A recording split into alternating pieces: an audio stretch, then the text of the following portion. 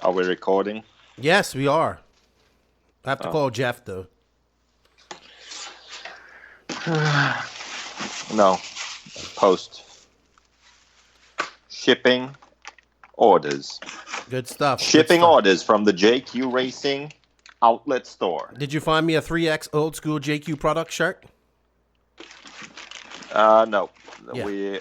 We don't have any. Yeah, you suck. You just need to lose weight. Yeah. As simple as that. So does your mom. Maybe. This is the ridiculous one, Jay Smoker, and you're listening to the No Name RC podcast. Ridiculous!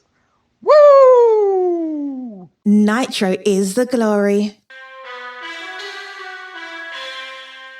Welcome to the No Name RC podcast with your host tonight, Keenan White, aka Lefty the Great, and if you are unlucky, the Finnish village idiot, JQ. This is the RC podcast with no name, but plenty of content. So sit back, relax, and get ready for some serious bench racing.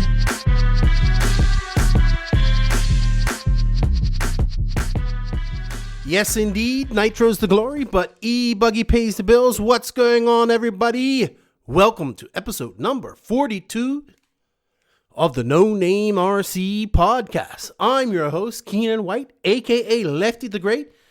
And this week, we have another long one for you. I saw a picture last week from the 2006 Worlds, and it brought back some memories. I was looking at some older, old school races there, and I saw Scott Hughes there. So I was like, you know what? I think Scott will make a really great interview. He was really fast in his time. He worked in the industry. So I contacted him, and we set up a quick date, and he came on board the podcast, and we talked about old times, his time working for Proline, etc. So I do want to say thank you to Scott Hughes for coming on the podcast and being a guest. So he is our main guest for this week. Before I go on any further, I just want to shout out and say thank you to all of the No Name RC podcast listeners. I got some messages. We got a lot of comments and opinions about the rant last week. We kind of continued it on this week in the rant. So it is long again, but if you want to just skip to the really good part of the rant, you can just go to like the last half hour of the podcast. Once again, thank you to all the listeners from around the world, the hashtag NNRC squad. Appreciate you guys' support, man. We can't do it without you. And honestly, your messages of encouragement keep me going, keep this going, and we enjoy bringing you content. Shout out to our sponsors. Yes, we can't do it without them either. RCMX Online, the newest online RC news site for your off-road needs. Euro RC.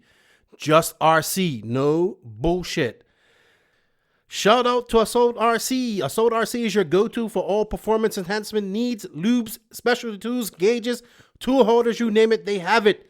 Go to assaultrc.com, use promo code LEFTY19 and get 10% off your order. They are the sponsor of the Invisible Speed segment.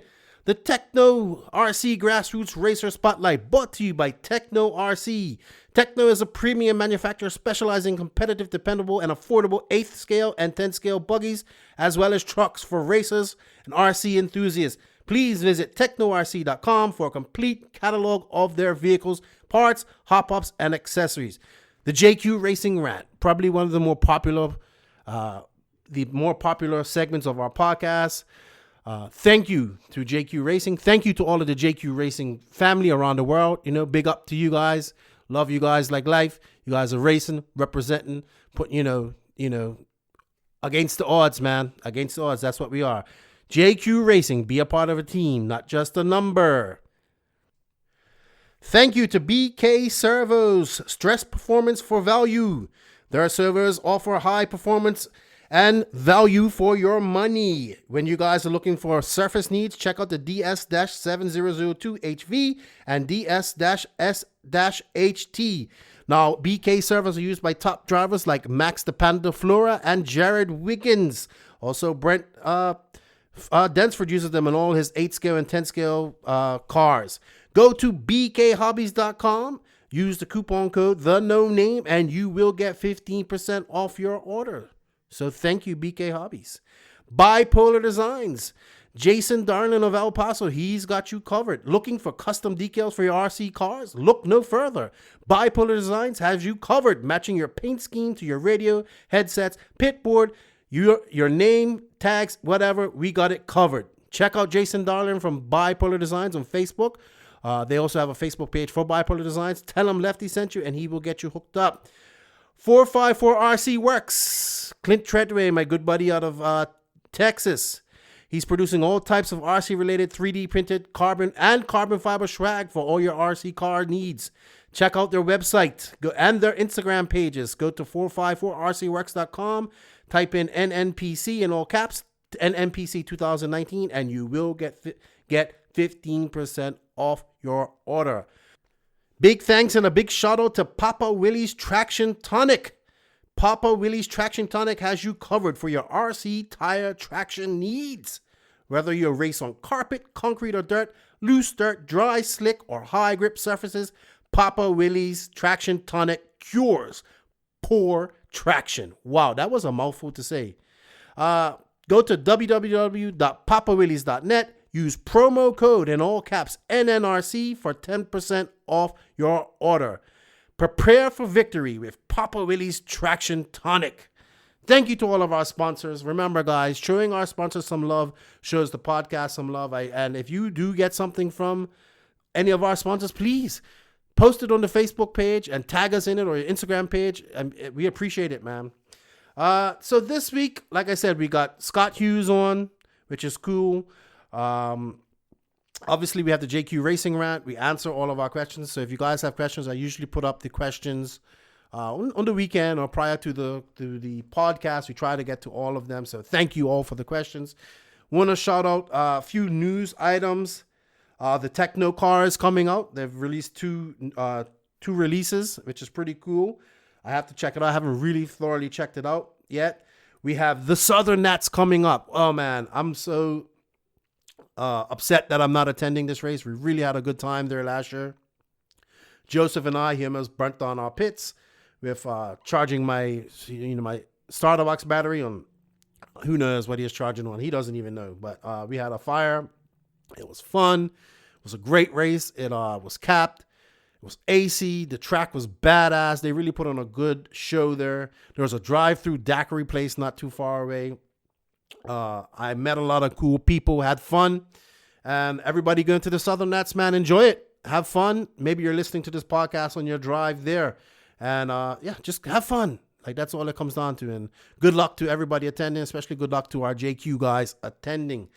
I also see that Thornhill is having a benefit race. I believe it's next week for Daniel Grobe. Daniel Grobe is a Thornhill native, and he was involved in a car accident. So I guess they're trying to raise money to help with his medical bills or just help out his family. I hope everything goes well with Daniel Grobe and he gets better soon.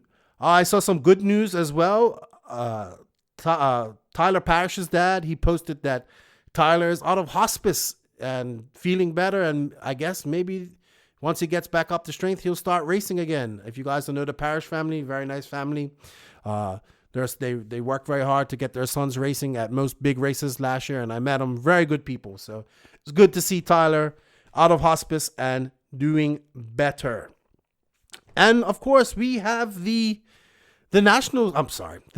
The 10 scale world starting on Monday, and I'm actually excited about this.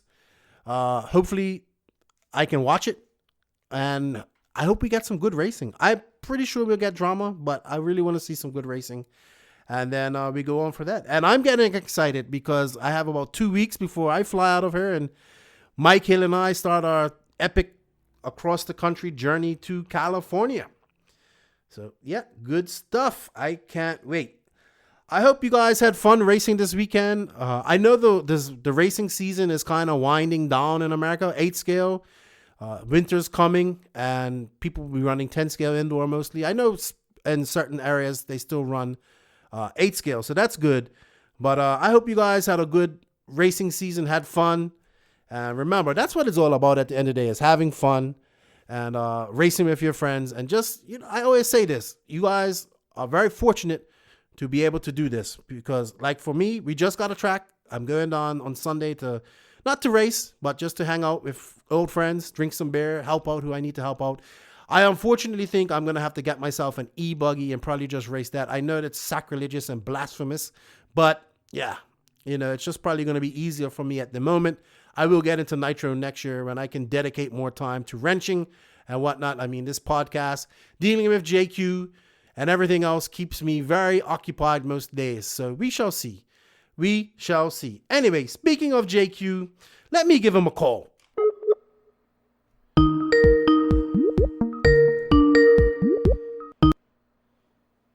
Hello. What's up, JQ? Shit, I should have been charging my phone, right? It never fails, dude. Never fails. Every time we have to do something, you always have to do something. Like, just like, you're never organized, dude. Like, this is like when we're driving across America. I need to get 20 more minutes sleep and we can leave 5 to 9. And then you're charging your phone. Can't do this. Can't navigate. Making me go wrong directions.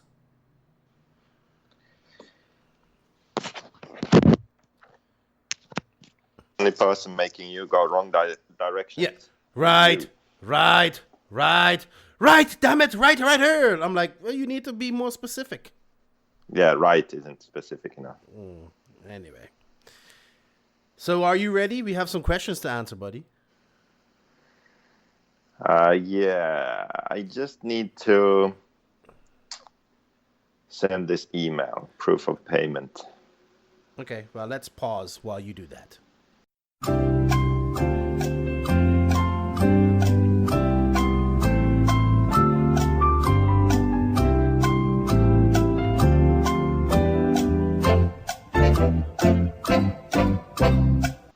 You finished sending your email? I hear you still clicking away on your keyboard there.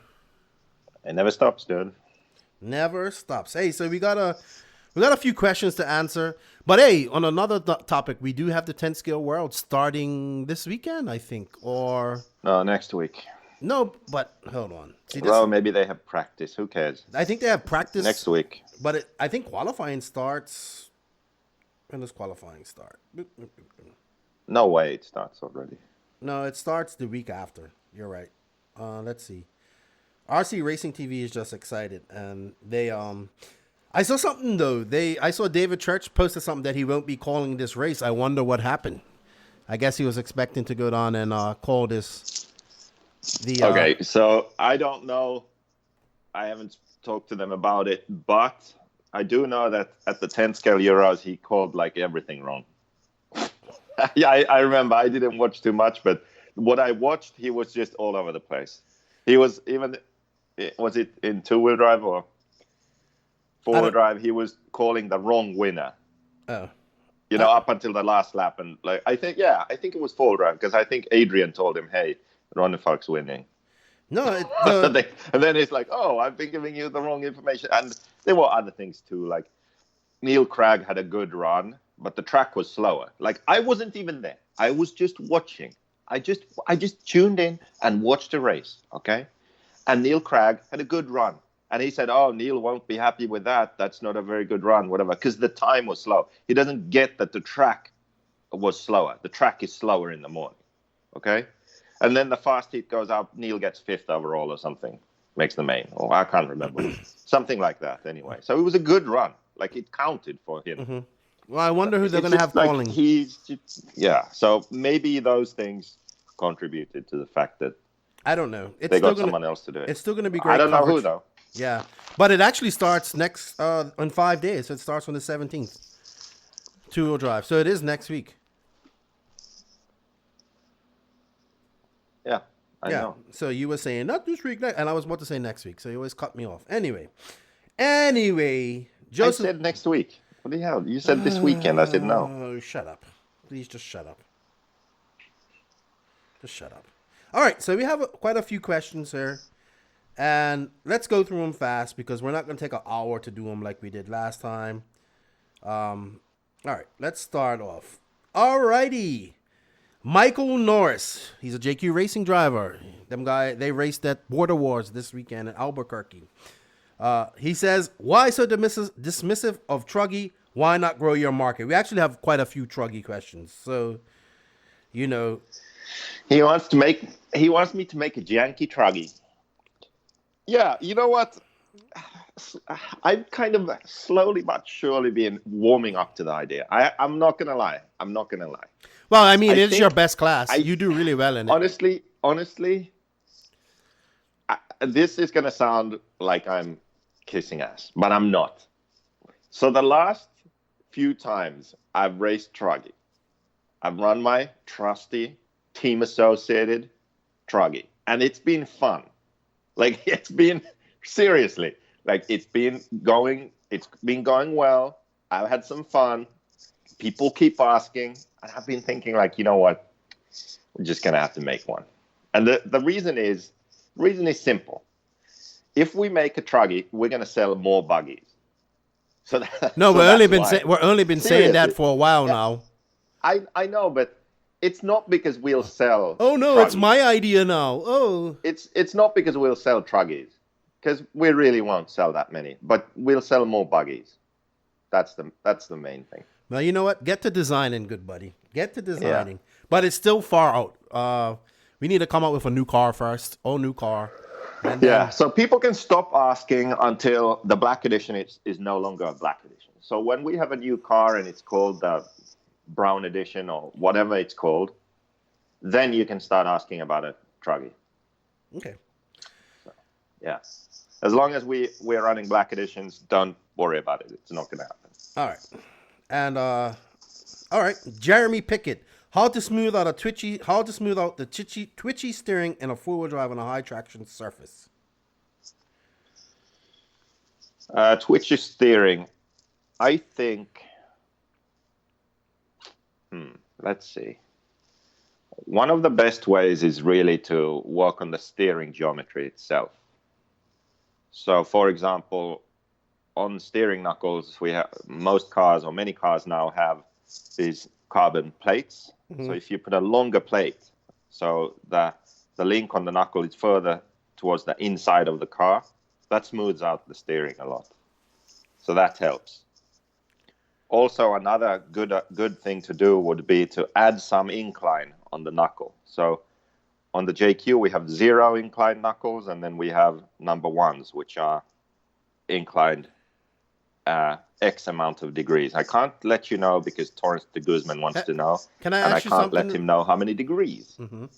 So if you install those with slight incline, it's going to numb the car down initially. So your initial steering will be much less.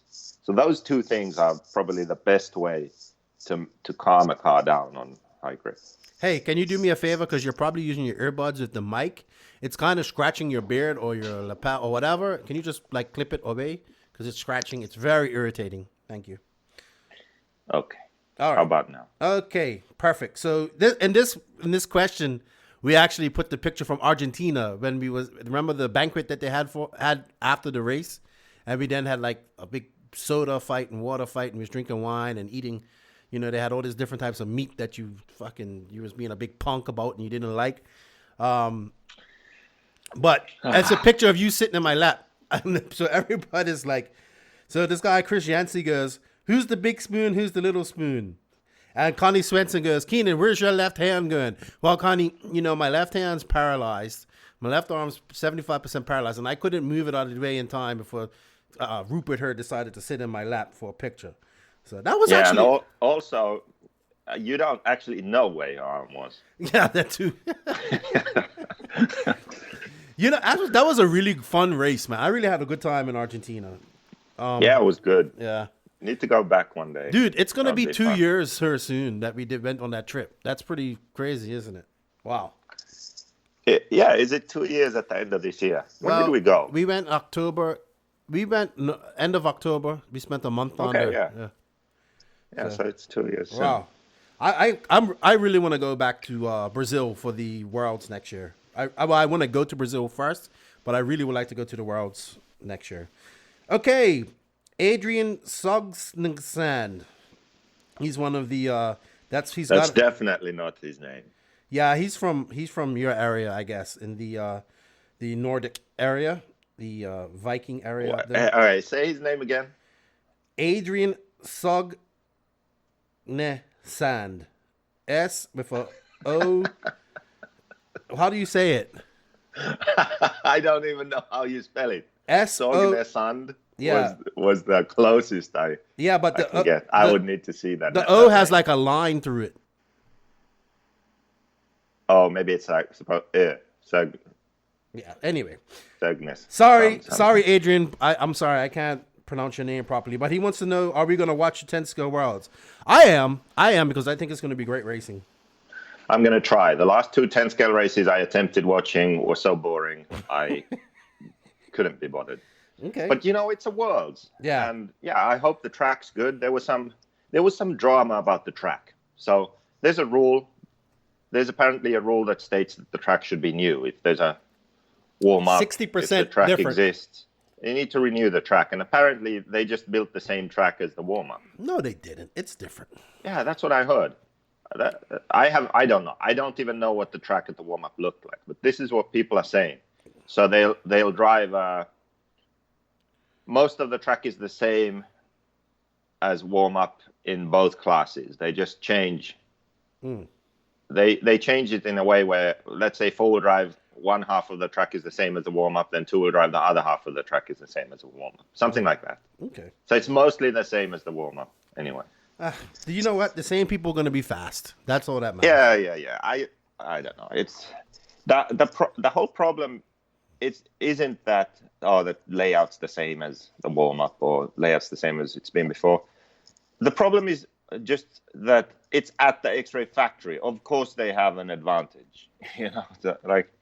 What? Yeah, what do they expect? The layout isn't going to be key there. If Hootie needs a part made, he can literally go next door and make a part within. Well, that's not really you don't want to be making parts at the Worlds. The point is that they've been able to be there 24/7 for 3 years. Yeah. All right. However long they've had the track. I'm sure they have a car specifically just for that track. I'm sure each person's car that drives X-Ray is going to be different. I'm pretty sure of that too. Okay, Kyle Predmore. He wants to know, hey, when is JQ getting an Element Enduro? That is the AE Element is the trail side of AE, and it's their Enduro as their really successful trail truck. So he asked, when are you getting one? I want one. Come on, Joseph. Never. I'll never get one. I'll never get one because I'm not an RC nerd. Believe it or not, I'm really not that kind of RC nerd. Like bashing or monster trucks or trails or crawling. It's all super lame. No, it's not. You're lame. Yes, it's super lame. If you're a kid or retarded, then it's fine. It's fine. Okay, go for it. If you're an adult, it's just lame. I don't get it. Well, I'm going to take you out trailing in California and hopefully you get eaten by a mountain lion or a grizzly bear for that stupid comment. All right. Tomer Etan, he wants to know. This is another question get. 10 scale buggy, JQ. When are you going to make one? I would really enjoy making one. I like 10 scale, but I've decided that there's never going to be a JQ 10 scale. JQ is an 8 scale only company, guaranteed. But I would definitely I've designed 10 scales. I have a 2-wheel and 4-wheel. So on CAD, I would like to make them. Maybe I can work with another company to make them one day. That would be nice.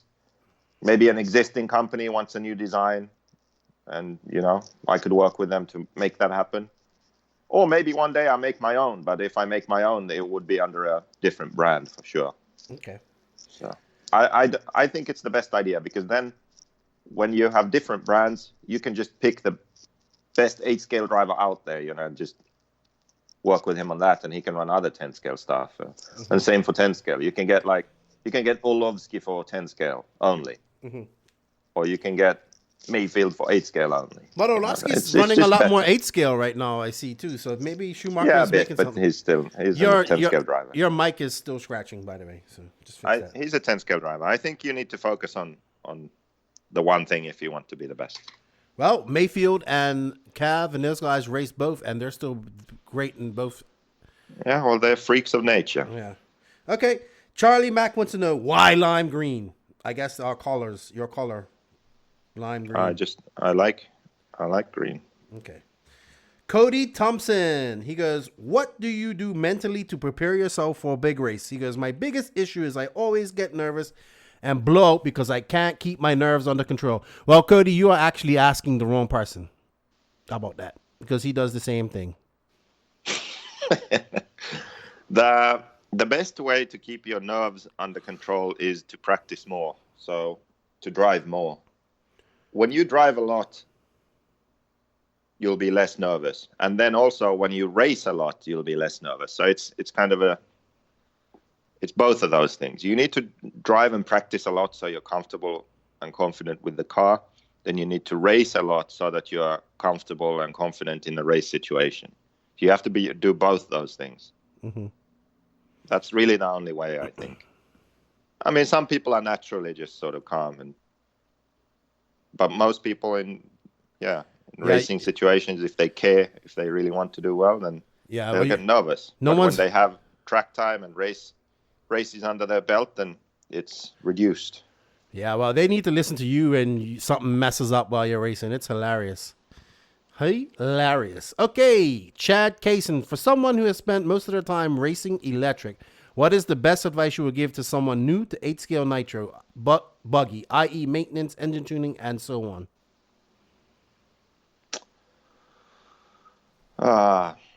Well,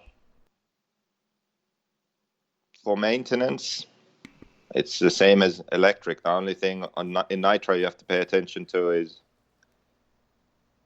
making sure your receiver pack is charged, changing your clutch and clutch bell bearings, and pipe gaskets regularly, and glow plug. That's really like maintenance. Otherwise, maintenance is the same as electric. Maybe you need to make sure all the screws into metal on the bottom of the chassis are Loctited in, use thread lock. Most metal to metal connections, because those tend to come off more than on an electric car. And as for other stuff, then tuning your engine, that's really key. You need to learn how to do it yourself. You just need to make an effort to learn to tune your engine. Any condition, any situation, just make sure you understand how to tune your engine so it runs steadily, safely, doesn't flame out. There's no shortcut really. You have to learn it yourself. Yeah, and I would say, I would add to that, clutch maintenance. I think it goes very much overlooked. Clutch bearings, clutch maintenance. Like, you can make clutch shoes last a little longer if you deburr them, stuff like that. But I mean, nitro's the glory, but it is a little bit more expensive than electric. It's a lot more maintenance. But you'll figure it out. Once you get into a routine, it's not bad. Okay, Ryan Caudle. This is actually probably an interesting question. I don't know if you'll be able to answer it, but what is the total industry worth? Example, if you were to add up all the sales for an average year from every manufacturer, what do you think the RC industry is worth? The racing side, our side. Racing side, so no ready to runs on any of that. Yeah, well, all racing classes, on road, off road. I don't know. I haven't really off road. I would just say off road. Well, that's even harder. I haven't really looked at it, but I would assume that it's. I would think that it's over $1 billion. Really? Yeah. Well, I don't see it, but anyway, I guess I'm not that smart. So. Yeah, I don't know. I haven't done the math. Okay. Probably close to that. Edwin Ortiz. I don't know if he's making it funny or whatever, but he's just saying, I've been racing for the last 4 years. The last 2 years, I feel I didn't get any faster. Did I peak? Well, we talked about this. I think it's just. Was it on the last podcast? The last was podcast. It on Facebook Live? The last podcast. Yeah, he needs to go listen to the last podcast. He hasn't peaked. He's just not trying hard enough. Okay. basically. Jeff Werner, Jeff Werner's out of Kansas. He goes, as the first RCGP season is coming to a close, looking back at the first 3 stops, what has been the one thing you want to tweak going into year 2? Well, now we sort of figured out the format, so next year's series should be more consistent. So the format and the rules are the same, race to race. Is that it? So that should kind of be a... Is that the only thing? Okay. Other than that, I don't know. I can't really think right now. What was this question exactly? What's the one thing that... Looking back at the first 3 stops, what has been the one thing you want to tweak going into year 2? Yeah, I don't know. That's your answer. That's all I can think of right now. Just keep it consistent throughout the year. Okay, this guy, Andy Big Dance LaChance. Why does JQ hate stock racing and also SCT racing? I do both of these classes and have lots of fun doing them. Make SCT great again. I don't hate it. I think it has a place. I hate how people turn it into a competitive class. Like they have Spencer Rivkin do the stock nationals or something dumb like that. That's stupid. Mm-hmm. Stock racing should be for non-professional drivers, beginners, up and coming drivers, or, just guys that I don't think even for guys that just have it as a hobby and just race stock forever. There needs to be a stock class that's easy, cheap, controlled, and it's really about the driver, not the equipment. You know what? And that should be one class. Mm-hmm. That's fine. Then there can be another class for the people who want to run plastic pinion gears and tweak everything and do this and do that. $175 stock motors. Yeah, potentially cheat and they race stock forever. Like for those guys, have a different class then, and then have modified. So maybe there needs to be 3 classes. But now the class that's supposed to be for the guys coming in the hobby, like entering the hobby, getting a stock motor and whatever tires they sell at the local shop, and they go to race. They're competing against these guys that are like all modded out in stock, with special all batteries, special chargers, and charging with 1 million amps, and it's just like it's so ridiculous. I actually think AE did a really good thing when they came up with those Clubman series cars, like ready to race 4-wheel drive and 2-wheel drive buggies that had like stock everything. Now, I think I think if other manufacturers had followed suit, I think we would have had a nice beginner spec class. And you could have used the part, like we was actually discussing this with a guy the other day online. He's like, yeah, my son could have raced the Clubman class and we could have shared parts because we would have actually been racing the same car. Like it was like a B6 or whatever. And I thought that was a really good idea, but it just never caught on. But I don't like people promoting stock as a way for beginners to get into the hobby. I don't think it is. Not now. Not the way stock is now. Like I saw a motor cost $175 for a stock motor. Like that's not for a beginner. You know what I mean? And yeah, the stock they definitely need a stock class, which truly is a stock class, or a spec class for beginners. A spec class, I would say. And as for maybe it has to be spec class at this point, but yeah. As for short course racing, short course racing is just dying. I have a short course truck. I actually enjoyed racing it, but it's just dying, and it's evident to see. I mean, they had 7 entries in modified at the nationals here recently. Well, the reason it's dying is also because of the same sort of mentality of when it first started, it was just fun. You just threw the truck down and crashed your way around the track, and took people out, and it was fun.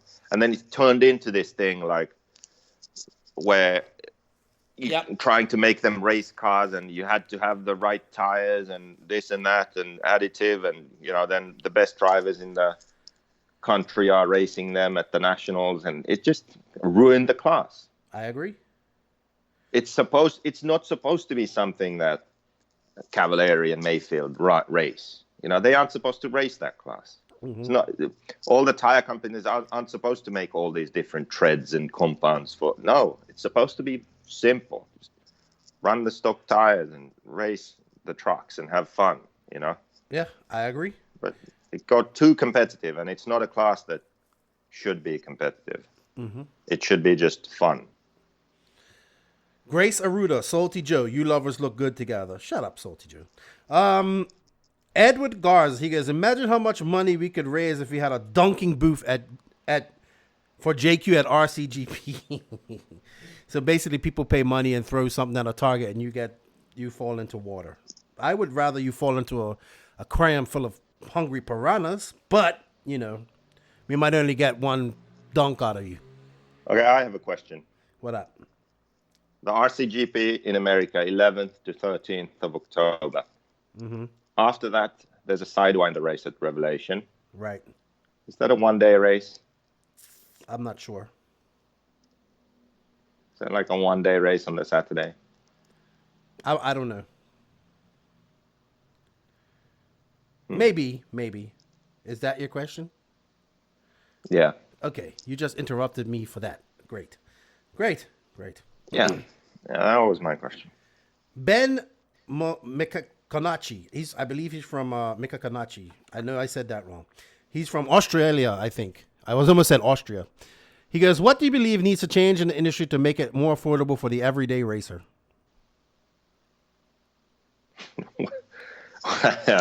Yeah, very small question here. What should change to make it more affordable for the average racer? Okay, let's just answer this shortly. Tires are really expensive these days. Tires are expensive, so it should be possible to race and be competitive without having to spend so much on tires. So tire rules like control tires or controlling the quantity of tires, or each manufacturer, for example, at some race, each manufacturer nominates one tread and compound, and that's all you can run from there. Like some sort of things to limit the tire expenses. That's one thing. And honestly, other than that, I don't think RC racing is that expensive. Everything in life is expensive, right? But it's not, RC racing isn't super expensive. You can do this if you have a summer job while you're studying. Like, it's possible. People also tend to spend unnecessarily much money. Like, you can buy stuff secondhand and you don't need the latest of everything. People spend a lot of money on stuff they don't need. So yeah. You don't need a shirt with all your sponsors on it in your name. You don't need 5 of those. You don't need I'm not saying you don't need a fully painted body. I mean, it looks great, don't get me wrong. Stuff like that. You don't need tire warmers. You don't need expensive setup boards and all the option parts and all of these things. Like, it all adds up.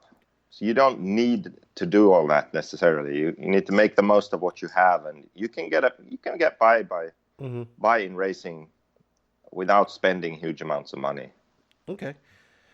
Clint White, he goes, do you think the organizations of this industry will follow suit with RCGP as in format? I think eventually, yes. I think there will be less practice, less qualifying against the clock, and more heads-up racing. I think so. I think some events will also be shortened. So I think eventually it will happen. I think regardless of what happens with RCGP in the coming years, like even if it doesn't continue after a few years, I think it will still have a positive influence on the racing scene. Because I think people will realize that you can change the format and it can work and it can be more fun. So we'll see, new formats. People will see that short races work.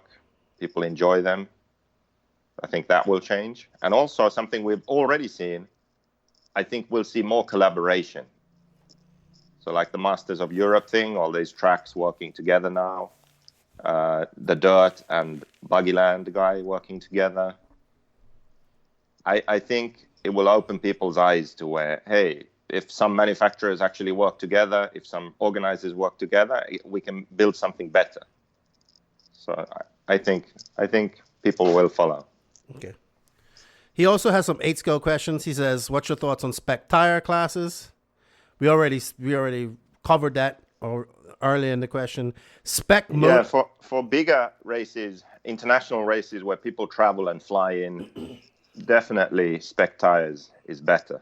Then for like national series, I'm not so sure. I think nationally, locally, regionally, no tire rolls could be better because people run whatever they want. All the hobby shops, dealers, distributors, they can sell their products and they have customers who want to buy them. That's a good thing. Maybe then at those sorts of races, maybe if there's an entry-level class or a lower class, maybe that class is spec tire. Maybe there's something like that. Yeah, I was thinking that. Maybe a spec tire class. For, let's say, the Finnish Nationals, where they are now talking about having a spec tire, I don't think it's the right way to go because the Finnish Nationals, the level isn't that high. Okay, there aren't that many good drivers. And it's not really about the tire. Like, we all know what tires work. And I can go to a race and win with like 10 different tires. Max has never won a race, but he could potentially do the same. He could. And Ari, who wins a lot of races, he could do the same. Like, it's not really about that. It's not like going to the Worlds where you really, like, you need to pick the right tire, right compound, everything. And it's just not like that at the Finnish Nationals. And also, no one is flying into the race. We all drive. We all know the tracks. So it's not a big deal. You can just ask anyone, like, what tire works in this track? Okay, this one, that's fine. You can run the whole race with that tire, and you'll be fine. So there's no reason, really, to add a spec tire in that situation. Okay. He also asked about spec motor, but I don't think that's viable because... For nitro? Yeah. No, there's no need. Not for off-road, at least. Okay. Felix Conrad has a e-buggy, e-truggy question. He wants to know, when running e-truggy or e-buggy, how do you know if you should be taking brakes/throttle out from the remote versus the speedo? As speedos progress in programmability and bit rate, it really makes me question my "I'll just add some expo" mentality.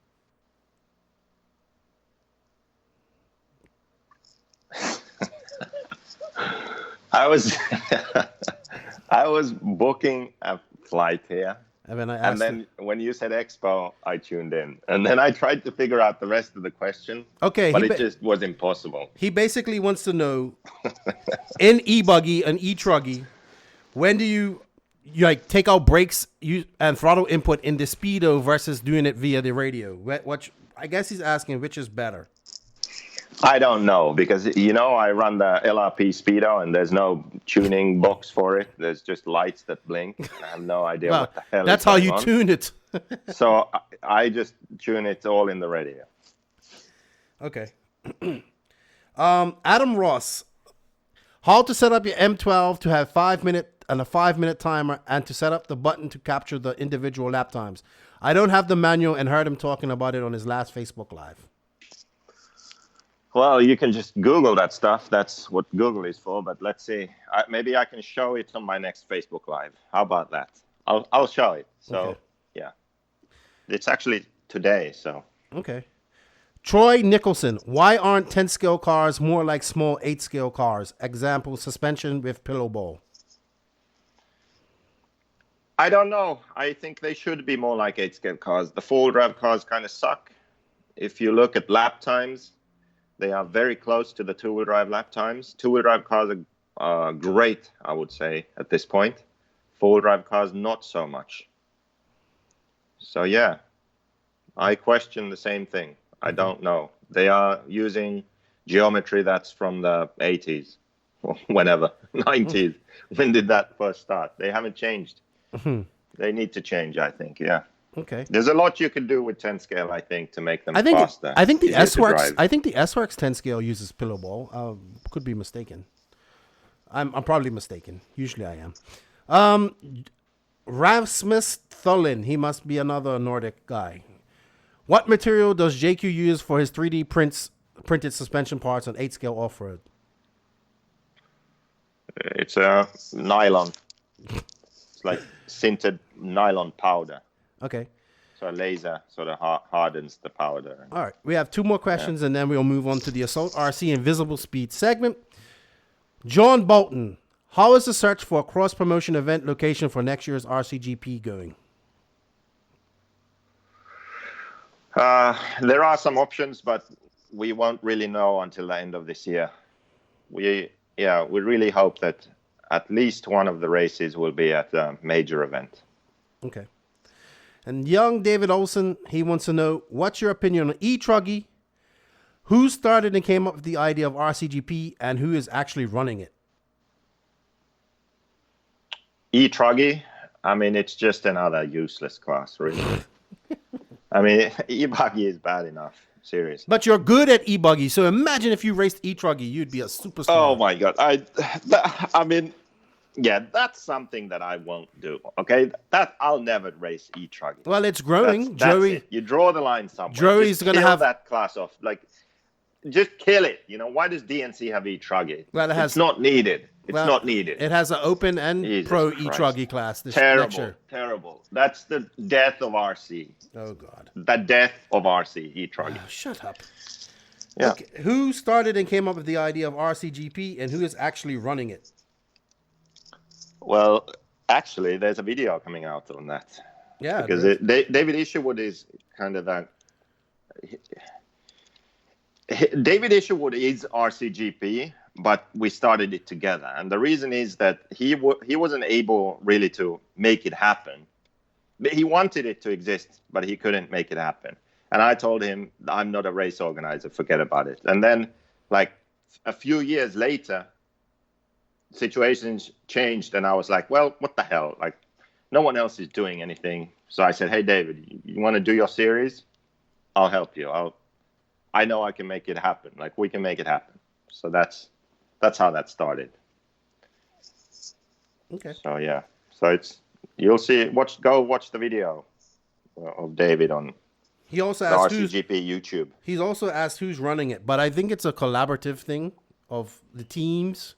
Yeah, it's like David and me and the teams have been involved, and Maurizio Control, so Matt and James, RC Racing TV, like Stefan with the lap counting and that stuff, PS from the Philippines with the website and start working with Stefan on the overlay. All like everyone has had to work hard to make all this happen. But yeah, it's a big collaboration. That's what people don't understand. And decisions are made. Decisions are made as a group, not necessarily as. In the beginning, because nothing existed. It was just this idea, like, okay, so we should have a World Championship series. So I think the groundwork, like coming up with the idea and rules and how it should work and all of that stuff, like that legwork was basically mainly done by me. And then since then, we have the plans, okay, brief everyone, okay, this is kind of the vision, okay, and then everyone chipped in and worked on it. And yeah, that got us to this point. And now, I mean, now, I mean, my work is pretty much done. Like, it exists now. So, yeah. Good stuff. All right. Well, thank you all for the questions. We tried to answer them all. And we kind of did. You are now locked in to the Assault RC Invisible Speed segment. Check out AssaultRC.com for the latest products for all your performance RC needs. Featuring the best lubes and specialty tools on the market. Use promo code LEFTY19 at checkout for 10% off your entire order at AssaultRC.com. So now we're going to move on to the Assault RC Invisible Speed segment. Yeah, my phone's going to die. Okay, Joseph, this one comes from Clint Treadway. He's one of our sponsors as well from 454 RC Works. He has a question about shocks, and we have had this question quite a few times, and I just want to go over it again. He wants to know, when is it better to run emulsion shocks versus non-emulsion shocks and vice versa? What conditions would you run both in? Which condition do you prefer either? Okay, so if I get disconnected, it's because my phone dies. So most of the time I run emulsion. I just find that emulsion is more stuck to the track. You know, the whole in the track, on the track thing? The car just feels like more in the track, more connected. It doesn't want to skip as much over bumps or singles or something. It's just nice. It feels plush and easy. I also think that it kind of lands better. It just soaks it up nicely. It doesn't want to bounce or do anything weird. It's just, I like the feeling of emulsion shocks. Okay, then let's say you're on a smooth track.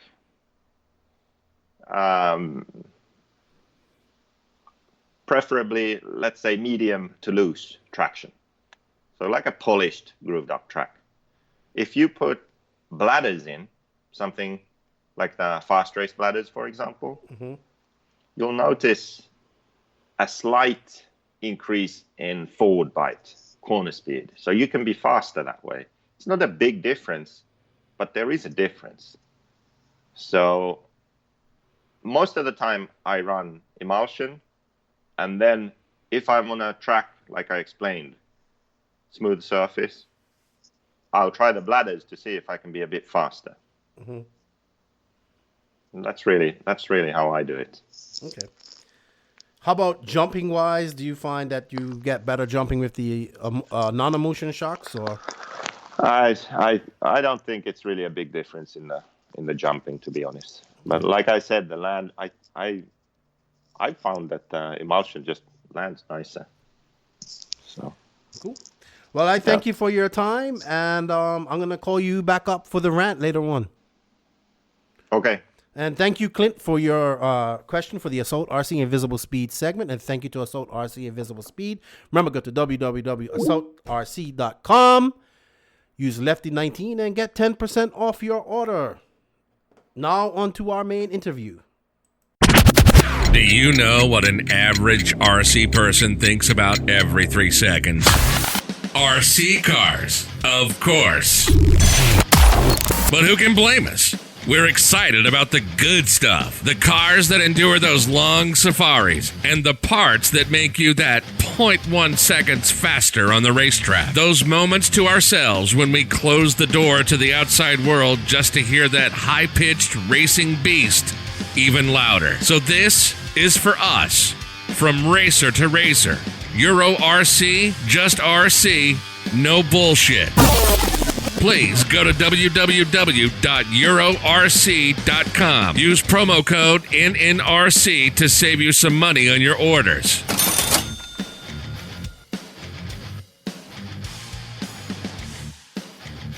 So joining me on this week's episode is another legend in our hobby/sport. If you guys don't know who he is, he used to work for Proline. He was badass with an 8-scale car, and he came, I guess, the highest I remember him finishing. He almost won the 2006 Worlds, which is very emotional for a lot of people. Greg Degani, Joseph, and a whole bunch of guys. But I want to welcome Scott Hughes to the podcast. What's up, Scott? How are you? Hey, man, I'm doing well. Yeah. I'm just enjoying our first kind of rainy part of our season up in Oregon. Yeah, you live in Oregon now. How long have you been up there for? We've been here 2 years. Okay. Just over 2 years and a few months. Yeah. Okay. So you used to live in California though, right? Yeah. Born and raised, man. Yeah. What part California of Cali? Boy. What part of Cali was you born and raised in? Always southern. Near. Well, if people would, on the podcast might remember Branch Pit Shop back in the day, and kind of around that area. Lived in Diamond Bar and then moved out to Beaumont when I started working at Proline and met my wife. So we had bought a house in Beaumont, and that's where we lived for about 14 years. Yeah. I'm headed out to Beaumont end of this month for the RCGP race. I can't wait. My first race I've ever seen at Thunder Alley. I'm excited about it. I'm very excited about it. Yeah, it's a good setting with the park and everything there. And yeah, I just wish they had a bigger driver stand that could only hold 12 people, but Right. It's all right. All right. So for those of you that don't really know you, let's start off, man. How did you get into RC? How did that all start? Let's see. That's about back when dinosaurs were around. No, I started when I was 5 or 6. I got a Tamiya Rough Rider. And then a year later, I got a Mugen Bulldog. Bulldog. Do you remember that? No, I don't. Do you know what that is? No. Okay, so look that up. It's a Mugen Bulldog. It had a mono air shock. I think it was an air shock in the middle on a counter lever system. Okay. So it's kind of funky. Anyway, I had one of those. But then really I'd say that the career, where I really started when I was 13, I got an RC10, gold chassis, narrow arms, right? And it was right before the stealth transmission came out, if I remember correctly. And I got one for my 13th birthday, built it up. My dad helped me with the sway bars, soldering up the sway bars, because it said you had to put these on. And he helped me with the shocks, and we found out about Ranch Pit Shop. Yeah. What did you think of it when you first saw these cars racing at this iconic track? Well, we went. Yeah, the first time we went there is when we brought my car there, and I had my little, I think it was a Panda, 15-minute. You turn the timer. Yeah, cookies are done. Cookies are done in 15 minutes. I was looking at a Tekin one like I had years ago, like that. That's right. Crazy. Yeah. So we had one of those, and we went there, and I loved it. Yeah. And my first night, we met a gentleman named John. I can't remember his last name, but he worked for Hobby Shack at the time, and he had a nice charger. I think it might have been a Tekin one, and he had a really nice charger, and he helped us. And he goes, "Hey, here, let me charge your battery for you. That way, in the main event, you won't worry about dying." Well, it was only 3-minute races at the time, right? And I couldn't finish. This is wow, 3 minutes. 1989. It's this is I don't know, summer of '89. And so he helped me out, and I finished third in the A main, and there was a B main in novice the first night, and I was hooked. Yeah. I remember my speed control wasn't set correctly. It was electronic Futaba speed control, and it was a package deal that we got when we bought the car, the Futaba radio and all that.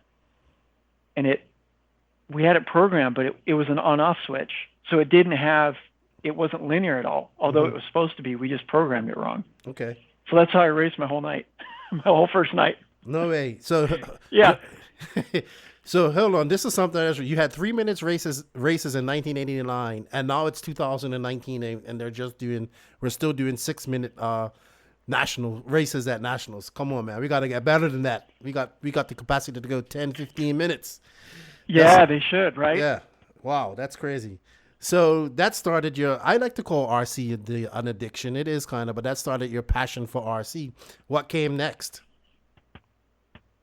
Just, when I got set there in, that first night and kept going to Ranch Pit Shop on Wednesdays, AJB Raceway on Tuesdays and Thursdays, maybe? I can't remember.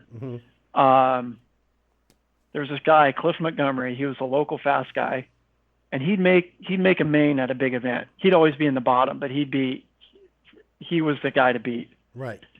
And I remember seeing him my first night watching all the races. You know, you're 13, you're just zoomed in on the races, and I said, I want to beat that guy. Yeah. And a month later, I beat him. Really? You must have been elated. Yeah. In stock. Did people start taking notice of you then? Yeah, like Andy Bartuca is the guy that owned AJB Raceway. Mm-hmm. He really, like, of course, my dad was with me all the time, and he was the mechanic. He was getting everything going. And then Andy, the owner of AJB, he kept going. Okay. Even during the races, get tighter, Scott, get tighter, like if I'm leading the main or something. Right. And then I got glasses, and my lines got a lot tighter. I didn't know my vision was going. So, you know, here we are, maybe just a few months in. Yeah. And I got glasses, and that helped me a ton. So you're racing, doing a lot of 10-scale racing. You're young. You're 13, 14 years old. When did you start, like, I would say, did you start traveling into any other bigger races in this time? Or when did that come about? That summer, I think it was 1990, I went to the Nationals in Visalia, mm-hmm. and I TQ'd stock truck when, like, guys like Ron Rossetti and the Dunn brothers, you know, all the guys were running stock truck. I'd say probably more difficult to, like, shine in that class because, you know, mm-hmm. stock is so limited on power that everybody's going the same lap times, right? Right. So I TQ'd there, and I think I can't remember if I won it or not. Might have got first or second. And then in modified truck, I qualified 8th, and I got 4th in mod truck. And from there, Losi and or Associated was an option. For me at the time where I lived and who was coming down to the track was all the Losi guys. Right. Kyle Reed and Jack Johnson and, you know, Jay Halsey at the time and Ron Rossetti, John Anderson. Those were all the top dogs. The Fab Five, you know? Yeah. And so I leaned towards those guys, mm-hmm. you know, because I had more of a relationship with those guys than I did with Pavitas and Kinwald and Cliff Lett and all those guys. Man, you were surrounded by just legends. Yeah, I mean, it was, and the only time you got to see these guys was at races, right? Mm-hmm. There was no computer. Right. You know, there was a magazine yeah. that you get every month, right? So, yeah, that's when I got picked up by Losi. Mm-hmm. 100%, no travel, but 100%. And I was only with them a year. It just didn't, as I got to know the Associated guys, it just was a better fit as I got to travel and, you know, they were younger guys. Mike Reedy really took me under his wing and was always a great friend, throughout, you know, mm-hmm. throughout everything. So, yeah, so then I went to Associated about a year later and, so you're what, 16 years old now, and then you're like a professional racer? Was you a professional at that time? Was you getting a paycheck? Yeah, I guess to me, I consider professional. Well, I guess at the time, professional was getting free parts and getting free travel, right? Mm-hmm. That was as far as it went. So yeah, when I got onto Associated, I got 2 months into it, 3 months into it, went to the regionals out in Arizona, which was, again, a big deal. You had to qualify to get to Nats, and that was regionals actually regionals actually meant something. Regionals actually meant something. I think it was Nationals or Worlds. How did you qualify? I forget. You had to. Nationals you have to qualify for the Worlds, but Dagani says that regionals didn't count for anything, but I think they did back in the day. It used to count for. It counted for something, mm-hmm. and I want to say it was for Nationals. Yeah, it had to be for Nationals because Nationals was the where you qualified to go to the Worlds. So yeah, so I did. So I ended up getting second, right behind Kinwald, my first time out with Associated. So then they gave me. That's where Proline picked me up 100% and gave me all the best stuff. Kinwald had M2 compound. Right. Wow. And I had XTR. I'm on fuzzies. He's on, and Kinwald's on mini pins. And XTR was so hard back in the day. Right. So, he had M2. Well, I didn't know. And he's like, man, feel my tires, because I felt him. I felt his tires. And he goes, man, there's something wrong with them, huh? I'm all, yeah, I ain't running those. I'm going to stick to my fuzzies. And so I ran fuzzies in the hard compound, which were a similar traction to mini pins in the M2 compound. And that's when I found out after that race they were a special compound, and then I started getting a special compound after that. Okay. Now, yeah. Was you getting at this time? You was getting free parts, free travel. Was you getting contingency at this time? Contingency maybe was there. Mm-hmm. I don't remember. I thought contingency was maybe a little bit later. Okay, makes sense. And then maybe a year later, and then a year after that was salaries. Okay. Well, what was your, like, I always ask this of the older, the guys from my genre. What was a salary like when you first started getting paid from these companies? To my knowledge, Kinwald was the first guy, right? That's how Trinity and Losi got him. Trinity paid out the huge money to Kinwald. Right. So then Associated, their retaliation was, okay, well, we can't lose the guys we have. So me and Pavitas and Rona and whoever else, for me and Rona, because we were in the same room together, they gave us $500 a month. Right. And at 17 years old, that was a lot of money back then. Maybe 18. It paid my car payment, right, and my gas. So there you go. I was like, this is awesome. You'd have to pay for RC stuff, so No, I never. I mean, fortunately, my dad paid the first 8 months, and then after that, I had 100%. So my dad didn't have to pay for stuff too long. Right. So I was very fortunate. You and Rona were big teammates. I don't know, man. I think you guys looked like brothers sometimes back in the day. You're the blonde one, and he's the guy, the brunette, I guess. Yeah, we were close buds. We lived together for a while, and when he came out to California, he helped me get my job at Proline. No way. Wow. Yeah. Wow.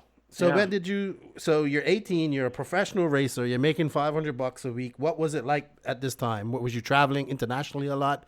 I went on homeschool in my sophomore year because I was traveling so much, and I wanted to see the world. Yeah. What a great way.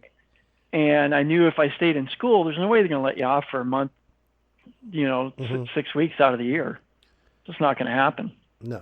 So I started traveling when I was my first out-of-country race was the Worlds in Basildon, England, in '93.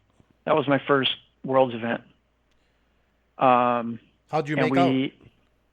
Oh, it was terrible. Yeah. I had just done really well at the Winter Champs. I TQ'd and got second. I was in like the F main or something, two wheel. I mean, I actually just watched that Basildon event not too long ago, and I went, oh man, that was terrible.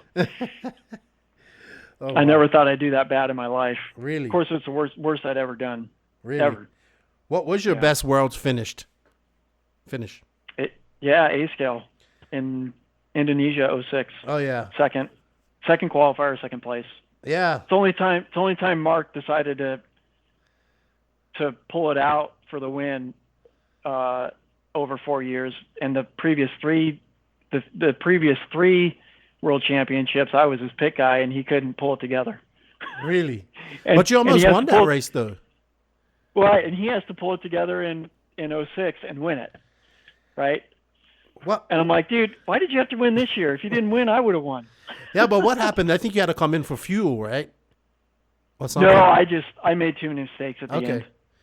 Dagani always swears on, I almost won that Worlds.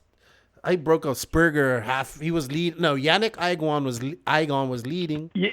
Yannick was gone. Mm-hmm. I don't even think he came back on the track. I can't remember. And then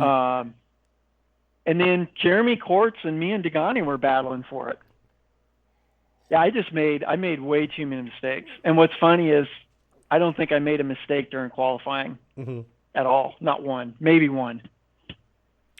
But it's a whole new game when you're in the lead for the World Championships, you know? Oh, yeah. Well, when did you start getting into nitro? We talked a lot about 10 scale.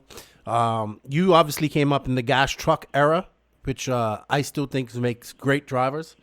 When did you start venturing off into the, what I like to call it, the glory nitro? Well, yeah, gas truck was just a natural thing that happened with Associated, right? Because they had the platform.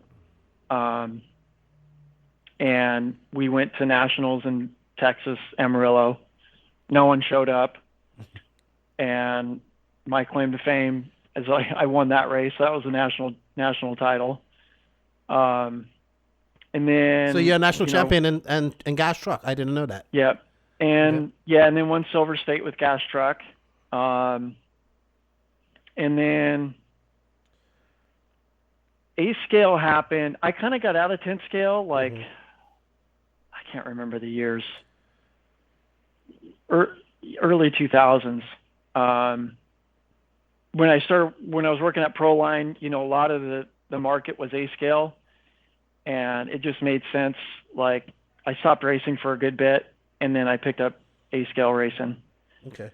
Kyosho initially, but then Mark and I were both on Kyosho, and I thought, well, I should run Mugen just to separate us, being both both working at Proline. We don't want to both be on the same team. Right. I don't think it'll look good for anybody. So who was you running Mugen with at this time? Who was on the Mugen team at this time? I'm trying to remember. Ashton and not Bradley yet. He was still at AFNA. No, he's did he go? I thought Jamin was his last. I thought Bradley kind of left. He was Mugen before he went to AFNA. Yeah. That's right. Yeah. Yeah. It's hard for me to remember. You'll know more because you've talked to these guys a little bit over the years, But then no, it was like me and Ashton and Savoya. Good racer. He must have been young. Must have been young. He was still good. He's still good, but this is like when he was running Mugen, he was pretty much untouchable. Yeah, he made a mistake like a lot of the other guys do, where they switch up their program and it just doesn't quite work out. So you're racing 8 scale. You almost won the 2006 Worlds. What happened after that? Well, like 06 was it was probably my best year on record, just as everything was. I won Silver State Buggy, won 8 scale truck nats. Was leading A scale nationals, and 10 minutes before my servo went completely. Really? I had like an 10 second lead. Worlds, same thing, so close, right? After that, 08 was my last. I ran the Worlds in Charlotte. And they gave us a new buggy that was a pile of junk. I had nothing but braking problems at that event. And you was running Mugen at this time? Yeah. Okay. But apparently Savoya knew enough where he already had changed the parts and no one told me. So So this is what, the MBX, it's got to be the MBX. It's the 6, I want to say. 6, I think. Yeah. Because I think the 5 is where I had all the success with. And then the 6 was... It was a good platform, the 5. It was, yeah. And then the 6 was not great. Well, and out the gate anyway for the guys that built it a week before, went and ran at the Worlds. So, yeah, I broke 3 out of the 6 qualifiers, wow. I feel like. And then I broke in the 8th final on the first corner. No way. You must have been so pissed. I was not happy. So anyway, I already knew I was that it was my last Worlds, and I knew What, did you just get burnt out? Just get tired? Yeah, so our son was born in 2008, Samuel. He's 11 now. And I just, I really enjoyed helping the guys at the events, because even when I was at events, I was still helping the guys out, and feeding information and stuff. But I just went to Todd and said, hey, I don't really want to race anymore. I want to be more full time at these events. I think I can do more good for Proline. Todd Matson, the owner of Proline, and so we just worked it out, and I just stopped racing. You're still young, though. Done. You were still young. You still probably had a lot more left in the tank. Do you regret it sometimes? No, I don't regret not racing anymore. What I really missed was my last 2 years at Proline, 2 years, supporting the guys fully 100% at events. So you missed going to the races and I miss, I mean, obviously a lot of good friends, a lot of good relationships, but I miss, part of my character is winning, right? And so I think that's just natural for a lot of professional racers, right? That's just what we strive for, is to win. And so for me, I was just as excited that we won an event and I was the tire guy than I was the racer himself. I get winning for myself. So yeah. So I miss that. I really miss that part of it. And even to this day. So what was it? Was it just that, well, we're going to transition into your jobs anyway, but at Proline, you just stopped traveling for that last 2 years, or? No, so I think I didn't do a lot of prep time on cars. Like, I didn't work on my cars during the week. I didn't do any of that stuff. With these guys running all the time, 10 scale, 8 scale, 10 scale, I didn't do any of that stuff. I never did. Yeah, you said you never club raced. I did. Yeah, I did in my early years at 10 scale. And once I felt like I mastered it, I felt like I can't, because my dad owned M&M Hobbies, and I was down there every day of the week in my early part of my career, from like 90 to like 94 or something. So, so I just felt like I just didn't need to be at the track all the time. But my deal is that, I was still traveling, but I didn't have to worry about even still some of the prep work leading up to it, and making sure my sponsors are happy, going to all the weekend races locally. The traveling part was actually not bad. It's all the weekend stuff, right? The weekend stuff can add up, because I was doing Saturday series events and, a couple little things here and there. And you had a family. And that's all. Yeah, you just don't want to lose that's a whole weekend gone, Understandable. Understandable. One second. So what was your first, you've worked in the industry for quite a long time. What, was Proline your first job in the industry? My first job was right out of high school. I worked for Associated, and I worked for Reedy, and would zap batteries, wind motors, balance motors, brushes, build motors. Most of the Worlds, when I was there, I built all the batteries for, built all the motors for. Myself and Darren Westman, Thunder, back in the day. Yeah. How long did you do that for at Associated? I was there like 3 years. Yeah. And then Rona got me, and I knew that was just a job out of high school, right? Right. That was never going to go any further than what it did. And then I got a job at Proline. Okay. So what was your job at Proline? What was you doing there when you first started? Oh, this is funny. I was part-time making the window templates for the bodies. Oh, wow. That's so interesting. Not. Yeah. I didn't think, Todd and Tim, I don't think they had a lot of faith in me because they knew me from the races, you know, and, but, you know, actions speak louder than words. And so when I started there, Rona left shortly thereafter. I came on board, Mark came on board, and I moved up rather quickly. How long did you make window templates for? Oh man, I don't know. I don't know. Not. You must have been like. I don't think that long, and then I think they asked me to run the like our packaging department. Mm-hmm. So then I think that's when I was full time, and then from there I worked in some marketing stuff, custom product support, and just yeah. Was you surprised when Rona left eventually? Soon after you got there. No, we were living together. You know, we had an apartment together, and we were really close. So I don't, you know, he wasn't happy. He wasn't happy.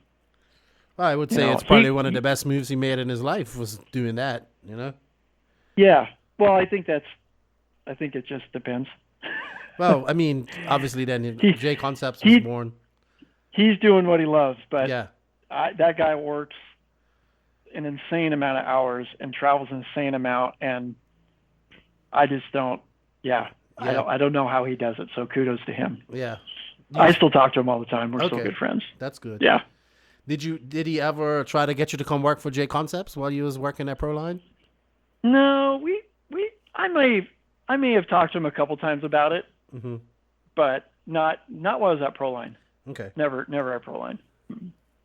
But over the years, I think I've mentioned a couple things. But I think it's hard being disconnected from a company like that, you know. And I would never move to Florida. Yeah, it's on the East Coast.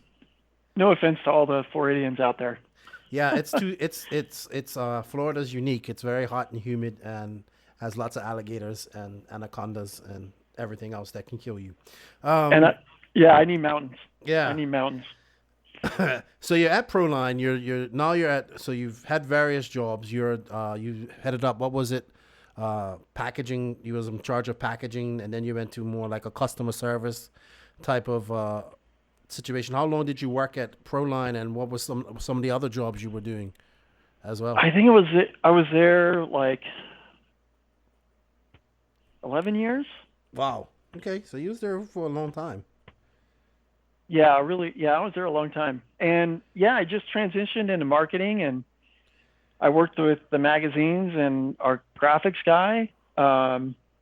Actually, the graphics guy that I hired, he was really, really new to graphic design and just had a tiny speck of a portfolio. And John Kalicious is his name, and we hired him on, and he still works there today. Yeah. And so I worked really mainly in marketing a good portion of my years there. Okay. But the team management was a huge part of that. And this is when print advertising was still huge, and website was new, you know, kind of just happening. Yeah. No social media at the time. None. I think there was a little bit of Facebook when I left, but you know, it was when everybody was sharing their meals. Yeah, that you know, this is like back in starting grid days, and man, that starting grid, I miss it so much. I have another podcast called The Starting Grid. It's for RCGP. But I really do miss magazines, man. And then like real magazines when they used to do shootouts and all that type of stuff, and not when they just became one big ad. But yeah, print was important, man. I wonder, like, it must have been so expensive to run ads in magazines back then. Oh, the budget was huge. Yeah. But you know, today I think it's the same amount of money. You just got to you're just shifting it around. Yeah.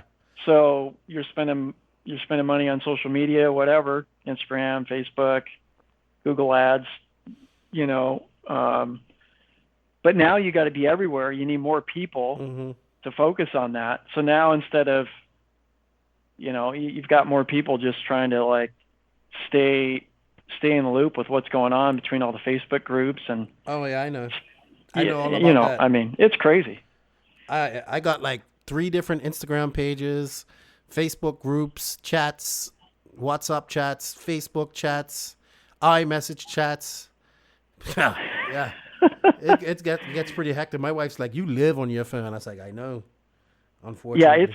Yeah, people don't. It was much easier back then, right? I mean, really, you gave your product to the distributor, and the distributor did all the advertising because the only way the dealer knew about it was through the new release flyer that they mailed to them. Right.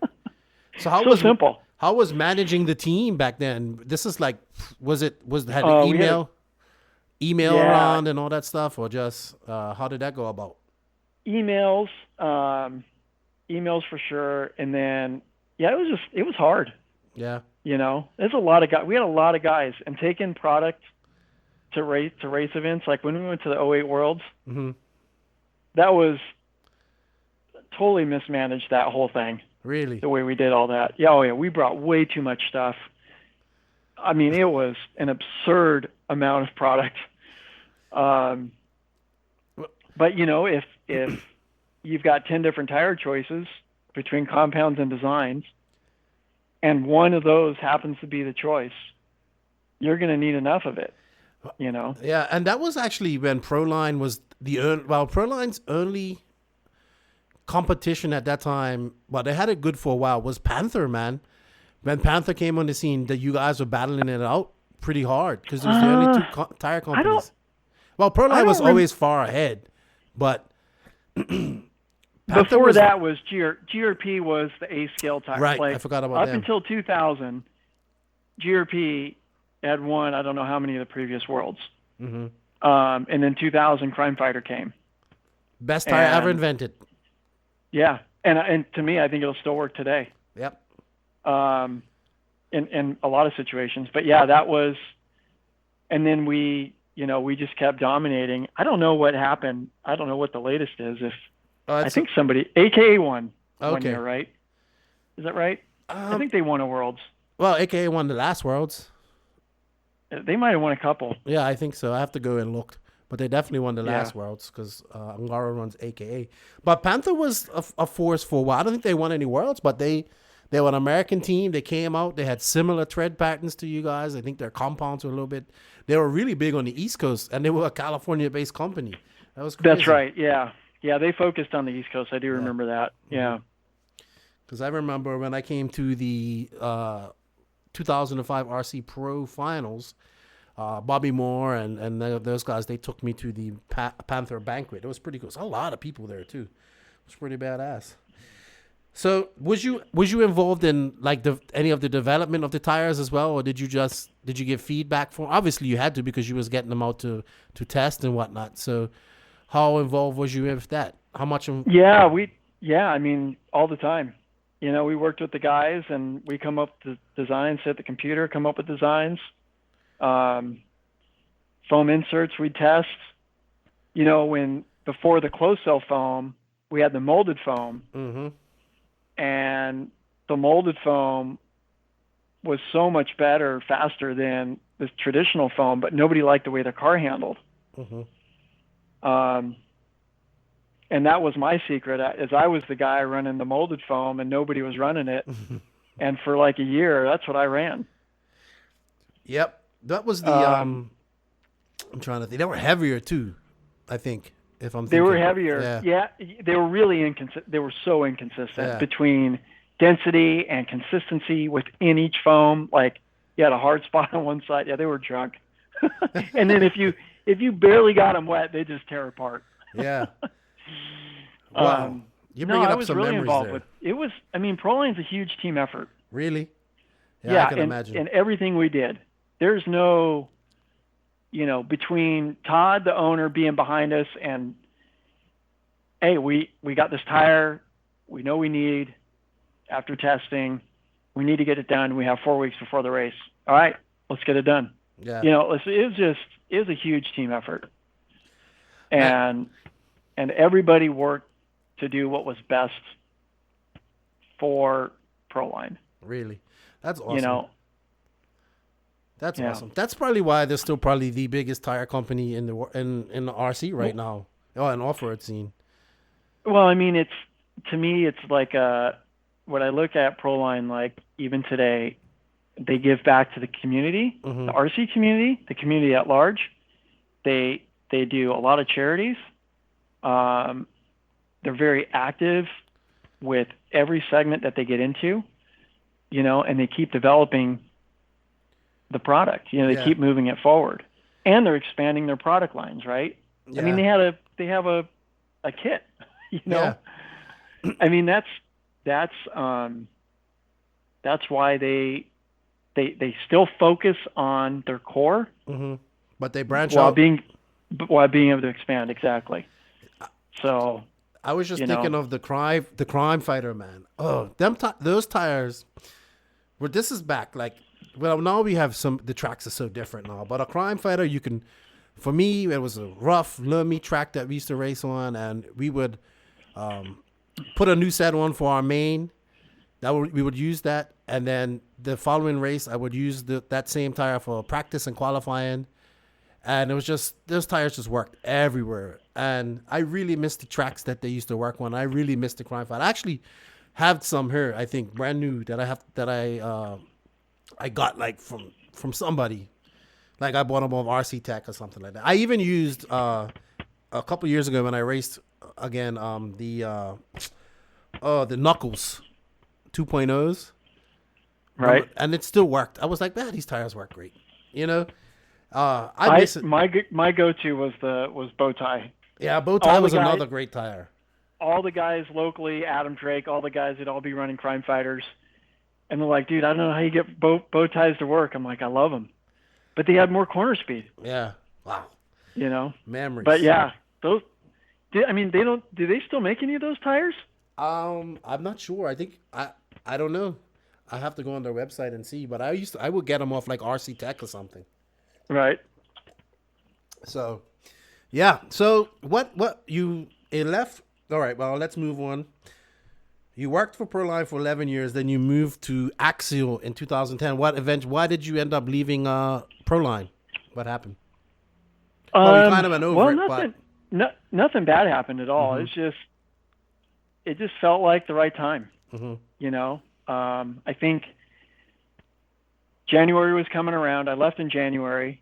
January's coming around, and I'm like, okay, I got to go to Cactus again. I got to go to Nitro Challenge again. I got to go to right. And weekends. Yeah, and I think what I really wanted. I love the international travel. Mm-hmm. Always have, still to this day. I still love traveling internationally, but domestically, I don't care for as much. And there was just so much of that going on. Right. Many more races as well too. Wow. Yeah, and it's just year over year, and I felt like these big races I had to be there because it just felt like it was important for me to receive the information, share information, and just really be a part of it. I mean, I was mounting tires for everybody. Yeah. On the team, he'd come up to me, give me your tires, I'll mount them for you, and I go take lap times, and I tell the guys, hey, Cavallari, I worked with him a lot. He might have some good things to say. I mean, it's how we got Ty Tessman on the team. Right. I mean, Gord said, hey, the reason we're going to Proline is we really like how you work with the guys. Mm-hmm. You truly work with everybody and make it a team effort. And it, that felt really good. Just giving myself a little pat on the back. It's like I said earlier, it's what I really enjoyed. Mm-hmm. So it just came natural. But yeah, that's why I moved, and Axial. Felt like it was. And Axial was a good fit because I really like crawling and competition crawling before the scale crawling was big then. And I really enjoyed that. But it just was not Axial. You got a blip in your life, maybe a profession or place you're in. That was one of those places. Yeah, because Paul went there too, Paul Coleman. And when he left OFNA, and he didn't last there long as well, and that he kind of got out of RC after that, I believe. Yeah. So it's a shame. So for me, that was like, let's just erase that from memory. Yeah. But it did lead me to Horizon, and Horizon was really, really good for me. So what was you doing there as a surface manager? Yeah, I was the portfolio manager. What do they call us? Like a product, basically product manager. But I oversaw our group of product developers for ECX, Proboat, and Viterra for a little bit towards the last year or two, and basically oversaw our development side. So from portfolio, like what our portfolios look like for each brand, and then working with the other brands we had so we didn't have too much overlap, as well as our resources. I went over to China 8 or 9 times to work with our vendors to make sure we had the right vendors in place, the schedules were being met on our products, and what we could do to better support them, and and find new vendors and stuff. So Horizon was a huge, it's a big company from anything I've come from. Proline was mom and pop, Axial mom and pop, and here I am at a still, kind of a mom and pop company, but much bigger. I think 600 employees. Wow. So, working through the system and, making sure you have a voice and, you're be able to make waves in the numbers game was really important, and it was difficult to do, but I enjoyed it. Yeah. But it was a lot of hours, a lot of hours. Was you still, you wasn't doing any racing, like traveling to races and whatnot? Just traveling to China. Yeah, I go to China a couple times a year. Okay. So how long did you stay at Horizon? I was a little over 5 years. And then we decided every summer for about 15 years, my wife and I would come up to Oregon to see her family. And every time we come back, I say, all right, we're going to move. And it was always my decision because I'd be the one leaving home and leaving a job. So she was a stay-at-home mom since Samuel was born. For the most part, she worked here and there a little bit, but for the most part, she was a stay-at-home mom. And so a year before I left Horizon, we went up and I said, okay, we're going to move. So Lorinda wanted to move that summer, but it was at the end of summer. I said, no, let's not move at the end of summer. Let's wait until next summer. So we made the journey up here. Kelly and I, Lunsford's up here, and 10 years or so ago, we came up. No, it was a little more, maybe 12 or 13. Called Kelly, and he's like, hey, I'm like, where do you live? He goes, well, I live in Lebanon. I go, well, that's where Lorinda's family's from, and it's a little town. I mean, it's like 15,000 people. It's small. And so he lived, as a crow flies, like 3 miles away from her parents' house. And over the years, we joked that, hey, if you ever come up here, come work for me. So here I am. How long have you been? When did that happen? That's 2 years ago. Okay, yeah. So you've been there for 2 years. And what's your job description there? What do you do there? Marketing as well? Yeah. There's only 4 of us. We're a really small company. It's nice. It's nice to come back to a company where we make everything in house, like Proline does. Proline, I mean, they don't make everything, but a majority of the stuff they make in house. And so it's nice to come back where we got the machines next door, right outside the door, and where we can say, hey, let's make this, let's make that, and we can do it. You know. And you're home. You ain't doing no crazy weekends. No. How's the hours? Is it comfortable? It's Yeah, I'm part-time there. Okay. So, I'm there Tuesday, Wednesday, Thursday, and it's quite nice. What do you do for? Do you have another job or? I play Mr. Mom. Okay, so I play Mr. Mom. So getting the kids to school, picking them up, schoolwork. Okay. How many kids do you have? I have 2. Okay. I know that. I just had my second one, and it can get busy, to say the least. So how old are yours? My son is 7, and my daughter will be a year in end of October. Oh, you got a little more age gap than we do. Yeah, and I'm not a spring chicken. I'm 41, so you know, Right. I'm too old to be having babies. Mine are 11 and 7. So Okay. They're 2 boys. They're always keeping me on my toes. Yeah, good stuff. All right. Well, do you still keep your? I want to ask you a few things about RC now, and your thoughts on things. Like, do you still keep your finger on? You kind of keep your finger on the pulse. I guess you kind of have to. But what are your thoughts on the state of our hobby industry or sport now?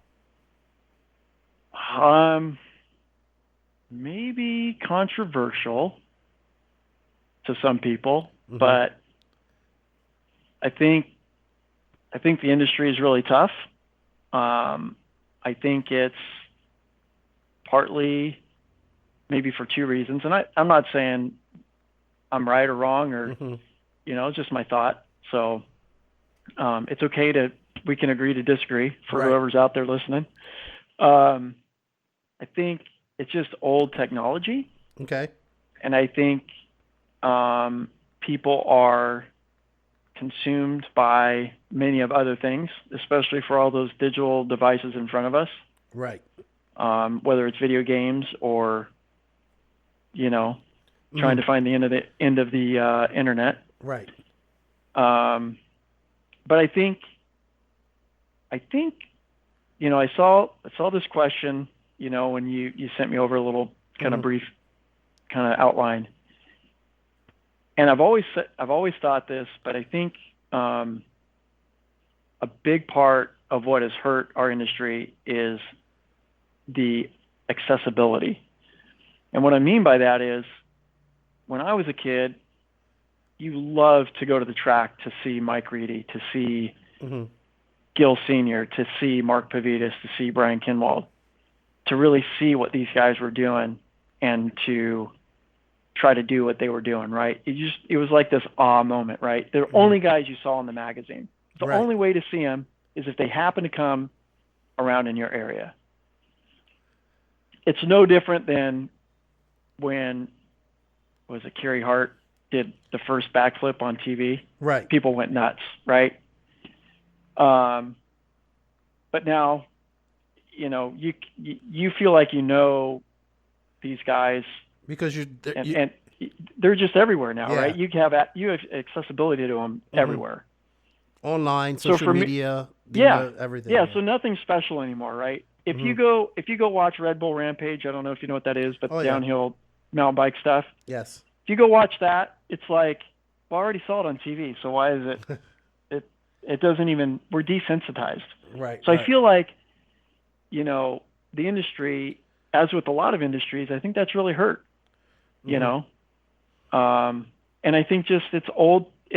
Like people just don't have the ability or the desire to want to work on a car, to work on anything, for that matter. I think people are just lazy. What's that? I'm sorry. People have just gotten lazy and just want they want instant gratification. Is that what you think? Yeah. Yeah. Yeah. And I think that's where the scale industry, and if I had to say, the scale side, the rock crawling side, that's where the segment's huge right now. I agree. Because I can walk along and do it at my favorite camping spot or trail next to my house or in my house, depending on what you have. Right. And it never breaks. I never have to work on it. You can literally run an SCX-10, it'll never break. Yeah, I got one. I haven't even driven it yet. And they look real. I think that's what a big deal to people is. And like you said, you can, look at Axel Fast, look at Proline by the Fire. It looks like a lot of fun. People are having fun. And I enjoy going to RC races, but I don't enjoy being there from 6 o'clock in the morning until 1 a.m. or 12. I think that's silly. I do enjoy watching these guys race. So, and I do enjoy scale, and it's booming. And like you said, everybody can do it. It's no real rule. Obviously, there are rules, but there are no rules to it. But I still enjoy racing. So yeah, and if you just look at it, like there's more kids getting involved in that side of the industry, right? In that segment. There's never any kids getting involved in the other segments. I mean, there's a few. Don't get me wrong. I'm not saying never, but there's a few. But if you want the hobby to grow, I mean, it's not with the 40, 50-year-old. I actually agree with you.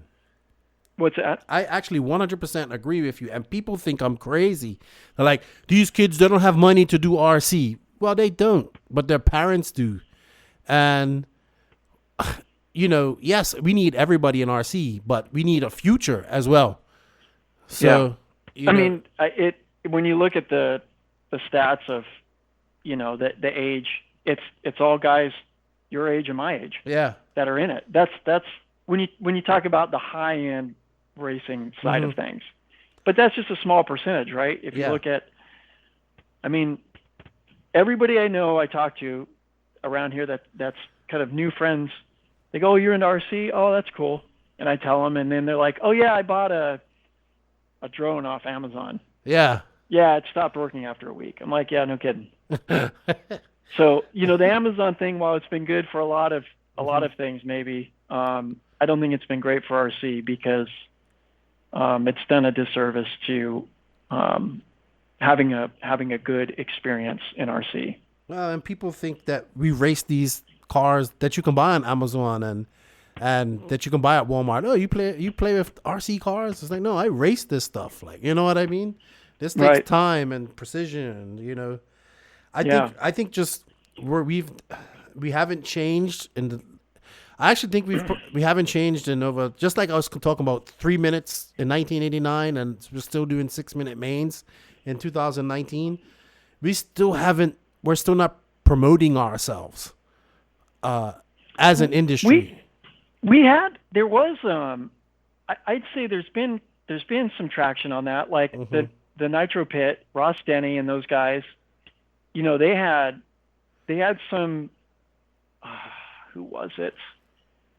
What was the name of that show that they had on? But they had interviews and they had us on TV. I mean, I went down when I was really young with Associated, and we did MTV Sports. Yeah, cool. We went to the VMX track in Orange and did an RC segment there. I did DIY Network. I remember that. Inside RC. Yes. So we've had these things, but it just clearly, Joey, I think Christensen announced one time he might have a reality show going, but you can tell there's just not the momentum there. Yeah, because I don't think we've organized it properly and put the best out there. And I'm trying not to go on my RCGP spiel because I go on it every time I get a guest on her. So I know the listeners are like, man, Lefty looks for any moment to talk about RCGP. But I definitely think we have to look at doing new things. I think we need to still continue to do what we're doing, but also we need to attack promoting what we do from all angles. And we need to try new stuff. Simple as that. If we don't, we're just spinning our wheels and going nowhere. But you would think like if anybody could do it, it would be Europe.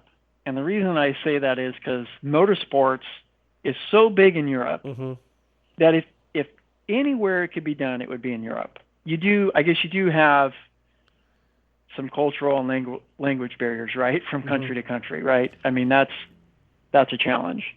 But you would just think in Europe there could be something there. Well, just because of the fan base of motorsports. Well, I do know that Joseph has been actively talking to MXGP, and the goal is to do an RCGP race alongside of an MXGP race next year. And I'm hoping that transfers over to Lucas Oil as well. But I think that's a great way to get our sport in front of people who have disposable income to participate in it, you know? So yeah, we shall see. But like to have an actual race, not like just some guys jumping ramps and stuff like that, but have an actual race of some of the best guys in the world racing and promote it properly. So yeah, and the one thing that needs to happen too as a spectator, especially if you're new, you have no idea what's going on. You got to dumb it down. Even when you watch the Worlds, you don't know whose car is whose. You have no clue, right? So they need like indicators on the cars, lights. Yeah, I've been thinking about that myself. Like the drone racing, which drone is which because it's lit up in a different color. There's only 4 of them. It's just a conversation about this on Facebook about drone racing and stuff just before I came on her.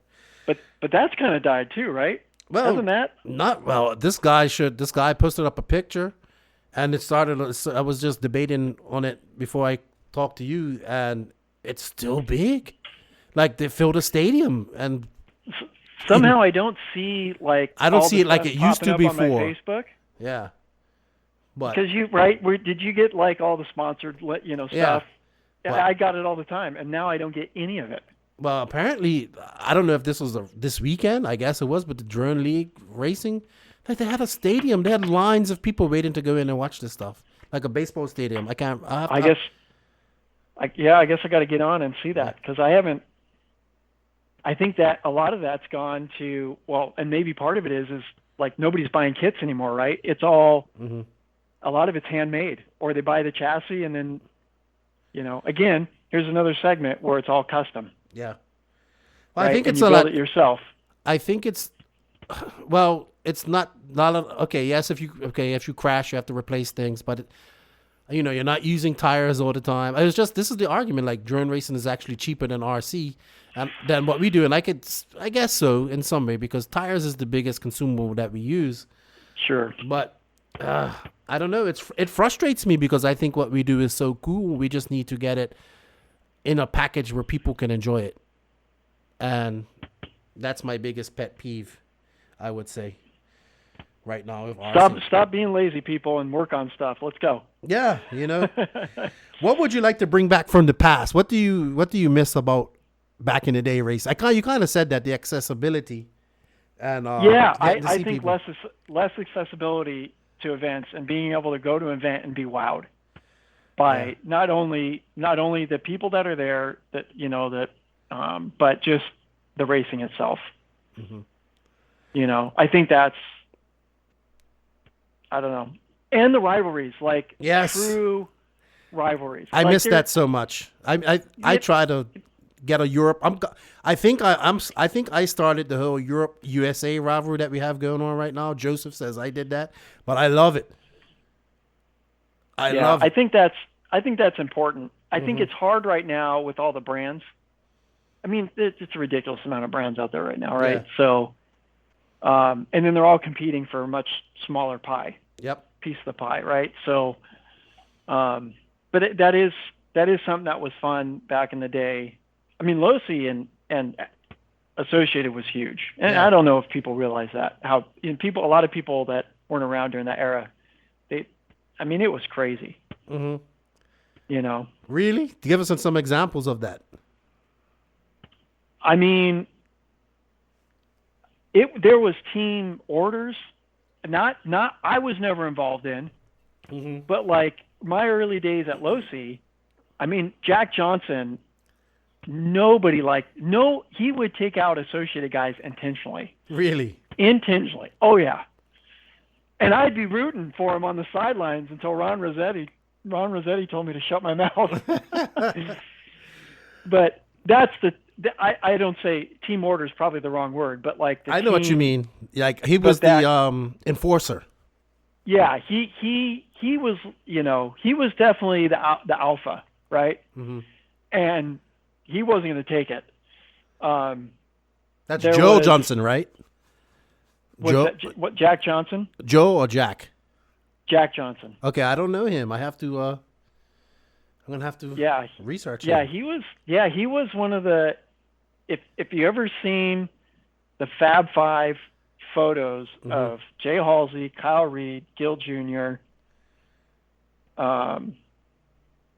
Who else? John Anderson, maybe, and Jack Johnson. It's hilarious, man. They did studio shots of these guys in their 90s, bright colors. I think Ron Rossetti had on his parachute pants.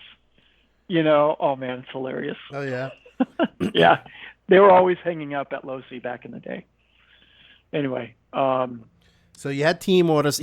I could imagine, who was probably a big rivalry back then? Mugen and Kyosho as well.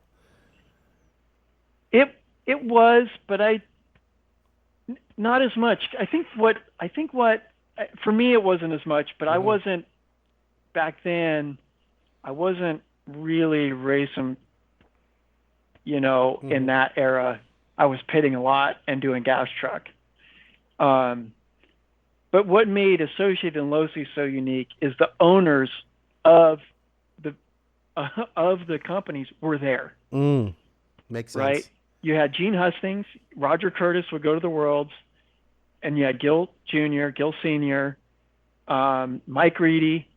I mean, that's what made, and then you had Ernie stirring the pot all the time, Ernie Pervetti. Yeah. I mean, he was so controversial. Oh, dude, it made it, Yeah. Who was the biggest driver rivalry you think at that time? Like, who's the biggest? That's a better question. Who's the biggest, like, two drivers that just disliked each other and wanted to, like, probably just kill each other every time they got to a track? I think for a while, Pavidis and Kinwald, when they were on Associated, it was not I feel like that was a pretty big rivalry. Yeah. Yeah. I think, yeah, for sure. I got hints of it. I kind of stuck to my own and whatever, but yeah, I think Mark was not, and Kinwald for a while there were not happy with each other. Yeah. And I think it was a big rivalry within kind of inter team rivalry, right? So I don't know. Well, then it was a rivalry with Kinwald, just everybody's got to beat Kinwald once you went to Losi, and it was hard to do. I mean, he was flawless for 2 years. I felt like you couldn't touch him. Interesting. Dagani always says, man, that time in RC was like it was like guys went to battle when they went to race. Like, well, mostly on the 8 scale side. Yeah, the nitro side was, well, Richard, there was a year or two that Richard was untouchable, and he'd come off the track and he goes, "You guys are getting closer. You're only a lap down that time." I mean, that's an exact quote from Richard. I mean, just cocky as can be, right? And you just like, what the crap, man? But that's the guy I took under my wing when he came on board with Associated, and we were roommates every time we went to races. And the first big race we went to together was in Oklahoma, the Nationals for electric. He had 15-degree caster blocks on his car, and he's like, going to qualify for the main. Like, we don't even know how he had enough low-end steering to get around the track. Because, you're talking, it was a tiny indoor track with no traction. Like, how are you even driving that thing? He couldn't set up a car to save his life. Oh, too funny. Yeah, good old days, man. Now I think the drivers are too busy being politically correct. And yeah, they all suck. Yeah. They all suck in that regards. They're all good people. They're all great. I talked to Spencer Rivkin and Elliot Boots and Mayfield and Cavalier AC when I, if I get to a race or something, but they're all good guys, but it's just too serious, Yeah. I can tell you, we were making pretty good money, and I goofed off. I mean, to me, when I went to a race, it was party time. Yeah. I Mayfield kind of still wears his heart on his sleeve. He'll sell it how it is. But yeah, he does. All the rest, they just want to like they're so vanilla, PC. The only, and then of course you have JQ, who just blows everybody out of the water because he says whatever he wants to describe him all the time. I say, you're so smart, but you're so dumb at the same time. But he's it is what it is. I would like to see these guys get a little bit more savage. I like some of them. They go through a little back to back on Facebook, but that's what makes racing cool. Like, keep it up. Like, as long as it's respectful. It doesn't have to get disrespectful. I want to see these guys battle. And I think banter is all a part of it, and it makes for just better for the spectator like me who likes to see it. Oh man, he was talking shit the other day on Facebook. Now they're gonna race together, So, sure. Yeah, but I think that's where it gets. I think that's where it gets lost a little bit because, to me, the banter let's keep it at the track. Yeah, well, it's hard now because Facebook is everywhere. Right. Well, exactly. To my point earlier, right, about social media and just accessibility. Crazy. Yeah. But sorry, go ahead. No, go ahead. Well, I was telling you earlier, man, the 40 plus class at Silver State, the banter was so epic. Like Barry Baker, and Ciccarello was coming over, and I was like egging him on. I was like, "Hey, man, Degani said it's coming for you," and Degani and Barry Baker talking shit, and then Saxton's over there busy, and he's like trying to stay out of it, and then I'll be like, "Hey, Saxton, Degani said this," and he's like, "Oh yeah," and then I just loved it because these guys, it just like I said, it reminds me of probably how it was back in the day. Just banter, have fun, and these guys are still racing each other. What, 15, 20 years later? So, and did Barry Baker won that one, right? No, Barry Baker didn't make the A main at Silver State. He was upset. Won one. I forget. He won something, I thought, but anyway. No, don't get it right. Degani was going to be, like, he won DNC, he won PMB, and he was going for Silver State. And he almost didn't make the main, but I watched him pull one out of his ass. Like, his car was not good, and the engine was messing up, and I watched him, out of sheer will to not be in the B main, pull like a 7th place finish overall. Like, I was like, how did you do that? It's like, I had to, or I'd have been in the B main. Right. It's so fun, man. It's so fun to see that happen and see these guys that I grew up like not watching, but reading about in the magazines, still have that passion to win and beat each other. Yeah. All right. Let me see. So we talked about what do you think? Well, I do have one question. I remember you said this in an interview that do you feel that we can get outside sponsorship in our industry? I mean, we kind of talked about it. I just don't see how if they don't get the exposure. It just didn't get exposure, and I just don't see where when you got everybody acting like babies on Facebook, and maybe that's a little too harsh, but no, it's not harsh. I don't know. To me, there needs to be a lot more cohesiveness in the industry, in that particular part of the industry to be able to get something going, and I just don't see it. I think the manufacturers need to come together and work together to grow our hobby, and just stop saying we're going to do it and actually do it. But they don't want to help. Like, it's like my mom says, you bite your nose off to spite your face. Well, if you grow everything, everybody has more. So, yeah, agreed. Unfortunately, it's easier said than done, and people can say this about this person and that person and whatever, but at the end of the day, we all want things to get better. I do anyway. So, yeah. Good stuff. Well, we have a section on this podcast. It's called the 10 question, 10 second segment, right? Oh, crap. I didn't know about this. Oh, yeah, because you got to listen to more of the podcast. So I don't send you these questions because they're supposed to be like, right off the top of your head. So, are you ready for the 10 question, 10 second segment? Yes. All right. Number 1, what is your favorite class? Gas truck. Okay. It's never going to come back, but would you like to see it come back? I would like to see it. Yes. I would like to see it come back because people have no idea how hard it was to run a 10-scale gas truck on an 8-scale blown out track. Mm-hmm. And I feel it makes you a better driver. Finesse is king. Yeah. Number 2, best race you've ever been to. Am I supposed to answer this really quick? No, well, think about it real quick. I'd say I think it was Indonesia. Okay. The ceremony at the end, the amount of people they had like 25 tour marshals on the track is amazing. Wow. 2006. Yeah, and everybody was scared to go to that race, and you guys did go. And you know why I went? Because What? I talked to Joseph. He Really? went to the warm up, and he goes, "I'm going to tell you right now, yeah, it's not a big deal." yeah, And of course, looking back, I realized Joseph isn't concerned about anything much. So, but no, it was great. It was awesome.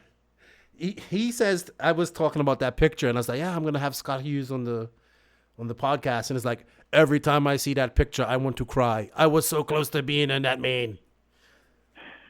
It's the closest he'll ever be. Yeah, he's never gonna get back there again, no matter how much he thinks he is. It's just not gonna happen.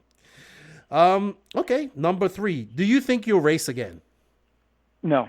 Okay, not even nothing. Nothing. Okay. Nope. Wow. Okay, number 4. Favorite. I'm just shocked. Favorite form of racing outside of RC. Supercross. Okay. Number 5. Who was your biggest rival in RC in your career? Myself. Okay. Number 6. I didn't know that you and Rona were good friends, but who was better, you or Rona? Oh, I was. I could say that. Rona was. He would say that. I think he would say that too. Yeah, that's why you should come out of retirement and race each other. That'd be great. I don't want to make him look bad. Oh, okay. Okay. Love you, Rona. Well, if you did come out and race again, do you think you can be competitive? That's number 7.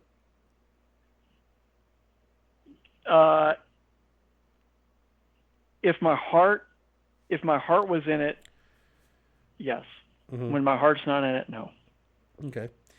The reason I could do so good before without practice because my heart was always in it. Mm-hmm. Okay. Number 8.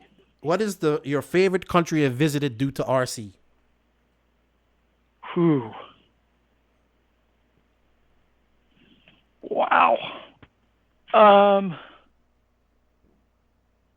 That is so hard.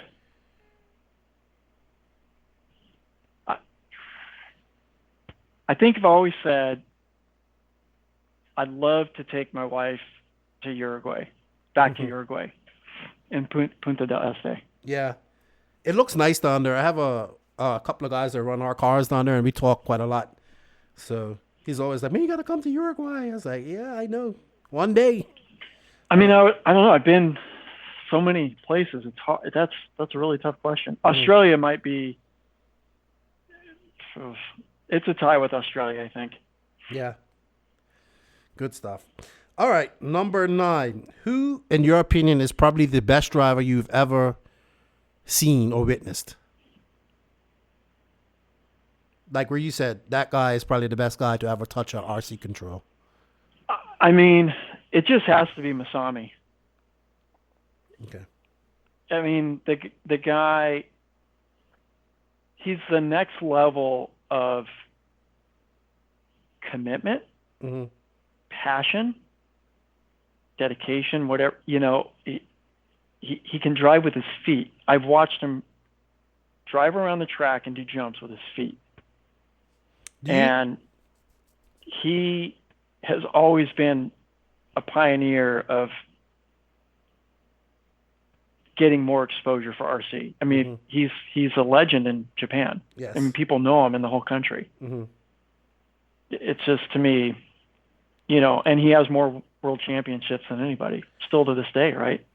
Do you think if he was racing now, he would still be a world champion? Like if Masami from back in the day was racing now, do you think he would still be as dominant? Yeah, when he was 20, yeah, for sure. Okay. And I mean, imagine if he was 20 and had the equipment that's out and about now. Right. Yeah, no, I get it. Yeah. If you just took him when he was 20 with today's stuff, could he beat Cavalieri, Mayfield, Rivkin? Yeah. Yeah. Yep. Okay. Well, number 10, being as you worked in the tire game and tire company. What do you think about the tire game now? It's really, like, I think it's the most expensive thing to deal with in RC. What do you think about it now? Yeah, I guess I'm jaded a little bit because I never paid for tires, and you know, but I certainly know, talking to people, how much money they spent in one weekend alone that were privateers on tires. I still think that as long as you have, if you're going to regulate tires, then to me, you have to regulate everything else. So then why isn't everybody on the same chassis, same engine, same servos? Because what I feel like is, okay, maybe what I feel like is that there's brands, right? People are out there to make money. They're out there to make better product than the next guy. And tires is no different than a glow plug in that regard. Okay, yeah, it's a lot more expensive, but at the end of the day, the tire guy wants to win just as bad as the glow plug guy wants to win, right? So you could do something on more of a local level, would make a lot more sense. But from a big event standpoint, well, to me, that's what separates the big dogs, right? The people that are really committed to racing, and whether it's a hobby or a profession, if they're really committed, they go to these big events, they know what they're getting into. So I think on a local level, maybe there needs to be some concession there, and figure out what better ways to keep people involved in the sport to get them to that national, regional event. Got you. Cool. Well, I have my theories about that. I do like spec tires, but it's unfair to the company that is in the spec tire. So it's like I definitely am a big I'm a big supporter of having spec tire events. Maybe not every race should be spec tire, obviously, but I would like to see maybe a spec tire class. But yeah, I don't know, man. It's everything. The more high grip tracks get, the smoother they get, the more tire technology improves, and when you want smooth high bite tracks, it has to come at a cost, and it's tires. It didn't, even back in Crime Fighter days, though. You had to have the sharp edge on your tire, otherwise you were slower. Yeah, it was no different. In 2000, it was no different than it is today. But in 2000, you didn't have 20. You didn't have 6 different compounds, and this is true. But you still had to buy. You still had to run new tires every time to be competitive. So from that perspective, you were still spending the same amount of money during the event, right? Maybe you overbought leading up to the event today because you needed different compounds and different treads.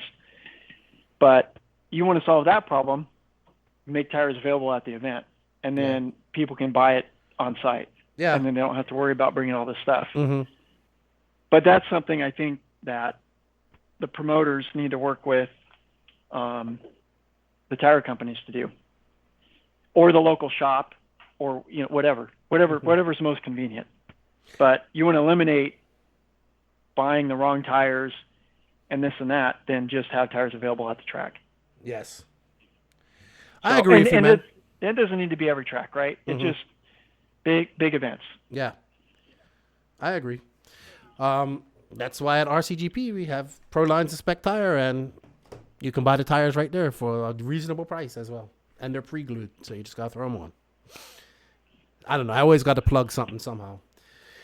All right, man. Well, we've been going at it for about 1 hour and 20 minutes. I do appreciate you coming on here. I'm thankful to talk to you. I've never talked to you before, and same here, man. It was good. Yeah, I like to get your prospect. I'm always making up words. Your outlook on things in RC and back in the day. I really enjoy it. I enjoyed it. It was fun. Sorry I couldn't be like more like. No, you're fine. Right on, but it's hard to remember 30 years ago, you know. Yeah. It's been 30 years. Wow. 89. Wow. How do you know, when you say, when was Mugen and Kyosho rivalry? Like, I don't know. Well, I don't remember that. It was probably, I remember back, like, I used to run Mugen, and I still don't like Kyosho to this day, you know? Well, maybe it was just me and my friends, because he was beating me for Kyosho, and I used to get pissed off. But at one point, it was just those two cars that were, right, you know, yeah, on the 8-scale scene. So, yeah. No. Well, I hope I hope we meet someday. I hope maybe one day you're just like, man, I just feel like racing once in a while and do a race. But 40 plus is calling your name, dude. Be like the Gandhi, just comes out for 40 plus, and that's it. Someone wants to pay my travel, get me set up with something. 100%. Maybe I'd entertain it. Yeah. Well, so there you go. There you go. There you go, Mugen. There you go, Chris Moore. There you go, Chris Moore. Let's see Adam what he Drake, does. whoever's listening. Bring Scott Hughes back. What was your nickname back in the day? It was Squirrel. That's what it was. You got to tell, before we go, how did that come about? Yeah. Or do you want to tell that story? No, it's multiple stories, but really, so Darren Westman, Mike Reedy's son, he gave me the nickname. He called guys that were just squirrely squirrels, but then it stuck with me. You know, this is like 93, right? 90 something, and so he nicknamed me Squirrel because I was always squirrely at the track doing something stupid. Mm-hmm. Rona knows a lot of my stupid stories. We did them together. And so, yeah, you know, and I'll have to apologize to the racers today because I was a big part of why we had terms in our contracts. Oh yeah, you was that wild? I was that guy. Oh wow. Yeah, and I still ignored him. But what did you do to get? What did you do to get terms put on the contract? What was so bad? I would just party at the races all the time. Oh yeah. I mean, I was out till when in 98 I won nationals in mod truck in Illinois, outside of Chicago, and Jason Rona and I went out every single night until 2 a.m. And I was the Pro Line tire guy, TQ'd in one truck, second in buggy, second qualifier in buggy, fourth in buggy. Anyway, won a couple races like that, where we just party all night long. Oh, you was younger back then. You can recover a lot faster too. Yeah, not today. No, not at all. So I don't know. I wasn't, but I was good. I mean, I wasn't doing anything illegal or anything like that. Right, but you're just a party man, and you got party man. So there you go, racers. This is the reason Dunbar why. is calling you to figure out where the party is tonight. You know, you're the guy. Yeah, there you go. And now that's all he does is party, from what I see on Facebook. Awesome. Well, now we know. There you go. That's you know. You caused all these terms to be put in contracts. It's all because of you. We really did. Yeah. I mean, it really happened from us going out too much. You know, it was like me and Mike Weed and was mainly him and I. There was a couple other guys. We'd usually go out Saturday nights if they didn't make mains. Right. Before bump ups and during electric days. Yeah. But yeah. Good stuff. That we started it. I guarantee. I'm 100%. You know. That's insane. I'd be one of the faces carved up on that rock if there was a few of them. I'd be one of them. All right, man. Well, I appreciate your time. Is there anybody you want to shout out to and say thank you to before we sign off? I just say that there's a lot of people, you know, that got me to where I was at and that believed in me. Mike Reedy was a huge guy. Mm-hmm. Missed that guy, was amazing. Hustings, My dad starting buying the track, and Todd Madsen, Tim Clark at Proline, huge. Professionally, like career-wise, big. They were big behind me being where I'm at today. So Todd really, really pushed me in getting an education. So yeah, that was cool. And a lot of great friends. Pavitas, Rona. I did a good podcast with Pavitas and Rona. So when you got a chance. I got to listen. No, they're all good friends. Still good friends today. Saxton. Still talk to a lot of the guys. Yeah. They've been your friends for so long, that you become brothers, Yeah, I get that. So, yeah, it's funny how close we are today and thousands of miles apart, but yet we don't miss a beat when we talk. I mean, I talk to Mark like 4 or 5 days a week. Yeah. Rona, not so much. He's busy. Yeah, he's always out and about. That guy's crazy busy. Yeah. He's going every weekend. He's probably got back and then he's getting ready to fly out to go to the Worlds. So crazy, man. Yeah, well, I think he enjoys it. And a new friend, Keenan. Thanks for having me on, man. I appreciate it, man. Hopefully, I'm trying to get up to the Pacific Northwest up there to a race. Maybe we'll link up there. It was a pleasure talking to you, man. Let me know. Seeing you in the magazine and stuff, and I was like, man, I saw that picture, and I was like, man, Scott Hughes would be a great person to have on the podcast. And thank you for coming on. I appreciate that. All right. I appreciate that. Thanks, man. All right, dude. You have a good day. I'll talk to you later. Yeah. Thanks, everyone. See you. Bye-bye. You are entering the Tekno RC Grassroots Racer Spotlight. The part of the podcast that gives the listeners a platform to talk about RC.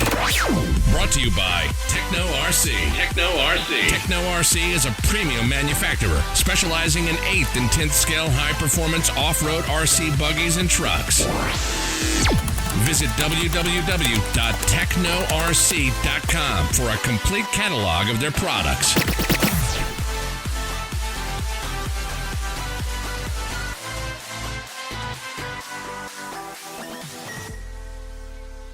Welcome to the Tekno RC Grassroots Racer Spotlight. This is the part of the podcast dedicated to the grassroots racers out there. The guys working Monday to Friday, 9 to 5 or 5 to 9. And working on the weekends as well. The guys who club race throughout the week. The guys who go to these big races and sleep 4 or 5 to a hotel room just to save money, just so they can race and have enough tires to race. This part of the podcast is dedicated to you guys. This gives you a platform to say what you want to say. Tell us about RC. Tell us what you want to see change or whatever you want to talk about. So this week or this episode, our guest is coming from the Pacific Northwest, right? Yes, sir. Yes, I've kind of gotten to know him on Facebook. He's a big fan of the podcast, and his name is Kyle Predmore, but he's also known as the AEFanboy. And this guy races everything. Well, what's up, Kyle? How are you? I enter everything. I don't know if you consider it racing, but I try to do as much as I can when I can. You are definitely an RC enthusiast, that's for sure. Yeah, it's definitely, when I try to explain it to people, I always say it's a hobby, but I always put hobby in quotes because, the core of us that are in this, it's definitely more than the hobby. It's a lifestyle. Yeah, it's a lifestyle. That's a good word.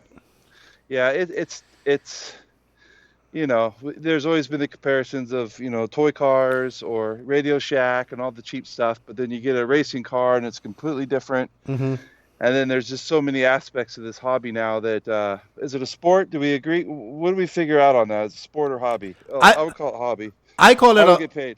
Yeah, it's a sport, but it's a hobby as well because you can make I look at it this way. A lot of people, their hobby is like racing RC cars, but people do it as a hobby. Like people that do it professionally, they do it for a living. It's a sport, but we practice the hobby of racing RC cars. Well, whatever we do with them, like we race. Some people race, some people crash, some people bash. Yeah, exactly. I always put it that we're here supporting the actual guys that do it for a living. Yeah, that's where our money goes. So where are you? I'm paying your bills. Where are you located exactly? I am in. Well, I grew up in Tacoma, which is just south of Seattle. Yeah, my dad used to live there. Yeah. So, and then I'm in Bonnie Lake now, which is kind of towards Mount Rainier a little bit. Still the same general area, just kind of up a little bit. But I guess the south end of, like I said, south of Seattle. I like Washington. Greater Seattle area. So we got a lot of stuff going on up here right now, which is, you've heard about Die Hard and that situation is just incredible. And yes, then it is. NCT, which I don't do NCT, but I've always wanted to go just to go. Something always comes up, Yeah, Die Hard. I gotta like Burlington. I gotta get them on the podcast. They're doing a great job. That is a podcast worth of them. They did the track walk. Is somebody flying a drone? Do you hear that? Because it's like at the end of our street, there's a kid down there that's got the pylon set up in his front yard, and he's sitting out. Yeah, the kids were like, oh, because they met one of my best friends in the hobby that I consider a best friend is Charlie from Hobby Wing. Oh, Sawanka? And he is my, I call him my nerd Yoda. He's he takes care of me, and we hooked up this summer back in July at a family reunion race that we have that I could talk about that, but just going through Facebook. Well, last fall my family met him. He came up for a race that the time zone guys did down south, and he brought one of his quads, and he's just out there ripping that thing, and I can't get into that. I can't even figure out what the heck they're even doing or what they're looking at, but but he and I told him I heard it the other day. I messaged him. I go, hey man, I just heard someone flying a drone out behind my house, and I was hoping it was you. And he's like, oh, it wasn't. But yeah, so there's a kid down the street, which is weird because I always feel like I'm the only RC guy around here. No. Then all of a sudden you'll hear something. It's mostly people, go up and down the street and stuff. And I'll go up and down the street every once in a while, but it's hard for me because it's like I don't want to pull out a race car, a buggy, right? So I got all my old stuff that I try to use for the kids, but man, it's like a magnet. Every neighborhood kid comes out and. Yeah, I know how it is. It was like when we was kids, man. When that one kid had that grasshopper, like you had the Radio Shack ones, kid, yes, and that one kid had a badass grasshopper, and everybody was like, "Can I have a turn, please?" Oh, my battery just died. Let me go wait 3 hours to charge it back up again, like whatever. Yeah, I do if I'm kind of in the mood. We'll do it, and we'll set a ramp up, and I'll have a slash or something, and they just kind of go nuts. But it usually turns into, everything's breaking. Like I had all my trail trucks out one day, and they were in the backyard, and I'm like, they'll be fine because they're slow. Like 3 out of 4 were broke, and I'm like, you got to be kidding me. I have been enjoying your enduro series that you've been doing with the. Oh my gosh, dude! I could talk about that too. I mean. So I guess my background is I'm a racer. I followed the hobby as a kid, and there was a local program. It was called Fantasy World that my mom used to drive me up to and drop me off, and I just sit out there and watch, And thinking back now, I think I probably went out and corner marshaled and stuff. And I was always interested, never got into it. I want to say in high school. I was working at Kentucky Fried Chicken, and my manager was into it, and he had a car, and I remember he had me build it, and I completely forgot all about this, So I built this car, and I remember it had some Novak speed control in there. I have no idea what kind of car it was, but I do remember little parts. But then, like high school came, girls, drinking, focus was elsewhere. Oh yeah, I'm sure. And but I always bought the magazines and stuff, and it was crazy. So one of my work buddies later on in life, he had bought a T-Max, and he was talking about it, and we were playing blackjack down at the casino, and I was coming up really big, and I'm like, I'm gonna go buy a truck. I'm gonna go buy something. So that was like 2005, and I remember going and I bought a Revo. Oh yeah, the gas Revo. That's when they were hot too. Oh man, and they just came out. I was going to get a Savage, and I'm like, I'll get a Revo. Bought it locally, and got that thing going, broke the motor in, I think, trying to remember back now to what I didn't know. And then we were bashing. I mean, every day was backflipping and trying to jump over things and breaking. I mean, I was at the hobby shop every day for about a month. And I knew about Tacoma RC, which is a very popular establishment around here. He's a legend. And I went down there, and they were actually racing those indoors in this little clay track. Thinking back now that it's just way too small, but they used to race buggy in there, truggy, and I'm like, there ain't no way now. Now it's like 10 scale, but we were racing those stupid Revos down there, and it never really started clicking. And then the Slash came out, and that kind of lit the fire there for racing, because everyone bought one, and it was box stock. That changed. I think everyone's talked about how that just got so many people into this hobby that it's like you almost need it again. Like, what is Traxxas going to do next? Right now, exactly. Yeah. So I think the next biggest thing is that easily getting people into the hobby was the trail trucks. Yeah. But I'm talking about racing though. I wonder what they're going to do to get people racing again. Slash? They had the Revo. About. They did the T-Max and Revo. That got people to Monster Truck. Then the Slash came out, and that got people into short course, and then eventually two-wheel drive and all that stuff. What are they going to do next? Exactly, and there's always been talk of like what's going to be the Slash for on-road. Because I got into on-road. Pretty much, we had a very good parking lot program. Stood on top of an old school bus. It was all the bus rolls up, we set up the track, spray down soda, and go. So the very first car I ever built, like my first kit, I bought an X-Ray 007, and I built that thing, and then I realized how much it was going to cost for, motor, speed control, all that, and I'm like, I'm never going to be able to afford that. So I sold that kit, and then I knew the TC5 was coming out, and I was like, I always knew Associated. I always knew the name.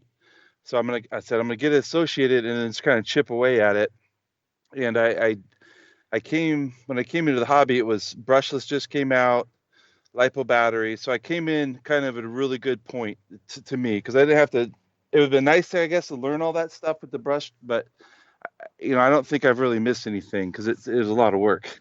Oh yeah, and, I don't miss that at all. The little bit of time I had with it, I don't miss it. People say we need to go back to the brush. Says no, we do not. No, we do not. I messing with silver cans and stuff like that, and some of these ready to run trucks and stuff. You just kind of go until they die and then get a new one, throw it in there. But so I got that TC5, and I was just talking to my buddy Cody the other day, Cody Knutson. He's a heavy hitter around here, but I remember I bought my first lipos from him and my first brushless motors from him when we worked at SIR, Seattle International Raceway, which is an indoor on-road track. And he's like, I can't believe that you remember that. And I go, yeah, I remember all that stuff. But yeah, so we started, I got a TC5, threw that thing together, and it was a shit show, but you were just hooked into the hobby. I mean, everything was back then was eBay and all this stuff. And then, online started kind of, the internet really started making everything different. And we had the forums, RC Tech. That was a big forum. Yep. And, I still pop on the RC Tech once in a while. I go through there and I kind of see who's still posting. And then a lot of the times it's the for sale threads. Yeah. Or people wanting to buy. Because that's the thing I try to, back then there was times where I got a little mouthy, and there was some personal stuff going back and forth, and it just soured up a lot of stuff. Yeah. I know locally for me, a couple people, but then I just kind of got away from that, and then the Facebook popped up, and now the way I look at it is you got racers that can race 4 times a week, and they're the core, but then you got us that love the hobby so much but still can't race, but I try to do my part as far as online. Yeah, it's two different. It's a different. It's hard to explain. It's like a different beast. Like, I'll try to help people out now, and then plus having sponsors now. That's another thing. Is you're always representing people that help you, right? So like I'm officially with, like J Concepts, we had to apply to them, and I've met Jason, and I try to be positive, and I try to show them that I'm not racing every day, but I could still be an influencer. An influence. I'm a big guy, and if I got to pick someone up and drag them out just to, tell them what tires to run, I could do that. But no. What is your? You do race a lot. You do have your hands in a lot of RC things. But what's your favorite class to race? Man, thinking back, I love two-wheel buggy, and I've always raced stock. I've tried to race mod, but I'm not a mod guy. I don't have the time to put into it. And but right now, the greatest racing for me right now is carpet off-road. I fell in love with that up there, die hard, the carpet, and But my favorite race is the one we just had back in July. I raced 10 scale nitro, TC. And the story with that, I've posted a bunch of videos and stuff. It's kind of quiet now because they're having an issue with the neighbors because it's in the guy's backyard. Okay. But I mean, it's not like just this guy just threw down some cones and we raced around in the parking lot. It's a full size. It's actually a fifth scale on road track is what we built it for. But it's kind of magical. I mean, it's in his backyard. He's got a huge piece of property. He opens up his home for the weekend, and we have people fly in. People are camping in the yard. And I think Colin and Jeff were talking about it. And Jeff was like, on-road sucks and blah, blah. Well, I was tagging him in a bunch of the videos, and he's like, okay, that's cool. I mean, it's just such a different vibe. But that's my favorite race weekend. It's 4 days. You're camping there. Did he race any fifth scale cars there? Because I'm in love with fifth scale on. Well, he has a couple big ones, but they don't race them there. It's pretty much 8th scale. Okay. But, Rick Wong from he's all over the place. But JJ Wong's dad, he races fifth scales down there, Steel City, and those things are massive. Oh yeah. And they look like they're just rolling money, man. Like anybody into that any fifth scale. Well, it's big in Europe. Too. It's big in Europe. The on-road side of fifth scale, they have a Euros for it. I haven't seen it. It hasn't happened yet this year. I hope it does happen soon because I really enjoy watching that every year. So was that you that posted the video of the fifth scales out in the rain or something like that on Facebook? Probably because somebody posted that, and my buddy John sang. He's from Canada, and he was all over that, and. Oh no, he was all over the Euro trucks. That's right. Yes, bodies on that's the GT8. Badass. Yep. That was awesome. I got a Euro trucks. Oh man, I got a Mugen. I thought that was gonna. Yeah, I got a Mugen GT7 here. I've had it for about 2 years. I bought it for my buddy Hughes. Okay. I got everything, and I saw that video and I was like, oh yeah. Yeah, they look so cool. Yeah, now I have a reason. They're pretty popular at that track. We did an enduro with those last year because we couldn't have the big family reunion race. So we did a 3-hour GT enduro, and I went down for that, and that was awesome. Well, GT is growing really fast around the world. Period. And I like it because I'm not gonna say it's slower, but it's just a little more. It's not as darty as a 10th scale, and you don't want me in an 8th scale, open 8th scale, because those things are insanely crazy, incredible, aren't they? But literally the only reason I've got my 10th scale, my NT1, is because I want to say it was 3 years ago, right after the big race.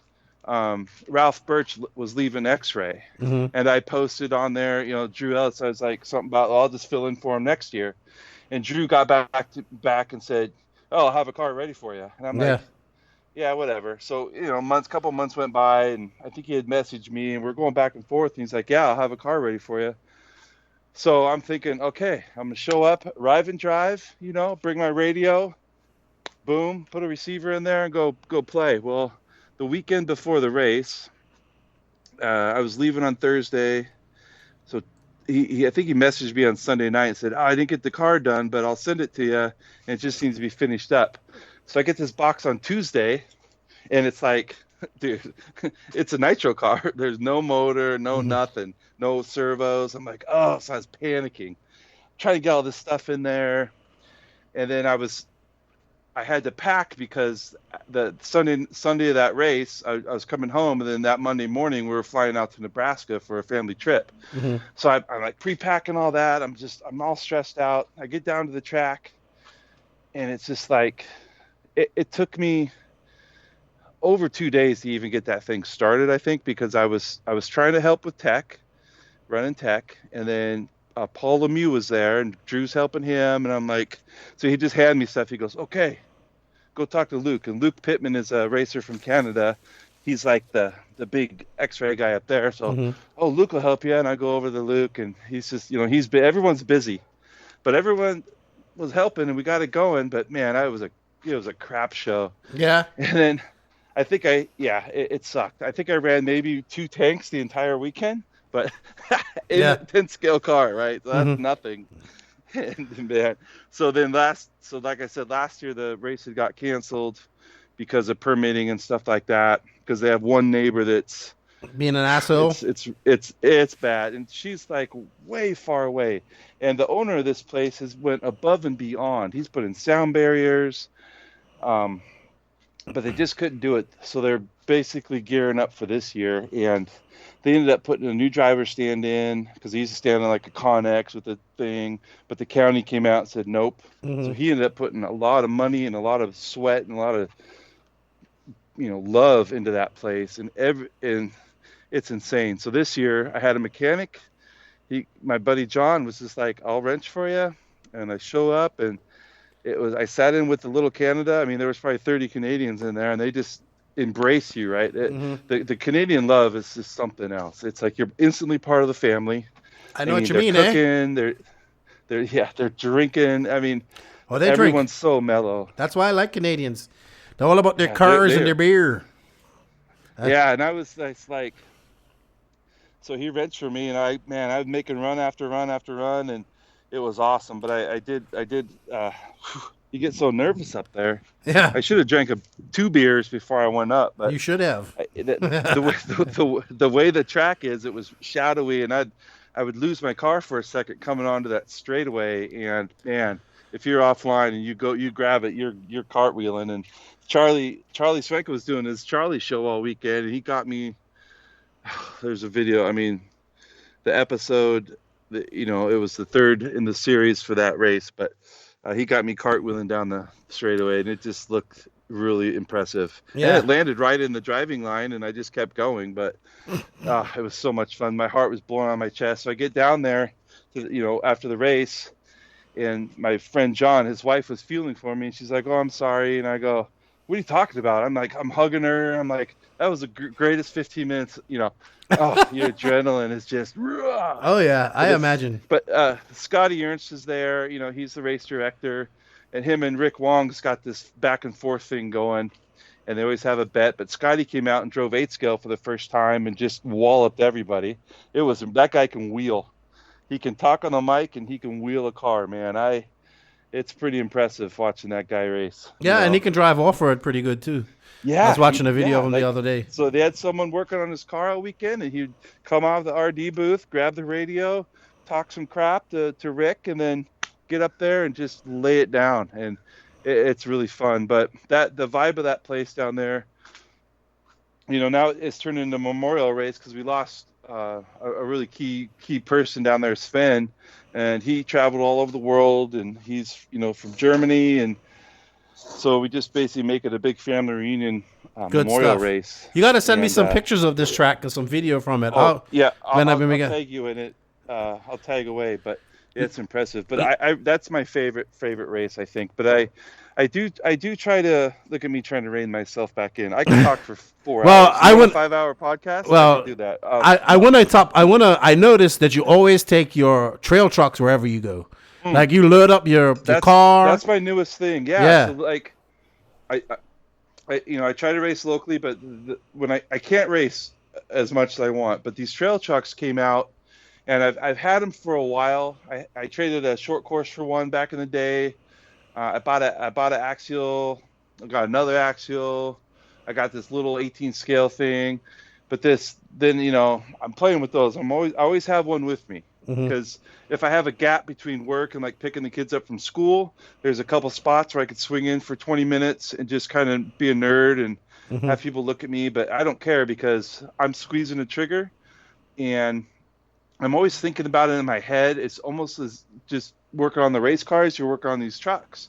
Now, I'm not a scale guy. I don't fabricate, but I'm always in my head, I'm going, I'm going to try this. Well, this Enduro leaked, and being an associated, I'm dedicated to Associated, just because, and I've always had good relationship with them. I'm not supported by them at all, but when you talk to, Brent, and it's just such a good vibe.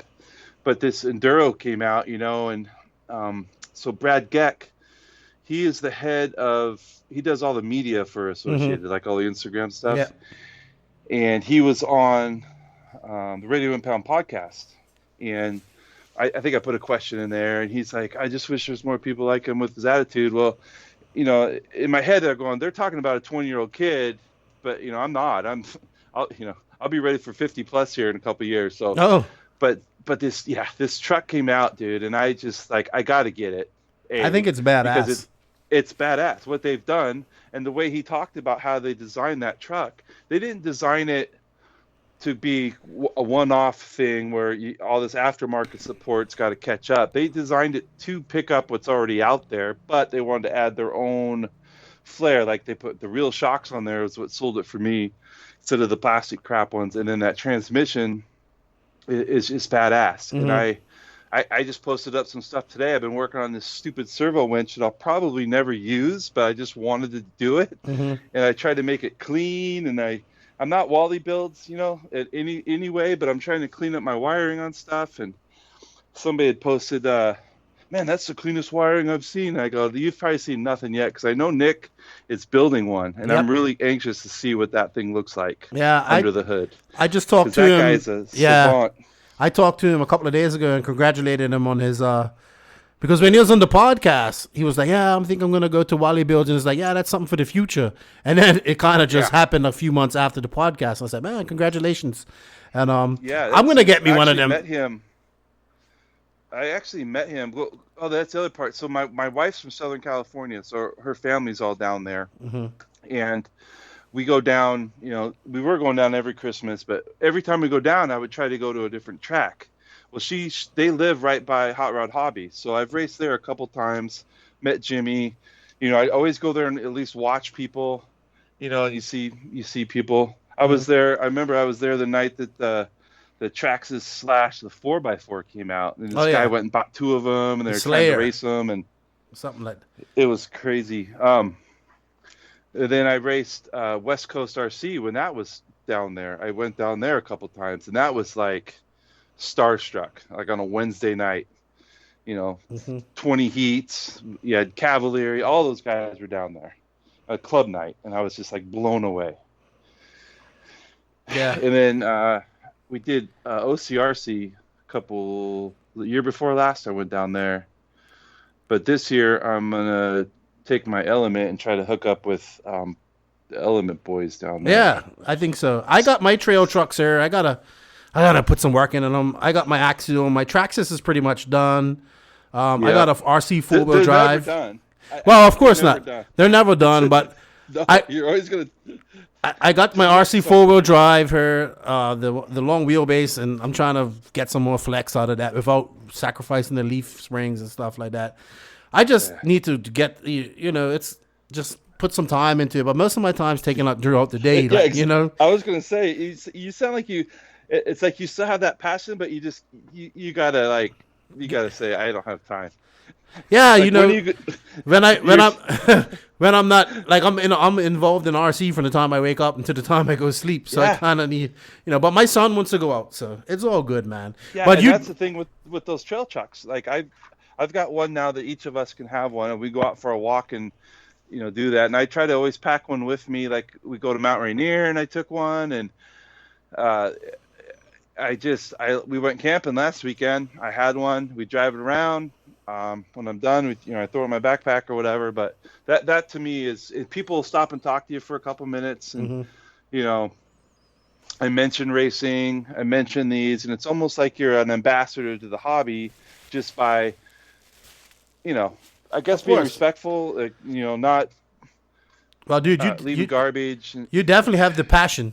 That's for sure. Oh, yeah, and that passion sometimes got in the way back in the day a little bit so my wife, the whole Facebook thing, she's like, you should post a lot of RC, and we got kids, right? And I go, yeah, sounds like, so don't worry. That's why I created another page. Don't worry. I go through that too. Yeah, she knows, but now she doesn't. She went to the races with us up at Die Hard, and I caught her on her phone because they don't use paper up there. Everything's on Live RC. And I go over, and she's on her phone. She's like, hey, what do all these numbers mean? So she had logged in and found the track, and I thought that was great. But she loves watching my son because I just throw him out there, and he just goes. Yeah, and that's awesome. He's getting pretty good for no practice, but the girls love it. Like your whole family's involved in it, and that's great, man. And that's awesome. It's pretty rare when we all go, but when we do, it's usually a crap show, and just getting there and getting everything packed, and it's fun. But I just really enjoy the hobby, and try to reciprocate with any support I get or help I get to other people. So I'm not Jason Rona's. I don't make a bunch of money for Jason Rona, but I try to help people out. Yeah, man, that's what it comes down to. Corner marshaling for them.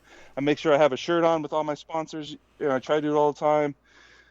And if they have a question about a product that I can answer, I try to do that. Hey, man, I just appreciate it all. Yeah, and that's good, man. We need more passionate people like you out in the hobby and in the industry doing stuff. There needs to be positive. Right, this positive RC movement. I think that's just a great thing. And you try not to bash on things that if it's not going your way, or you don't like the way a track is doing something, you can approach them in a positive manner. Because I know the Die Hard machine we got going in this area. You got 40 novice drivers on a club night. That's pretty impressive. Yeah. And they're doing a great job. The way they kind of did their structure is you want entry count, but my son, he's a true novice, and I was standing next to a guy in 40 plus that was in novice. I'm thinking, if you're a novice, you should just run novice. Yeah. Because so I think that got kind of changed, and then they brought in the 21.5 buggy, which is a nice middle ground. From novice to the stock nightmare, but yeah, man. No, just trying to be positive and trying to spread the word. Yeah, well, you definitely do that, man. I've been watching your Facebook posts, and you're doing a good job. And I can sense the enthusiasm. And I try not to be a jerk or anything, but there are some times where you're just going, you just want to beat your head on the wall. Yeah, man. Try not to comment. Well.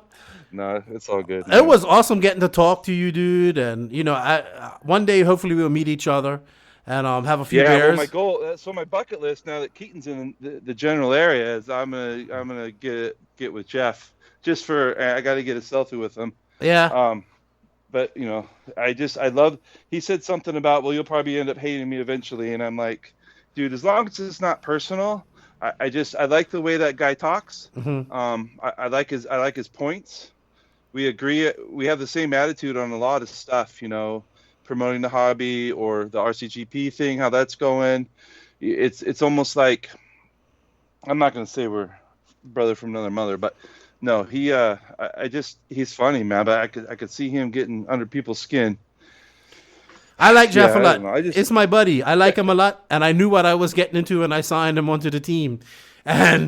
But that's all right. I like it. He does a good job, and he goes to the races. He helps everybody out, and that's what I was going to say. He's at the races. He's got his, he's really big on J Concepts. I didn't know, but he's been there since day one, and he's got the booth. He's got the banners. He's got the pop up, and you're always preaching about having a professional pit, get the tents up there, make it look like this is the real deal. So when people do come by and they happen to see it, they go, man, this is this is pretty impressive. And, it takes some work to get all that stuff set up and everything, but it really shows to the public that it's not just a hobby. This is a serious hobby. Yeah. And he definitely has a great passion for it, and he knows what he's talking about. And oh man, he's up there helping those guys get together, and I appreciate that. All right, I was hoping to see him, but yeah, I just appreciate you letting me call you. And yeah, man. Well, before we sign off here, man, just give some people some shout outs and say some thanks to people.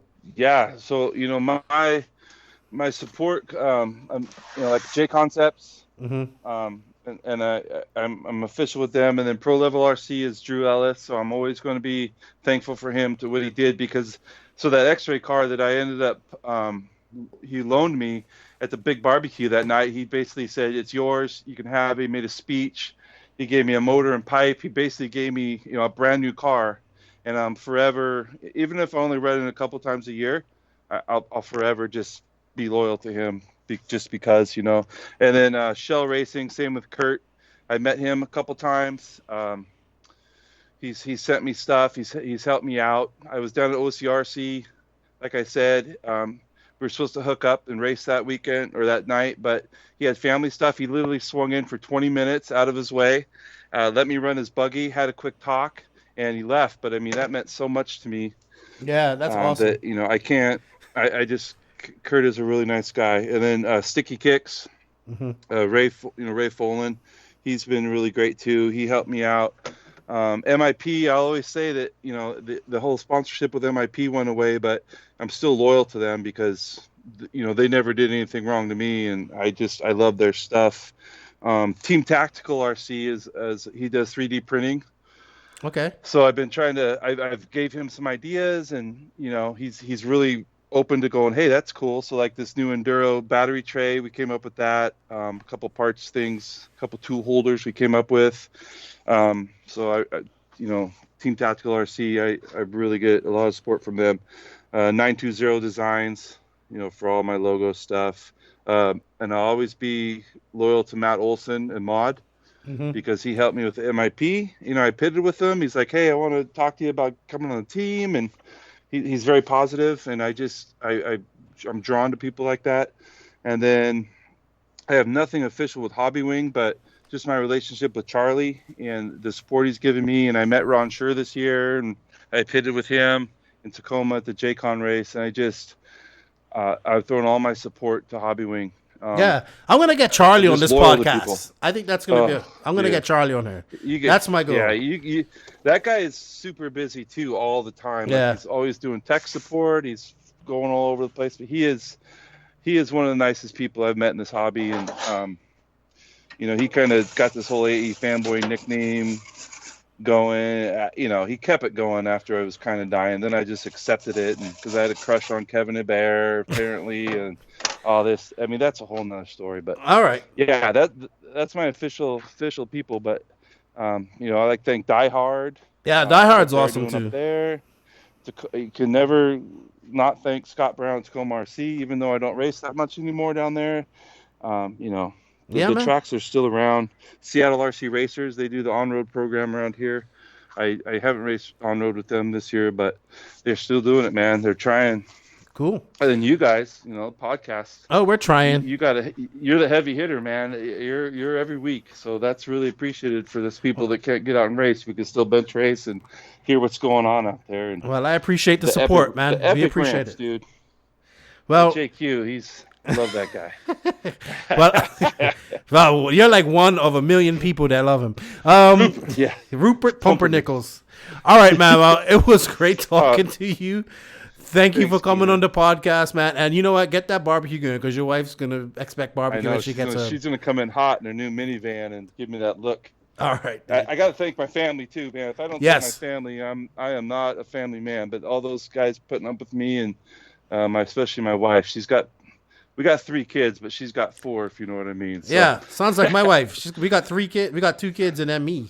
So she's got a 300-pound man-child that she's got to deal with. Sounds about right. All right, man. Yeah, exactly. Sounds my same situation. Don't worry. All right, good buddy. Yeah. Well, thank you for your time, right, thanks, and keep keep it positive and keep doing what you're doing, man. I like what you're doing. I'm trying, man. I'm gonna try as long as I can. We'll see what happens. Get that barbecue done. Happy wife, happy life. Yeah, exactly. I already know that. All right, buddy. Talk to you later. All right, thank you, Keenan. Cool. Euro RC. Just RC. No bullshit. No bullshit. We now head into the JQ Racing Rant. This is the R-rated part of the podcast. We understand if you don't want to listen to this part, or you have young kids that are in the industry or in the sport that do not want to listen to this part of the podcast, that's fine. This is not meant to offend anybody or anything. It's just our rant. It's uncensored. Well, sometimes it's censored because sometimes we go overboard, but it's meant to emulate how we act in the pits amongst each other as adults, talking smack, banter, jokes, cursing and whatnot. So, not to offend anybody, and not to have anybody be upset that their kids are listening to stuff like that. I put this disclaimer before we go into this part of the podcast. So if this ends your podcast listening for this episode, we thank you so much, and we appreciate your support. If not, please enjoy the JQ Racing Rant. We are now at that point of the show where you should fasten those seatbelts and put your big boy pants on. Whoa. Things are about to get serious. It's time for the JQ Racing Rant.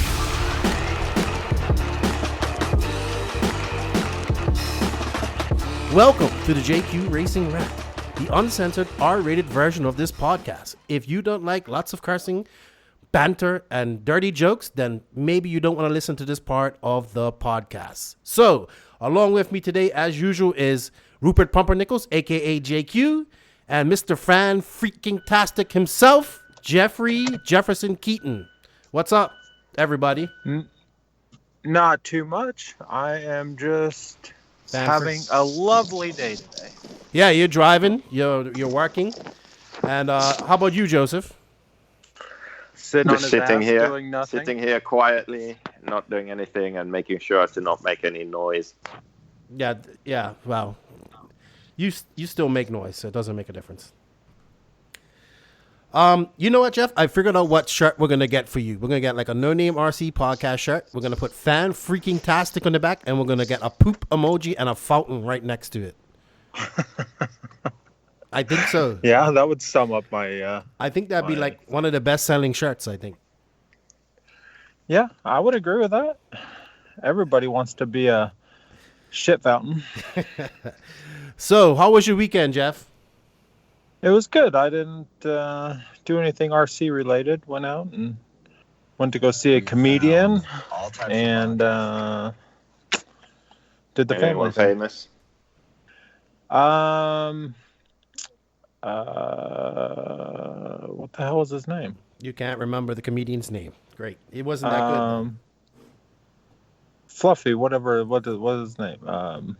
The big dude. What's his name? Yeah. Shit. Iglesias. Yeah. He's funny. Yeah, he is funny. You don't know him. Joseph just likes Bill Burr. Joseph wouldn't know any comedians because, he doesn't have a sense of humor. So why would he want to go see a comedian? He did go see Bill Burr a couple years ago. Bill Burr is funny. Bill Burr has the same humor as me. Everyone thinks he's just mad and complaining all the time, but it's just his. Hey, but you know what, guys? This is like almost a reunion anniversary of sorts because the Southern Nats is coming up this weekend. And it's like a year that you guys started your bromance. This is when you and JQ go that far. Yeah, but you and JQ like embraced that Southern Nats, became pit partners. You was consoling him while he was up there blowing out, trying to catch everybody else. I wasn't consoling him. I was telling him to shut the fuck up because he was talking too damn much. That's so funny. And then he tells you not to talk while he's racing. Don't talk to me. But but yeah, Southern Nats this weekend. I'm excited to see what they do track wise.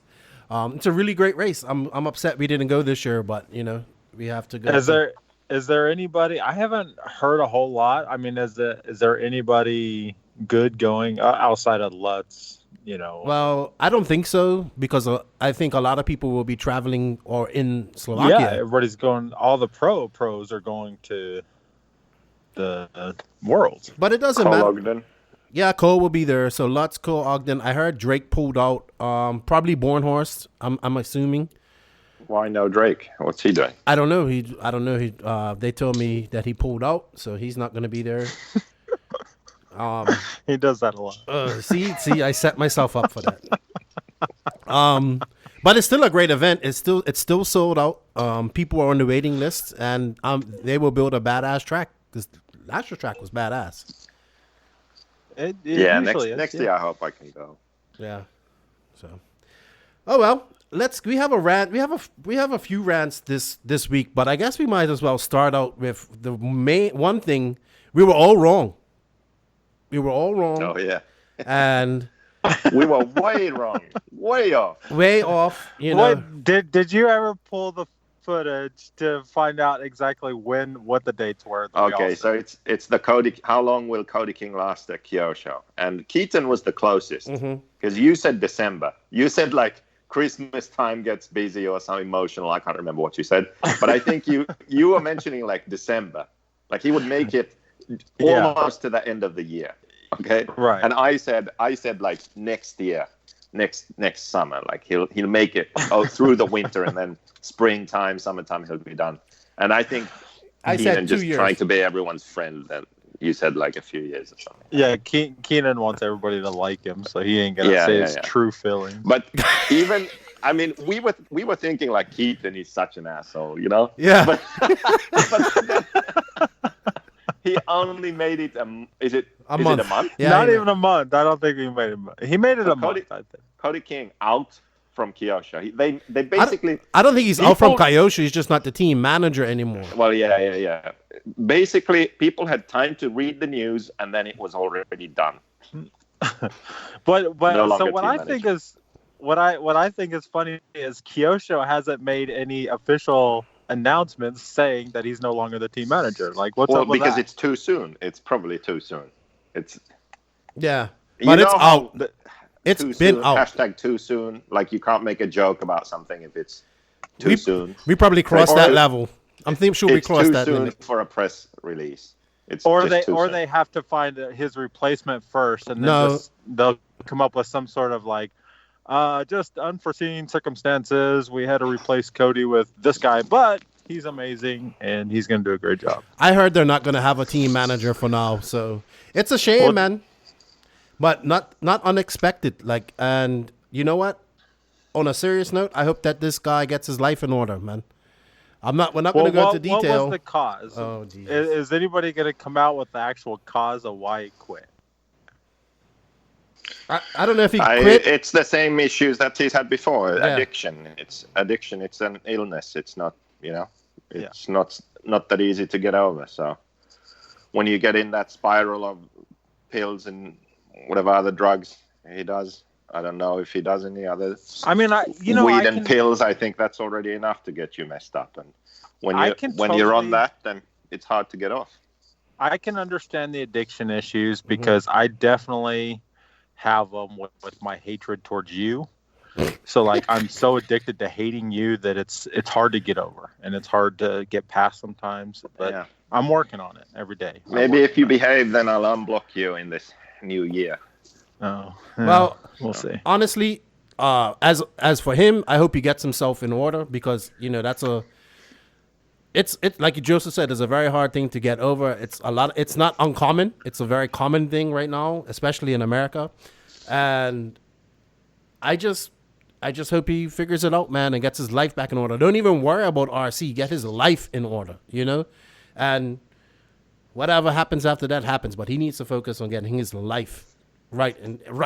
So. How old is he anyway? Is he 30 already? Or? Yeah, he's in his 30s, probably 30, 31, I would say. So, I don't know. It's a shame. And I'm sorry, but it's embarrassing. It was embarrassing for Kyosho, and I don't care what anybody says. And we're probably going to get in trouble for saying the truth, but who cares? It's the truth. I don't know if it's embarrassing for Kyosho. I would say if it's embarrassing for anyone, then it's embarrassing for him and maybe his family. Yeah. Like, I don't see how it's embarrassing for Kyosho. They gave him an opportunity. Like, they were trying to help him out, I guess, also.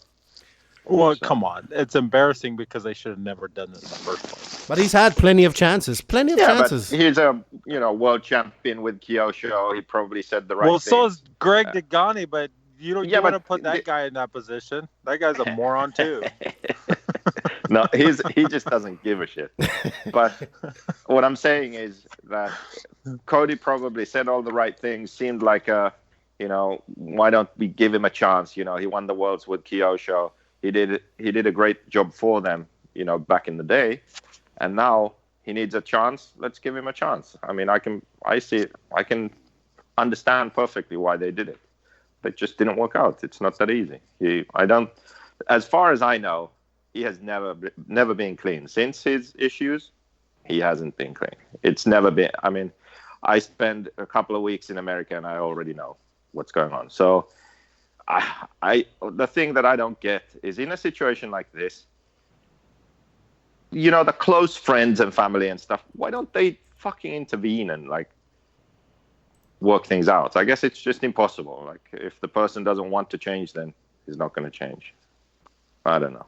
Pretty much, but I've just never been in that situation, so it's I don't know. It's a hard thing to get over, man. As I worked as a prison officer, I used to see it all the time. I would see people go out of jail all pumped up, all clean themselves up, and then 3 months later they come back, they're like 70 pounds lighter, all fragile and puking and vomiting on the floor, and then they do it all over again. Like, that was their life cycle. So I'm not saying that's his life cycle. I'm just seeing it happen from, my time as a young kid and, growing up. And it's a shame, and I hope he gets his life in order. And if he still continues to do RC, then great. But right now, he needs to get life in order.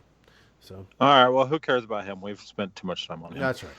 Okay, so, well, all right, Jeff. I know you had a rant. You always seem to have a rant. There was some action on Facebook this weekend. It was last week was a great Facebook week. Oh yeah, it was a great Facebook week. It really was. And what happened? I'm not even gonna say it's a rant. More than I am gonna go on here and I'm gonna defend the pro driver, something that I don't do that often, and I'm also going to defend the manufacturer, something that I don't do that often, because I'm constantly banging on the manufacturers for putting us in the shit show that we are now with all these sponsorships and all that stuff. And, I'm always on this rant about the manufacturers created this mess, but, they won't do anything to fix it. Well, I'm going to defend the manufacturer, and I'm going to defend the pro driver on this week's episode. So what's the story? Do you actually have the facts? Or both sides? If we don't have the facts, then we only have both sides, and then we can kind of figure it out. Whatever you're doing there, Joseph, stop doing it, because you're probably using two lots of internet and you're breaking up. So stop posting on Facebook while you're chatting to us, please. I'm actually not. Well, Keenan, why don't you go ahead and talk about the big Facebook fight that went on between Homer and the Tilt Yard and Joe Bornhorst and Tekno. Well, apparently, somebody must have said to Joe Bornhorst at Wicked Weekend, "Hey, you should come to the Tilt Yard and race." And they heard him say, "I would never come to the Tilt Yard. I'm not allowed." Okay. I don't know why it took so long to come out, but then Homer made a post about it. Homer's very controversial. He's always been controversial since back in the day, since back in the starting grid days. He's very passionate about his track. His track's awesome. I will say that. I want to go there one day. So he came out last week talking about it, and it just snowballed from there. I don't know if Bornhorst said that, but I'm not kind of not surprised if he did say something smart like that, because he probably was like, yeah, I'm not going to that place or whatever. And it could have been handled a lot different. So it snowballed to that, and then it just blew up. I think like 300 plus comments on Facebook. Well, it turned into more than just that comment. Yes. Apparently, they talked on the phone as well. And that's where it should have been squashed right there, in my opinion. But then it ended up with, I think that's where the post that got the most talk, where he said, "Oh, I hope to never come to your track," and or whatever, and click and hung up on him. And that probably pissed off Homer even more. And that's when it like just the shit hit the proverbial fan. And like when I see Matt Walter getting involved in stuff like that, I know it's like serious, because he doesn't really comment on stuff like that too much. Right. And I just and Tekno and Bornhorst took a bashing, and I don't know maybe if Tekno fully deserved what they got. Maybe if Bornhorst said what he said, then I could understand that too. You know, that would piss me off. But people were pissed off, man. And Tilt Yard has a lot of loyal people that go to the track. Homer's been doing this for a long time. He's controversial, as we both know, but I mean, all right, you heard some stuff too, Jeff, so we'll let you talk about it as well. Wait, why would Bornhorst say that, though, in the first place? Or, yeah, why would that even be a thing? Like, I'm not allowed to race there. I don't get it. Because, well, Homer took it like Tekno put it out to their drivers that they didn't want anybody going to the tilt yard.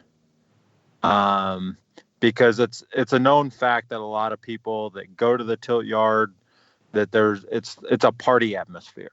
So they go there, they race, it's a party atmosphere. There's a lot of drinking going on. There's a lot of pot smoking going on. And the way how nothing that's not unlike California when we go, because California it's illegal. So right. The way how Homer took it was that Joe's comment of "I'm not allowed to go there" was a direct reflection to say that Tekno was refusing to let Joe Bornhorst, or Tekno was the one behind not allowing Joe to go race there. So Homer he didn't take it as personal, I don't think, in the beginning as a bad thing from Joe as it was from Tekno. And then it turned into this thing with Joe being an ass. So that's kind of how it mushroomed a little bit, and how Tekno got so deeply involved in it. Well, is there some history there other than that? Well, there's history between Tekno and Homer over some raffle prizes that they sent for one of their races back in like 2012, years ago. There's some history there, and I don't know all the facts within that, so I'm not even going to comment on that because I don't know. But I know that there were some issues with something to do with some raffle prizes, a kit that was sent to them or something. I'm not 100% sure. But so that's as far as the history goes. But for me, the interesting side that came through all of this was you had a bunch of different angles that got played off of it. One was the fact that Joe Bornhorst, being a pro driver, not willing to travel to a race unless he's being paid to go to that race. So that's one avenue that I wanted to kind of talk about. The other avenue was the track. In this particular case, it was the tilt yard being boycotted by a manufacturer. Does that happen? Could that happen? Would it happen? So that's kind of another avenue of this whole situation that kind of came up. And then you have the personal, grudge against a track owner and a pro driver, which is just fascinating to me all to begin with. So those were kind of the big highlights that came out of this little shit show that went on Facebook. And the other one was the sponsorship side. So we kind of got into when Keenan started talking about would a track like the tilt yard or any other track across the country, would you be willing to host a series race? And he brought in the RCGP as being, would you be willing to host a series race, be paid this amount, and then what is offered for that. So there was that kind of side of things that kind of came into this whole bullshit argument on Facebook too. Yeah. So there's a lot of different avenues that came through this that were pretty fascinating. The big one that I really liked and that I actually defended the pro drivers is this whole being paid to go to a race, because a lot of people went after Joe personally because he made the comment that he wouldn't go to this race because he's not being paid to go to the race. Why would he shell out $1,000 to go to this race out of his own pocket when he can go to another race the following weekend that all of his expenses are paid for and he's being paid to be there? And so everybody got on to him about this thing about where's your loyalty to the hobby? Like, where do you give back to the hobby? And that comment pisses me off because the whole give back thing, right? Like, I've been banged on a bunch of times by Tyler Hooks and by other people that say I do nothing but create controversy in the hobby and I'm not good for the hobby, and what do I do to contribute to the hobby, and what do I do to promote the hobby? And for me personally, I've been in the hobby for a very fucking long time. And that's one, by the way. So I got, how many more do I have? On my fucks, a couple. Yeah, just keep going. So I've been in this a really, really, really long time. I've never been paid to do this.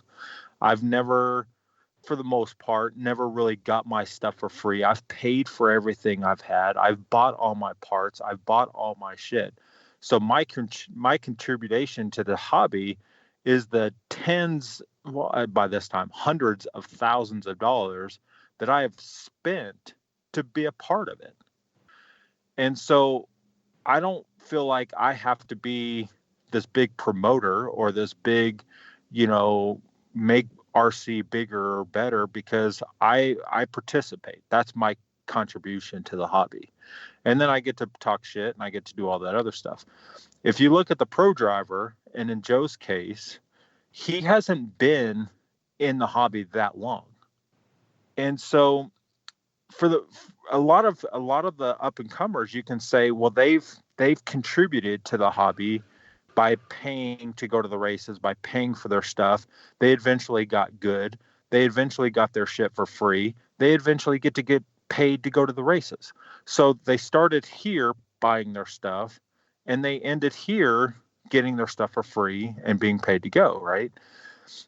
Well, in Joe's case, the dude hasn't been in the hobby that long. So like, has he contributed as far as paying his way or paying his dues?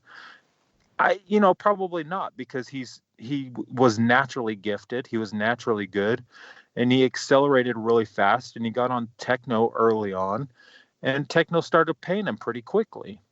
So should he be held, at a different standard because he hasn't put in the time or the money to get where he is now?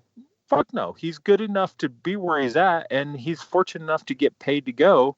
So why should we, as people that are jealous of him because he's doing something we all love to do, why should we criticize him for not wanting to go to a race that he's not being paid to go to?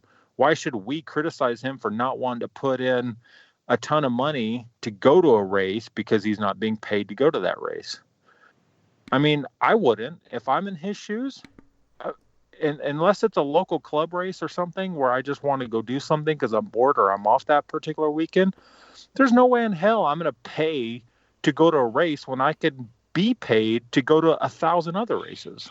Like, that's just fucking stupid. And it's stupid for people to think of him any differently, because if they were in his shoes, they would do the same exact thing.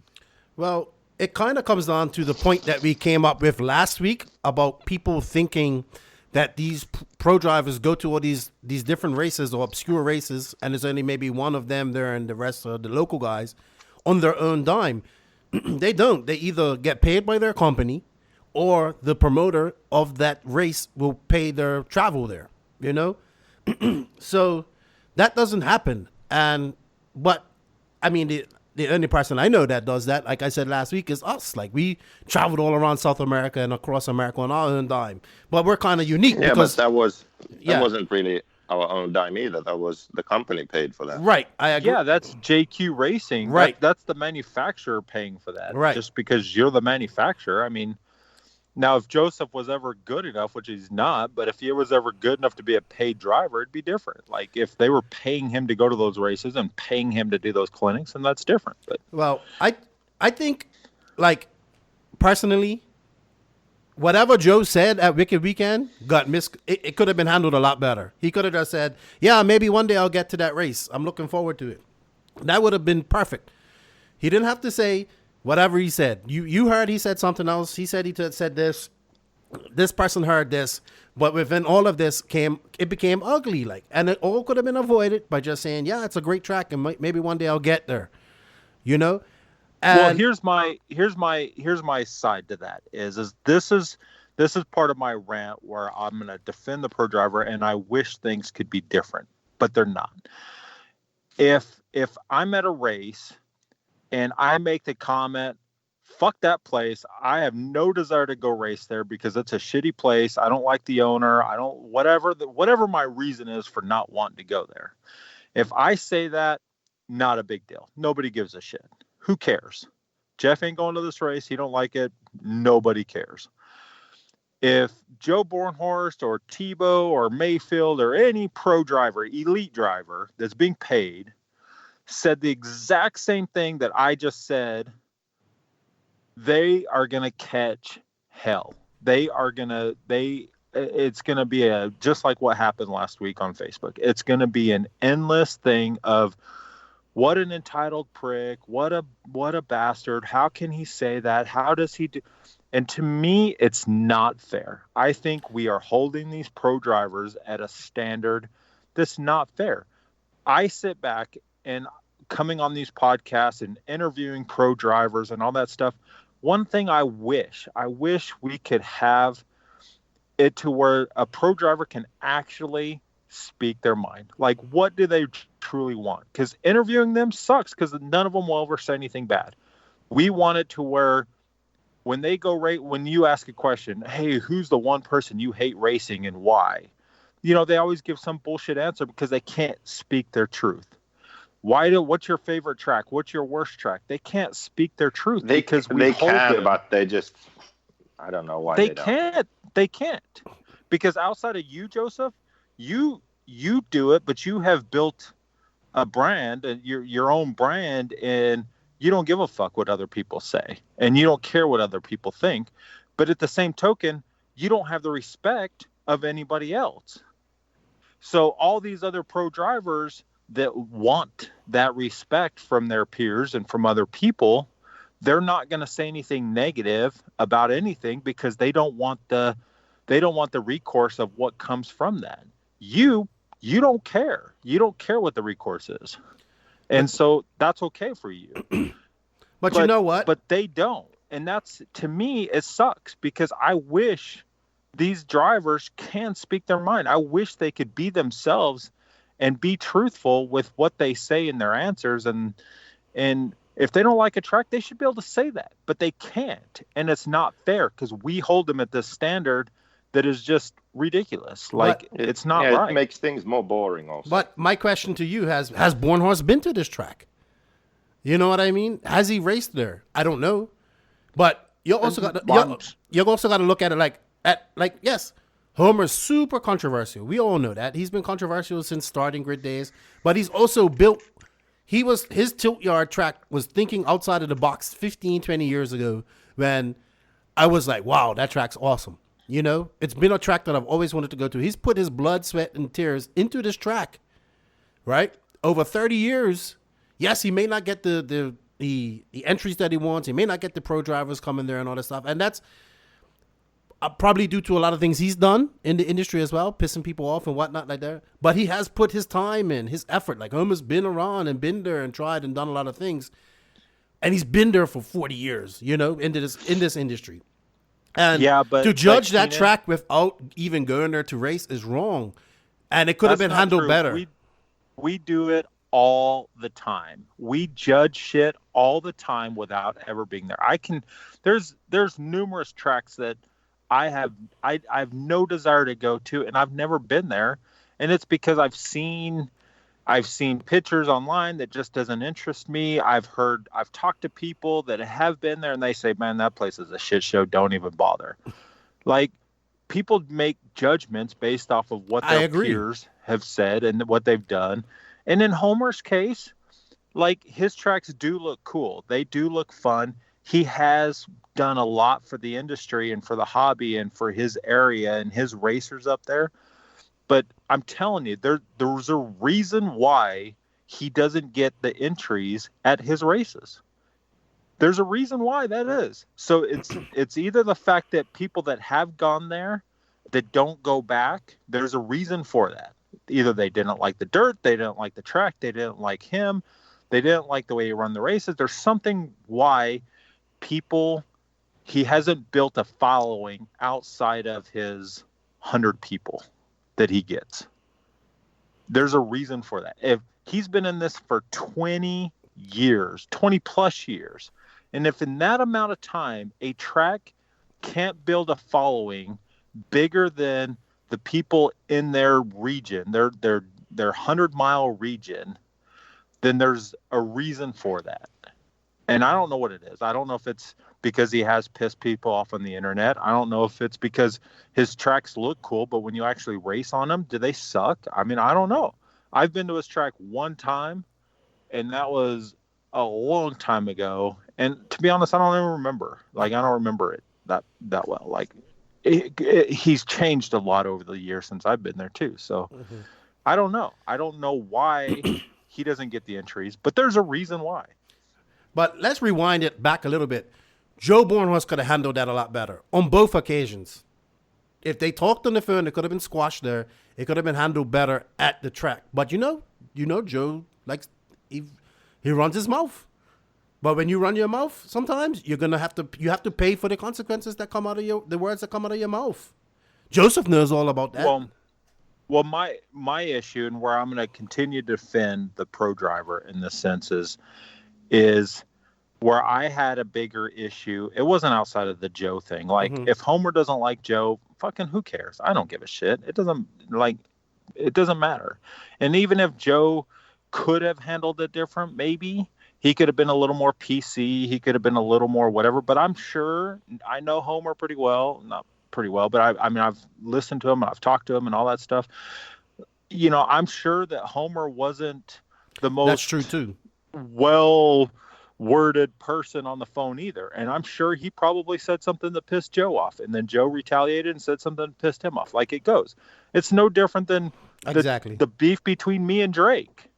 Like, Drake could have called me up and said, yo, man, I don't want you talking about my secret room anymore. It's really bothering me. Not a problem. Hey, it would have been over with. It would have been done. But no, that fucker called me up and cussed me out for 20 minutes, and I wished I burned in hell. What does that do for me?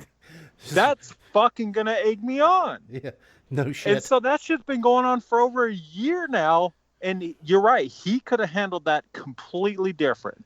But when he called me up and he immediately came after me over something funny, like that was something funny, secret room bullshit. That was funny.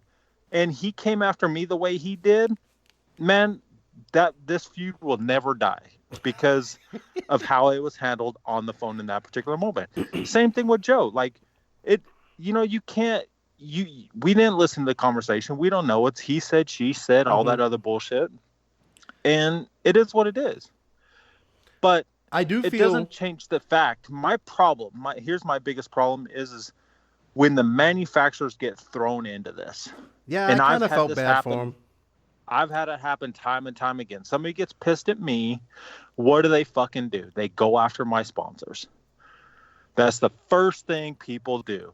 oh my God, that guy's a fucking prick. He's a dick. I'm going to contact his sponsors and tell his sponsors what a dick he is. Well, my sponsors already know what a dick I am. Tekno already knows Joe's personality and what he has and hasn't done and what he has and hasn't said. They don't fucking care. Like, Homer going after Tekno is not going to make Tekno drop Joe. It's not going to happen. Mm-mm. Why do people, this is for people all across the fucking country, if you got a problem with a pro driver, keep it with the pro driver. Or if you got a problem with a regional driver who's got a sponsor, make your beef between them. Leave their fucking sponsors out of it. I am so tired of people immediately going after the sponsors when the sponsor has nothing to do with it. Well, you also ostracize a group of people from coming to your track when you do that. Like, well, that's the other side of this, right? So Homer takes this as Tekno is boycotting his track. And that's bullshit. Like, I don't care who you are or what track you are or whatever. There is no sponsor, and I'll even bring in the Brian Lewis and Proline thing on this one. No manufacturer is going to boycott a particular track. It's not in their best interest. They're in the business to sell kits. And if they boycott tracks, they're not going to sell kits. I mean, they're not going to do it. So even though the only sponsor that ever, or manufacturer that ever kind of sort of did, and it wasn't even the manufacturer, Proline wasn't boycotting Racetime Entertainment. Brian Lewis, as the team manager for Proline, was boycotting Racetime Entertainment. But because he's the team manager of Proline, some of his homeboy Proline drivers have to boycott the races as well. Now, since then, they've all worked it all out, and Brian goes back to the races, and it's all lovey-dovey and all that shit. But there was a time there where they did. So is that manufacturer boycotting a race, or is that the team manager boycotting the race? That was the team manager. And in the same case, Joe may not want to go to that race. He may not want to go to that track. He may not like Homer. He may not like something that happened there that he heard about. So Joe can boycott the tilt yard, but it's not saying Tekno is boycotting the tilt yard. And for Homer, who's been in this industry a long fucking time, to honestly and truly believe that a manufacturer is going to boycott his track, that's just fucking stupid on his part.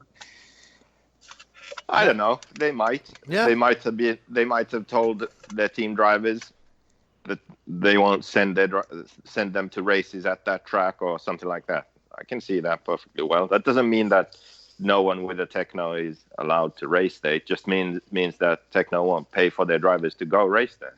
I mean, I can believe that. Yeah, but that's there's different. That's not Tekno boycotting a track. That's just saying he's not this particular track. To me, I would read into that saying, if I'm a manufacturer, why am I going to pay to send my driver to go to this race that doesn't get but 100 entries? Like, well, let's say it was a big race, they'd still be like, yeah, we aren't going to send you there. So I can believe that. But I mean, all in all, I think the whole thing is worthless and high school drama, and I don't know. It doesn't matter. Well, that's all RC is high school drama. It is very much so. I honestly, but people have to understand too that this is his job. Like, and I will agree with him on that point. Like, this is my job, and if I go, I have to go where my employees send me to race. Like, I don't know. Well, it's a hard thing. People get emotional.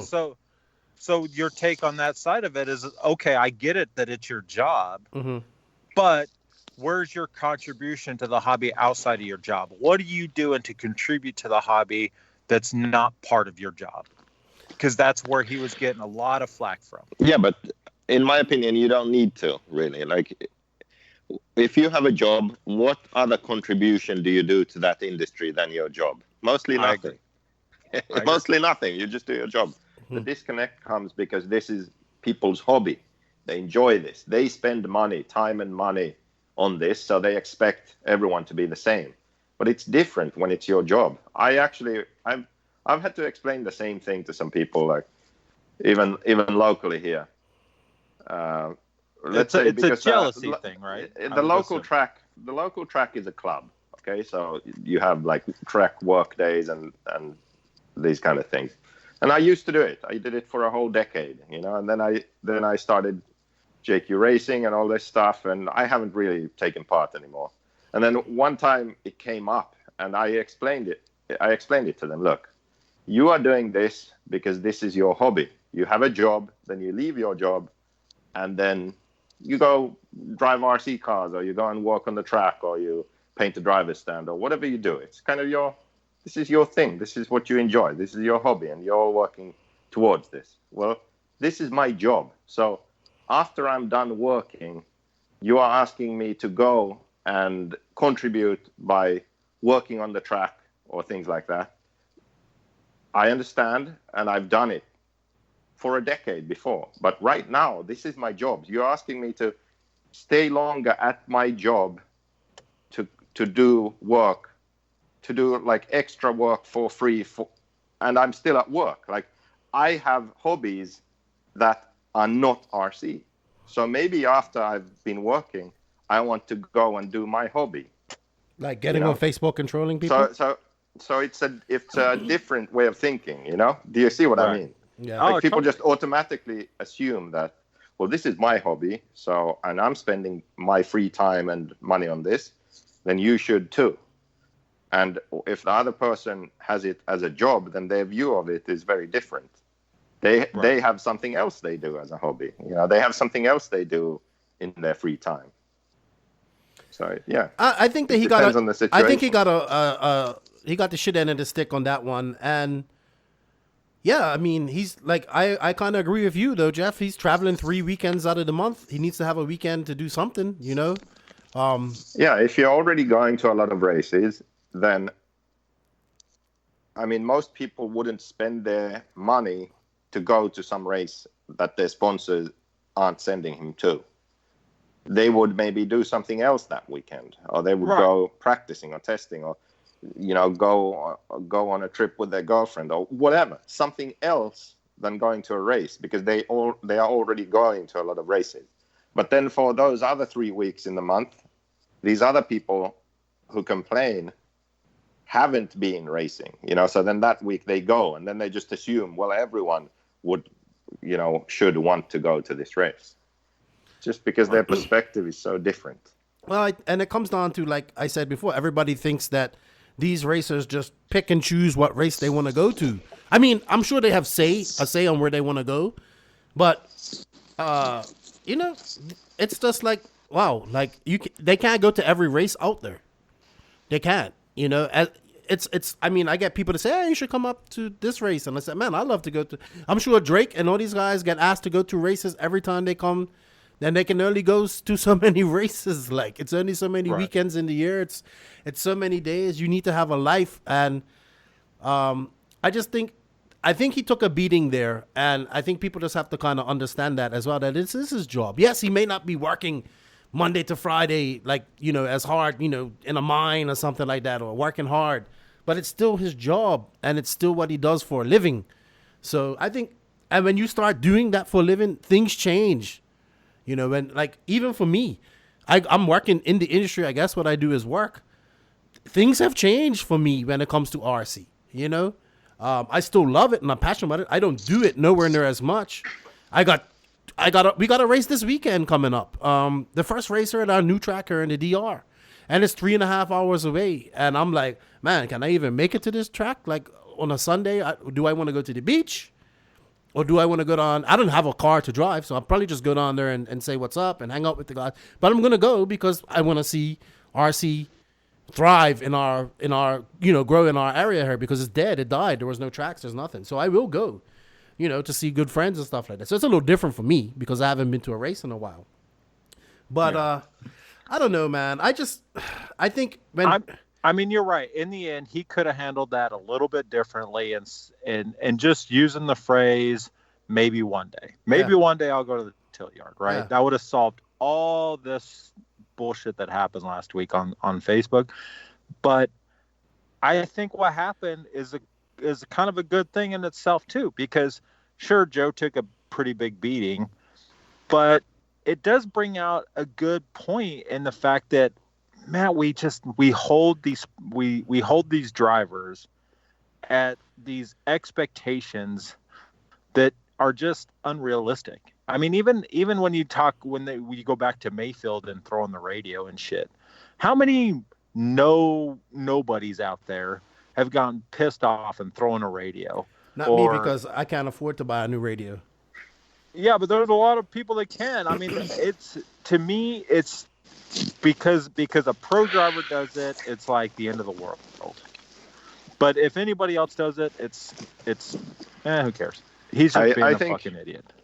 Having listened to all of this, just two things come to mind. The fact that you can turn off radios on the driver's stand, that's okay. Well, actually, it has something to do with that.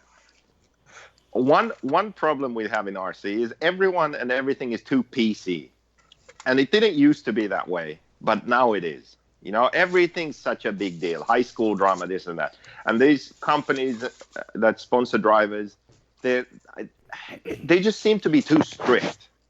Like, it's supposed to be fun and exciting, and, you know, just let people be how they want to be, do what they do, you know, just make sure they get good results at races, promote your products. Other than that, just let them be themselves, you know, say what they want. It would make it so much more interesting. All these people are like boring. I mean, have you ever heard Ty Testament say anything of interest? Anything at all? No. Okay, maybe he's the wrong personality. What about Mayfield? Mayfield, has he ever in an interview said no? But in, you know, behind the scenes, yeah, for sure. He said it in interviews. Well, not that much, really. Has he really? Nothing out of the norm. I just, like, can we make this a bit more interesting? Why do we have to be so PC all the time? You know, for once, Joseph, you and I actually are going to agree on this one, because I'm 100% agreement. I would like to see it too, but we have to, as people, stop getting so offended as well. Well, that's part of it. Mm-hmm. If see, someone gets offended, and then the sponsors or whoever, I don't know who's in control. I don't know who's in control. You know, the moderators on forums or Facebook pages or sponsors, they react because someone gets offended, and they shouldn't.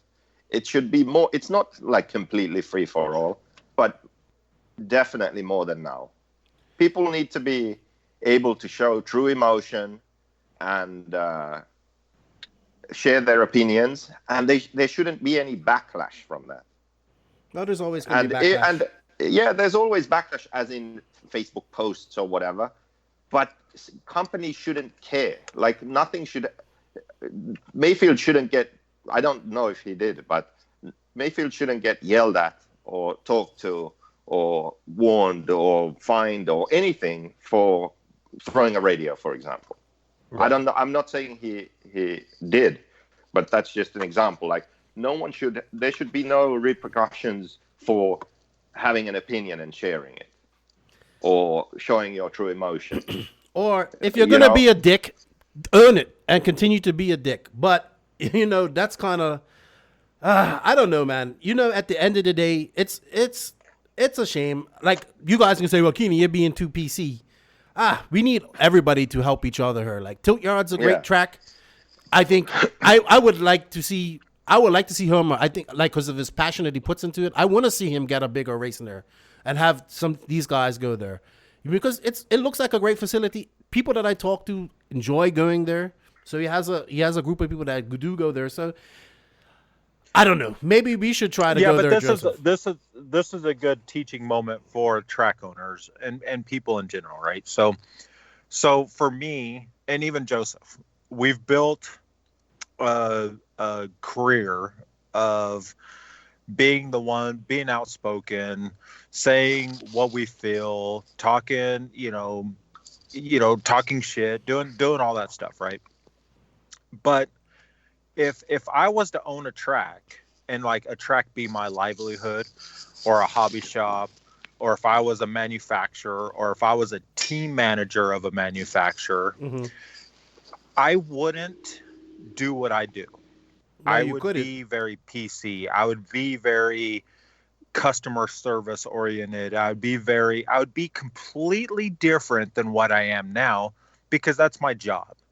And if I was a track owner or a hobby shop owner, I need these people to come to my race. So I'm going to do everything I can do to please people and not talk out of school and not talk shit. And I rely on the pro drivers to come to my facility, and I want the manufacturers to support my track.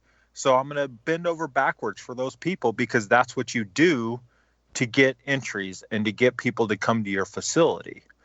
So in Homer's case, where he's made the choice to be open and controversial and say what's on his mind and piss people off, he can't then go back and be like, hey, why don't you support me? Well, because you've spent your career pissing people off. Like, you can't have it both ways. And so that needs to be a lesson that track owners and manufacturers and people who want to be pro drivers or whatever, you can't burn bridges and then expect people to back you and support you. It just doesn't work. Yeah, but bridges can be rebuilt. That's a good big thing about them, and that takes both sides to rebuild them. So yeah, but I don't know. We're pretty stubborn industry. I think we should get Homer on her and talk about Tilt Yard anyway. I think it'd be an interesting story. Yeah, that's kind of my second point. So the first was how everything's too PC in RC, and it's getting boring and stale. Like, let's liven things up a bit. Let's not get offended so easily about everything, and let's stop the sort of high school drama. We can have it, just let's not let it affect anything in reality. And then the second thing is about working together. So RC is a small industry, and it doesn't really ever go anywhere when companies in RC can't work together. Track owners can't schedule their races. Track owners in the same region can't figure it out and schedule their races so they aren't fighting for the same people and same entries. They can't work it out. So, okay, you have your race on the first weekend of the month, I'll do mine second, and the third track the third. Let's have this sort of schedule rotation. Like, they just can't do it. Big races, they can't really work together either. Manufacturers can't come together and do anything sensible. Everyone complains, no one's able to collaborate. That seems to be how it is. Actually, RCGP, if there's one thing that RCGP seems to have been able to influence, it's this. Now it seems that Masters of Europe, big European races working together now, So maybe there's hope. There was something else also that happened, some other collaboration. What was that? The Dart and Buggyland. Yeah, the Dirt, Buggyland, now working on something in America. But I don't think that was it. There was still something else. But the point being that it makes sense to work together. It really does. How about Jeff? The other thing Jeff, are you there? Yeah. Okay. The other thing I was talking about is renting a track for a race. Right.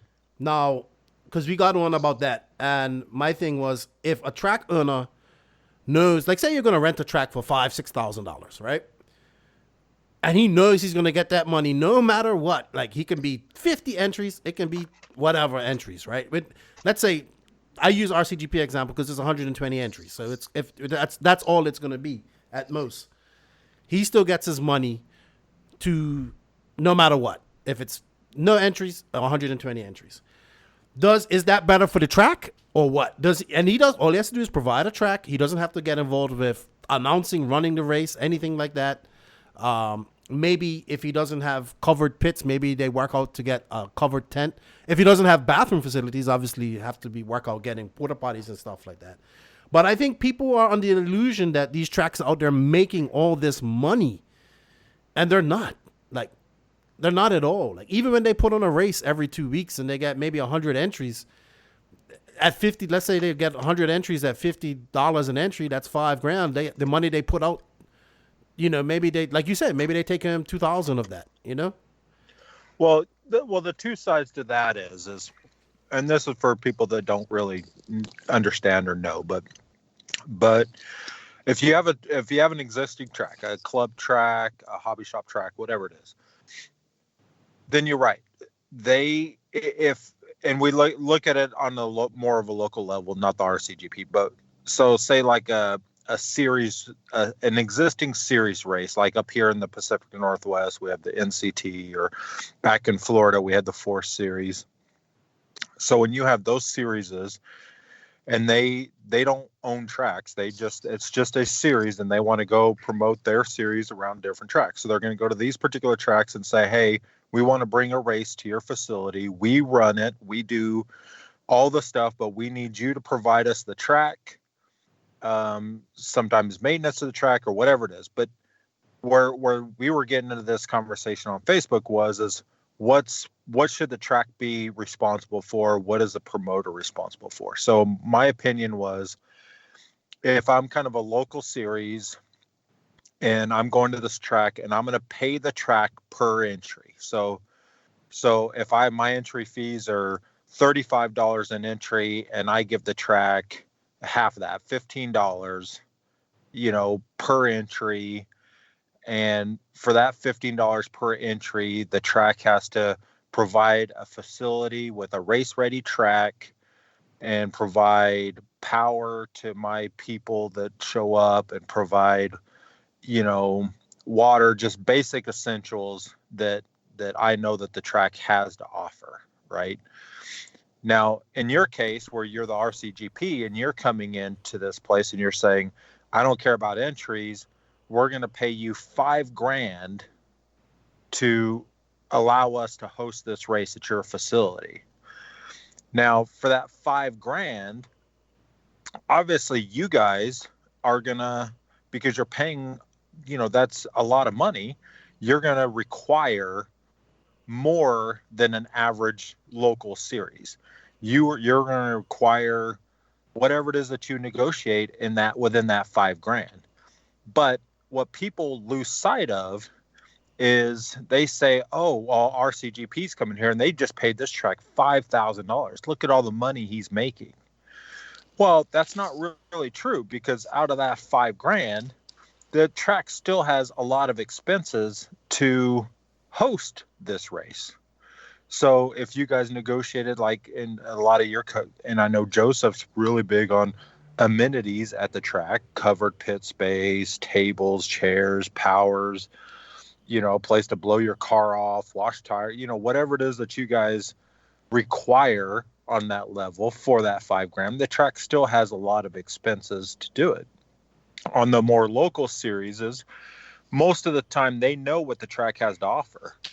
So if I know that this track doesn't have power at their facility, then either I'm going to negotiate a per entry price that either I have to bring in power as a promoter, or I'm going to say I'm going to give you a little bit more per entry, but you have to provide the power. Or you have to provide this, or whatever it is that you negotiate. Most tracks have bathroom facilities and power, and okay, I can see maybe a covered pit where maybe you either you require that, maybe if he doesn't have it already, or maybe a tent. I don't know. What do you think, Joseph? Are you there? Yeah, I'm here. Can you? What are we even talking about? Like, what's the point? You know what? Let's end this. What is it? I thought this was supposed to be the rant.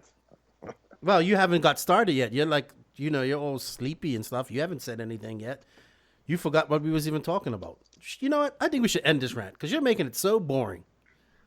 I'm making it boring. You're talking about always fucking boring. organizing races or something. We're talking about, is it better for a track to get $5,000? Like, let's say, for instance, okay, here, I'm going to offer you $5,000 to rent your track no matter what. Here you go.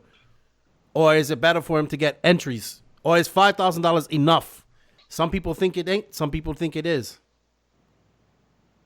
Well, they need everything, a bit of everything. Isn't that the best? Yeah. They have their own big race, then that of the year. Okay, nice. You just then they rent the track out a couple of weekends, and then day to day they just have weekly club racing and practice. You know what? what? The hell? It's not rocket science. That's how it works. Look at OCRC. If you want to look how it works, look at OCRC. They have a business that runs well. They have a shop. They have a track. They have birthday parties for kids, company events or whatever, where they rent out short course trucks, and people, they have a bit of a program they do, and kids have fun, companies have fun, whatever, team building. Okay, they do that.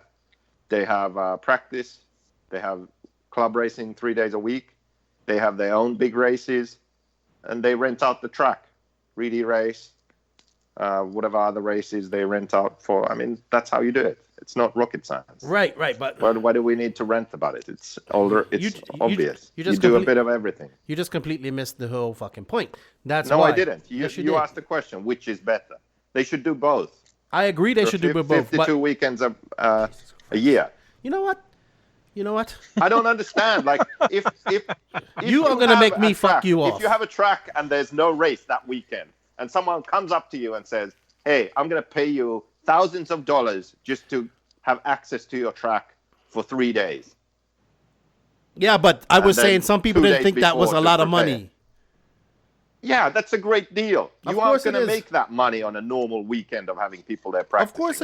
Of course it is. No, yeah. That's why it makes sense. But you can't do that always, because you always also need to have the track open as much as possible so the locals will happily go there every week and every weekend. If it's like every second week it's closed because of some event, locals are going to get pissed off and maybe go somewhere else. Fuck, this isn't really a good topic for rant. I mean, it kind of turned into a rant because it sucked as a topic, and I got pissed off. So I had to explain to you the fucking basic business. How do you run a track? Jesus Christ. You know what I'm. Really dumb. I'm. The dumbest topic for a rant we've ever had. We was trying to cover something because people were talking about it. $5,000 wasn't enough to rent out a track. Okay. $5,000. I'm sure $5,000 is enough to rent out the track. I mean, do the math. You know what? You know the one thing I'm really fucking glad about. Okay, you know what? I'm actually gonna do the math now. Okay, 5,000. Okay, 5,000. Let's say weekend. Thank you. You get Rupert more Pumpernickel's business on shirt a up. weekend. Let's say how much would that be an average? 100 entries at $50 an entry. Maybe like $3,000 a day. If it's no, sorry. Let's see. Let's do some math there. It's pretty funny when Joseph gets irritated. Riled up. You know what I'm glad about? I'm just glad that this week the drama didn't involve JQ or you, to be honest. I'm just happy about that. Like, I was able to sit off this week and just be like, thank God. Jesus, now he's going all science mode. You know though. Yeah, I mean, it makes sense. It's just, yeah. Yeah, but I think people are unrealistic about how much tracks actually make. You know what I mean? That was my point. Most tracks probably don't make much of anything. Yeah. No, they're struggling to break even. Yeah. So, hey, Jeff, now I'm going to call you out. Oh, good. Have you got the sand out of your mangina, and are you fucking coming to RCGP? I haven't decided yet. Jesus. I haven't paid my entry. Yeah. You have 20 more days. I'd have to ask, because, I know RCGP is so fucking popular, and it's just, you have waiting lists to get in. So well, it's at 100 I guess now. My question is how deep is the waiting list to get in, and would I still be able to? All right. Now I'm going to explain it to you.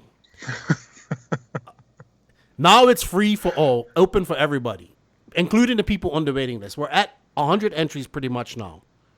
So it's 20 spots left. So you better get your entry in. So do you anticipate it actually selling out? I don't know. I'll be honest. I think it would get 100 entries, 102. I mean, But- Joseph's already told us that he doesn't give a shit how many entries show up. Oh, so good. it's not So a big deal for good. him. Before we end this, so we can end this on a bang. Let's clarify that because you pissed him off enough where he couldn't even finish it. Joseph, What's that? What's that? explain to Jeff about your whole entry spiel last week. Jeff, don't The fact interrupt. that he doesn't Don't get- interrupt, he's- Jeff. There's Yeah, so nothing to Jeff explain. doesn't- He's already said he doesn't give a shit about entries. No. He's happy No, with 10 entries. that's not my word. Jeff, don't interrupt. I said, listen, okay, I'll explain. This is the last time we're going to talk about this, okay? This is the last time we're talking about entries, okay? We're talking about entries. So the business model for RCGP is very different to DNC or PMB or all those races. Those races, the more entries you can have, invent, create out of thin air, the better, you know? If you can have an extra class and just squeeze 10 more entries out, good, do so. RCGP, it's different because the business model is not built around open class entries. So I said RCGP can succeed with 10 entries in every race, and it can fail with full entries every race. And that's because if RCGP does not gain outside industry sponsorship and also industry support in sponsorship, then it will fail, regardless of if the races are full or not. It won't continue. Like the next 2 years, let's say every single RC2 class race is full, but we get no outside sponsorship and kind of lukewarm reception from the industry, it's going to fail. Do you see what I mean? Like those entries is not what's going to. So he does. We definitely want entries. fail. We definitely want entries, but the business, like for instance, yes, Dave needs 600 entries or more. He needs big entries to survive because he's doing that as a business to make money. Joey the same, and it's absolutely nothing more with that. But we're just used to that in our business model of RC. Let's put it this way. Joey doesn't necessarily need sponsors to have a successful race. But if he gets sponsors, it's good. It's a good thing. It's just more money for him. You know, but he could survive on just the entries. Do you see what I mean? No, I get it. But with RCGP, where you guys, this is the part that you guys aren't realizing is that I get your business model and I get that that's where you want it to be at some point. I totally understand that, where you don't have to rely on entries to succeed. No, it's not relying on entries. It's just we can't have big entries. You can't have RCGP won't work with 600 entries. It won't work. No, I know, but it's not going to work with 50 either. No, of course we want 120 entries. I want 120 entries. Because on the same token, with the amount of entries that you guys are currently getting, there's the outside interest isn't going to be there unless you're getting big attendance. Outside industry interest has zero to do with RC2 entries. That's where I disagree. I can guarantee that. It has to do with the. I disagree. Yeah, it has to. 100% sure. It has to do with industry and sponsorships. Yes, I can see how the open class is important for that. Outside industry has zero. It doesn't matter. I disagree because outside. No, listen. All right, outside industry doesn't people. It still comes down to people. You got to have people. No, you don't, because the open class being full, it's still such a small amount of people at the race that no one will give a shit. That an outside company will care about the coverage, image, online content, and views and such online, not at the event. Like if you have 200 people or 500 people, it's nothing. This is this is where tens you're of thousands disconnected. of people. No, tens Jeff, of this is where thousands you're of not people. understanding. This is where you're listen. disconnected. Can I finish? Can I finish? No, you can't You because need- you're a fucking idiot. See, No, now you're there's getting no- upset. There's no way. This is why we don't. absolutely This no is why way. we never finish the topic. Jeff, be quiet. Can Let I him just finish. explain and then you give your side? Okay, let me explain. Let Okay, me finish, okay, go and ahead. Then you can have You've have explained all reply. this shit before. No Go ahead. outside company is going to care. It isn't going to make a difference to them if there is an open class with 100 more drivers. It doesn't matter if there are 100 entries, 50 entries, or 300 entries. The reason is that the amount of people at the event itself is too small.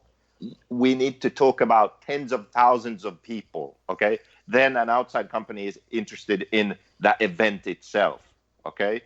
But if RCGP is something that joins existing events, okay, first, then it becomes completely irrelevant how many RC races there is, as long as the show is good. What outside companies can get interested in is the show. So all the videos, all the content, all the storylines, the racing, online content, social media content, that stuff. That's what they can get interested in. And then those viewers and potential viewers, that's enough of something to support. But the event itself, with an open class or not, it's too small. It does not interest them. If it did, we would have had outside the industry sponsors at all these other bigger races that get 300 people. Because let's be realistic.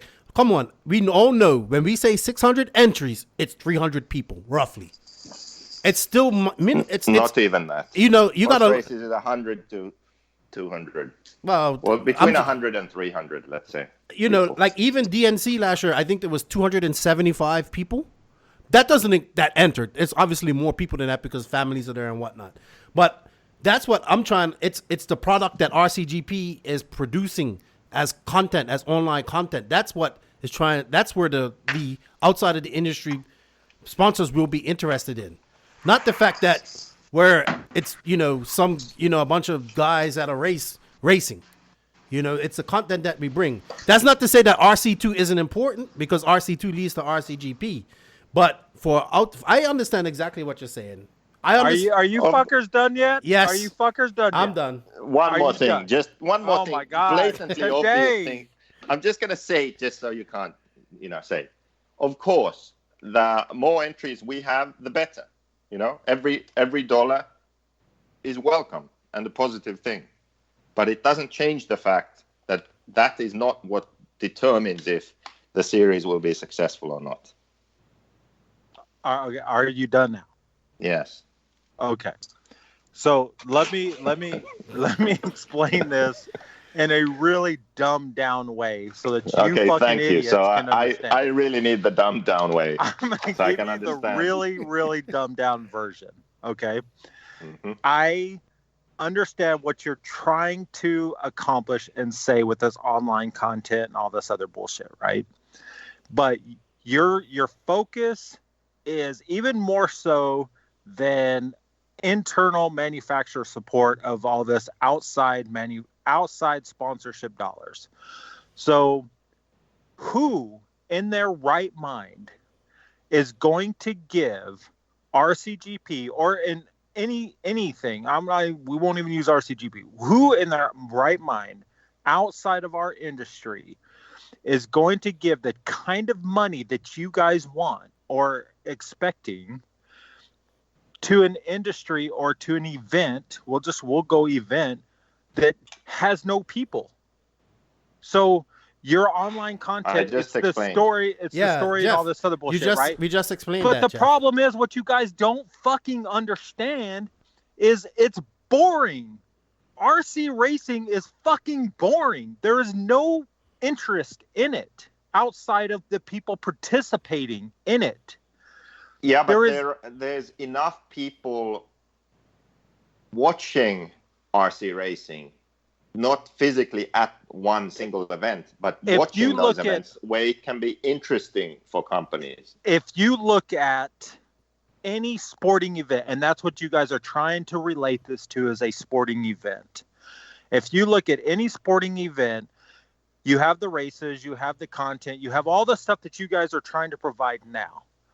But the big difference is at some point during that sporting event, the cameras are panning out to the tens of thousands of people that are lining the track or the event, showing all the participation outside of the actual event itself.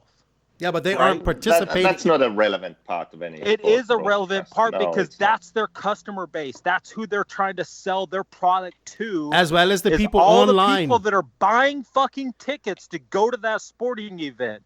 All the people that are sitting there spending their entire day at the event to go watch cars go around a circle or go down the road or fucking whatever it is that they're doing. There's still an element there that people are paying to go to this event. There is nobody ever going to spend money to go watch an RC car race. Okay. It's not going to fucking But Jeff, happen. you know what these fucking people pay for? You know what Monster Energy pays for? You know what all these, I'm going to use NASCAR friends. You know what they pay for? The people that are watching this shit on TV. If that's the case, then this stuff wouldn't need to be on television. But again, or streamed online to be promoted to millions and millions of people around the world. Then that wouldn't be necessary. That's where their dollars are meant. Don't fucking understand. That has to stop because nobody's done it. Millions of followers. Because RC car racing has 10 followers. Because it hasn't been done and nobody's promoted it yet. Or tried it's it. Never going to have that kind of viewership ever. No. It's too fucking you don't boring. Understand. Just because, I mean, yeah, Red Bull isn't going to pay millions to RCGP, right? Okay, that's fine. But there are a lot of other companies, not just Red Bull, in the world. You know, for a smaller company that wants to do international promotion and grow their brand, if it's the right type of product, right type of brand, RCGP could be a great avenue to get the brand out there. Why would they choose RC car racing that's boring over it may be boring to you because of the people that they reach.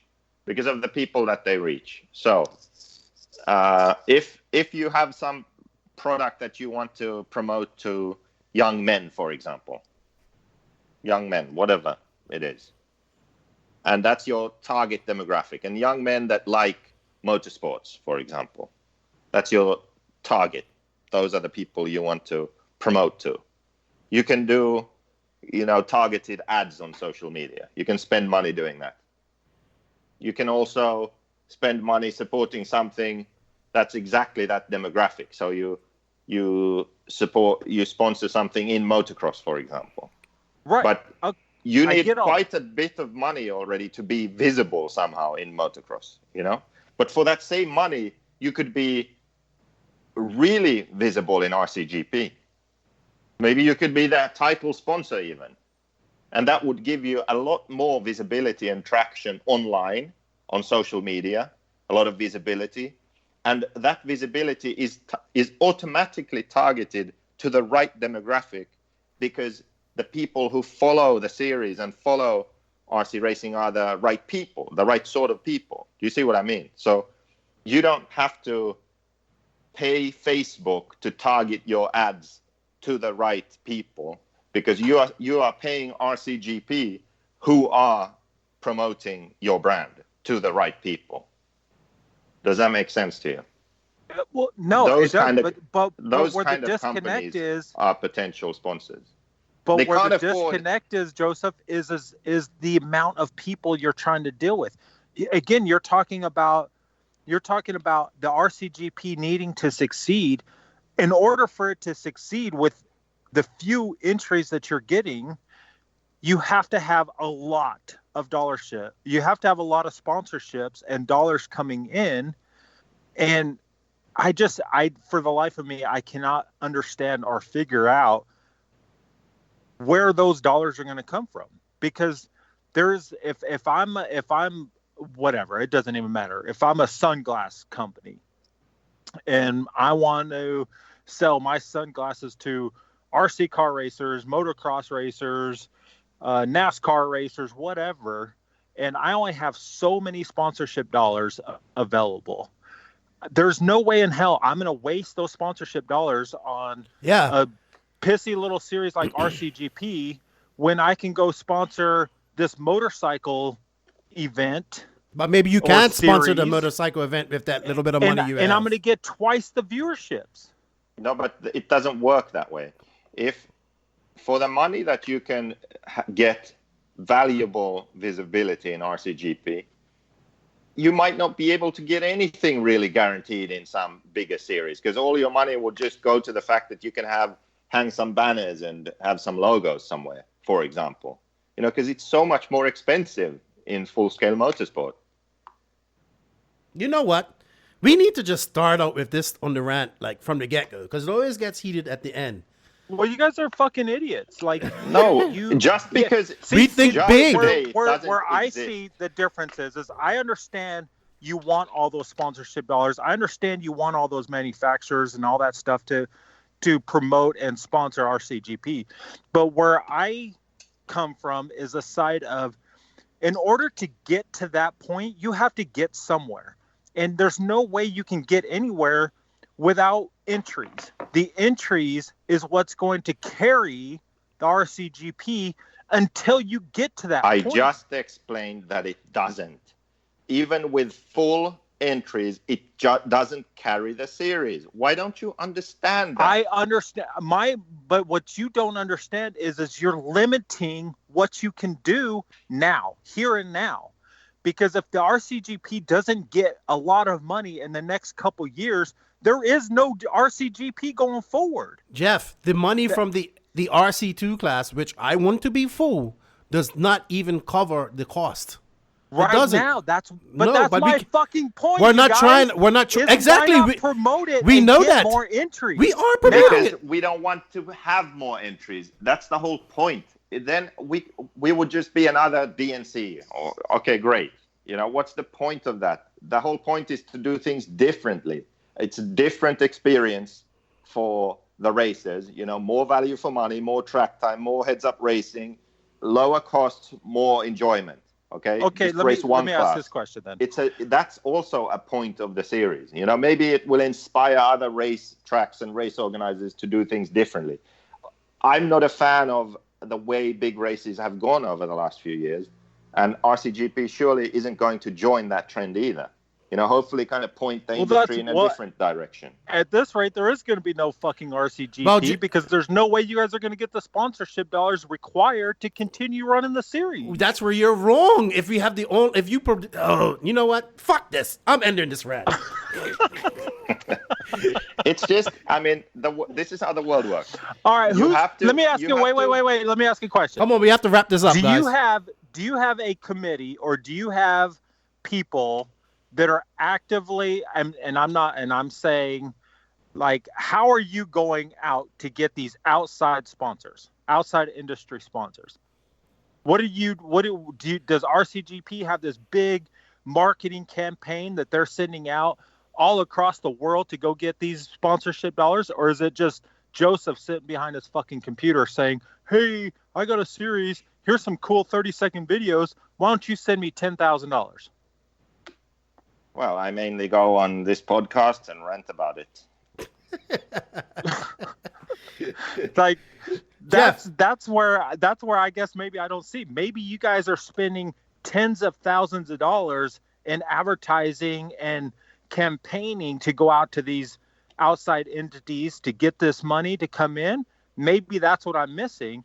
But right here, right now, all I can see is RCGP is going to require and rely on all this money from sponsorships to come in because they don't need the entries or they don't want the entries. No, nobody said we don't want the entries. We want to keep the entries to a cap. That's where you twist things around. This is what's annoying when we have, discussions with you, because you intentionally twist words to suit your narrative and sort of try and win and score points. The whole point was that I said RCGP will not succeed just purely based on open class entries. We can have full races and still fail, right? And you make that out to seem like we don't want entries. I mean, it's stupid. There's no point in talking. Well, you don't. Of course we do. We want 120 entries. That doesn't mean we don't want entry. The fact that I said that even with full races, RCGP can still fail if we don't get sponsorship. Okay, that does not mean that we don't want entries. Okay, are you really that? Okay, stupid? what were you limited the entries to? What, 150? Is that 120? Right? Correct. 120. Because wait. Oh, so Jesus 120 entries is your limit. No, you won't take any more. No, 120 entries. Okay. Yeah. So this is where I'm saying you don't want entries. This is why I can continue to say that, because 120 entries, Jeff, is a fucking club race. Jeff, that is no bigger than Neo Buggy took. What was Neo's Buggy limit? 200 entries, something like that. 200 entries. Okay. Because you know so why? You listen. About Neo-Buggy. Because we're doing about entries. They don't want entries. That's not a negative. And yet they fill out. You're taking that comment as a negative, and it's not a fucking negative. No, but people listen to this. The way you are saying it, it would be negative. That is negative. Of course, it is not. It's a simple saying that you guys do not want entries to succeed. That's not a positive negative way of saying it is we prefer providing the races with quality and value for money over squeezing out every last entry and that's a lot of fucking words to say. I don't want to say all that. You know, you just want to. Yeah, and then you know what? People are like, I agree with Jeff. RCGP doesn't want entries, because if they did, they would open up and they would have 1,000 entries. Don't. Of course we want entries. 120 is nothing. Yes, but 120 club race. 120 provides people with minimum 96 minutes of quality track time. Oh my God, who gives a shit? Lots of people. 120 the racers is nothing. You know what? It's going to be great. We don't have to be there at fucking 6 a.m. in the morning. We're not going to leave at 1 unless it rains or something like that. Hey. 120 entries is the same as about 300 or more entries at a U.S. race. Just for your information. Because it's 120 people. At U.S. races, they on average race 3 classes. What's your point? So the point is that what the fuck is the point of that? Who gives a shit? You are saying that the race is small when it has 120 entries. You have to think of a U.S. That's race. Tiny. That's a fucking club race. No, it isn't, 360 entries. A U.S. race that has 360 entries is not a club race. Okay. Okay. Whatever. You can say it. You can justify that however you want. It doesn't matter to me. Again, I'm not. This isn't a negative. What I'm saying, what I'm trying to understand or get you guys to understand is the fact that if there's only 2 ways a series, a RC car series, can survive, and that's either with money outside of entries and or entries that bring in money. Right? You got to have money to survive. And in this particular case where you guys, and I'm going to say it again, don't care about entries because that's not what your business motto or your business plan or your vision you should change the way you is. say that. You should say you don't prioritize entries. Shut the fuck up. I don't need to use your fucking words because they're pointless. Because then that word actually explains the reality of the situation. Oh my God, you're a fucking moron.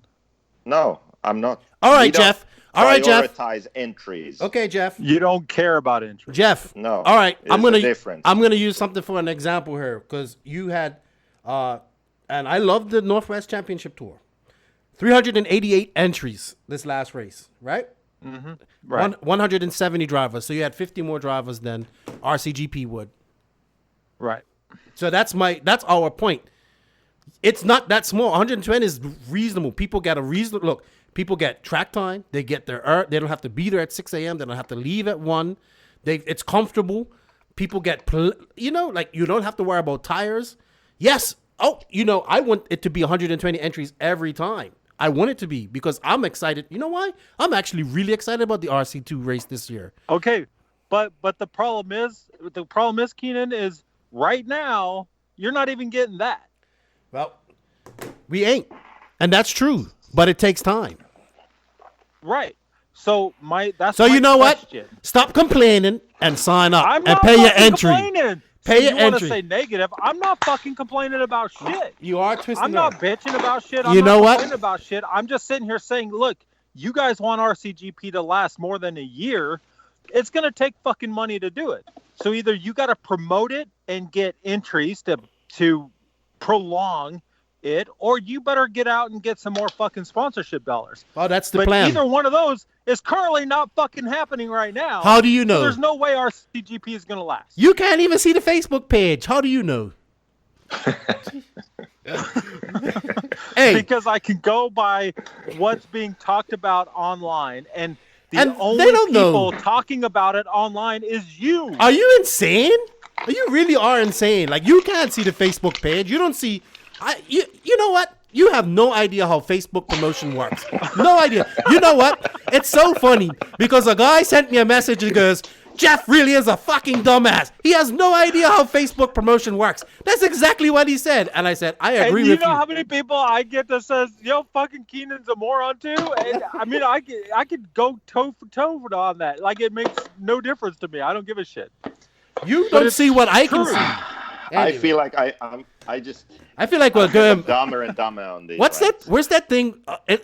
What's that movie with the butterfly effect or something like that? Oh no, it's something where we keep Groundhog Day. We're doing Groundhog Day here. We wake up we come to each rant and we always end up on this. Okay, but here's the other I'm thing. Seems like you want to be on this RCGP ship. Now, what about Joseph going on last time about Jason Rona's discussion on? We would like to end this. Path. Well, what about it? Well, 1 hour and 30 minutes. Okay, you want to sit here and you want to sit there and talk about how putting words in people's mouths and twisting what they're saying. I didn't twist what you said. Fucking did that to Jason. No, how he didn't. did I do it? Because again, you want to sit How there did I twist it? How did I twist what he said? Because what you're trying to No, he didn't. The narrative that you're trying to put out there is that Jason is just completely against RCGP. He is. When did I say that? But he is. But he completely is against it. He said it for 25 minutes. He won't allow Mayfield to go race in the RCGP. That's true. And all this other bullshit. He said that for 25 minutes on his podcast. He voiced his opinions for 25 minutes. He voiced his opinion on why he doesn't feel like the RCGP is going to go what you guys initially put out there as the whole growing the hobby. The RCGP is going to grow the hobby. Yeah, it is. But it's going to take more than fucking 8 months. Guys in what you're doing. That's he fine. He doesn't agree that it's going to grow the hobby. That's fine. I'm sure when Rona first started J Concept, everybody laughed at him and said it isn't going to work. But it takes more than 8 months to make something to happen. And I respect Rona. And I think he's super. I respect what he's done in the industry and all that type of stuff. And he treats me good every time. Jeez, and Joseph, they're making noise. Every time we go to a race, he's entitled to his opinion.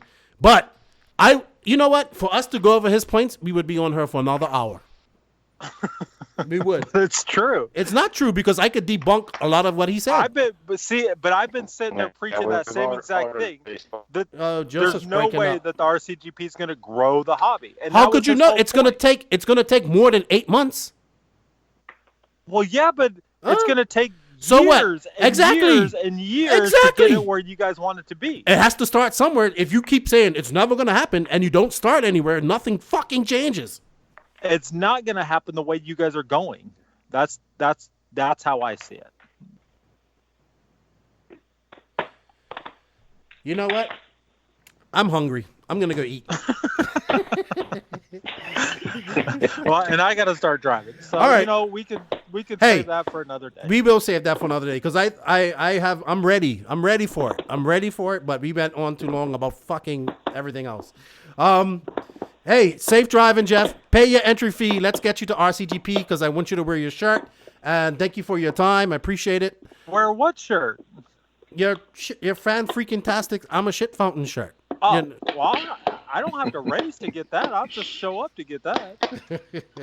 Just race. I see now. Joseph, what are you doing? Like, you know what? Time to end this rant. Joseph's making noise. Jeff's got to drive. You know what? Thank you guys for your time. Thank you, everybody, for listening to the No Name RC podcast. And, yeah. Maybe we need to add e-buggy to RCGP so it pays the bills. It would be a good idea. It would be a start, but then you're going to go over your 120 entries, and that's just not going to happen. Yeah, but e-buggy can just be limited entries like they do at Neo. They only have, they used to have like whatever many entries for Nitro Buggy and then like 70 entries for e-buggy. Yeah, but you can't have more than 120. So just pay your damn entry fee. And yes, I'm a moron. Actually, I really hope that Jeff goes to RCGP too. Why? So we can have these arguments in person and I can slap you? No, because I'm gonna get you in the nuts with something when you aren't looking. It's gonna hurt. Hey, and we're gonna get it on video. And then I'm gonna feel better about all of it. So you're gonna kick me in the nuts, and then Drake's gonna punch me in the face. That's how it's gonna go. That pretty. Yeah, you will probably unite me and Drake again, and then we'll be great again. All right, I gotta end this. Club racing in SoCal will be great again. Okay, all right, shut up. Anyway, thank you for your time, both of you, and I'll talk to you next week. All right, peace out. All right, bye-bye. Okay, bye. Thank you, everybody, for tuning in to the No Name RC podcast. We greatly appreciate your support. We can't do it without the No Name RC squad, all the listeners from around the world. Thank you to our sponsors, RCMX Online, Euro RC, Tekno RC, JQ Racing USA, or JQ Racing period, 454 RC Works, BK Servos, Pop-Out Willys, Traction Tonic, Bipolar Designs, and Beach RC, man. We can't do it without you guys. So thank you to all our sponsors. Keep listening, guys, and keep supporting the podcast. Remember, Nitro is the glory, but e-buggy pays the bills. All the guys that are going to Southern Nats this week, have a blast. Let them know that Nitro is definitely the glory. And if you ain't grinding, you're sliding. If you ain't having fun, it doesn't make sense. Lefty out. Thank you for listening to the No Name RC podcast. Please tune in next time for more fresh RC content. And if you can, please also support us on patreon.com/The Quay Grain. We will greatly appreciate it. And don't forget, Nitro is the glory.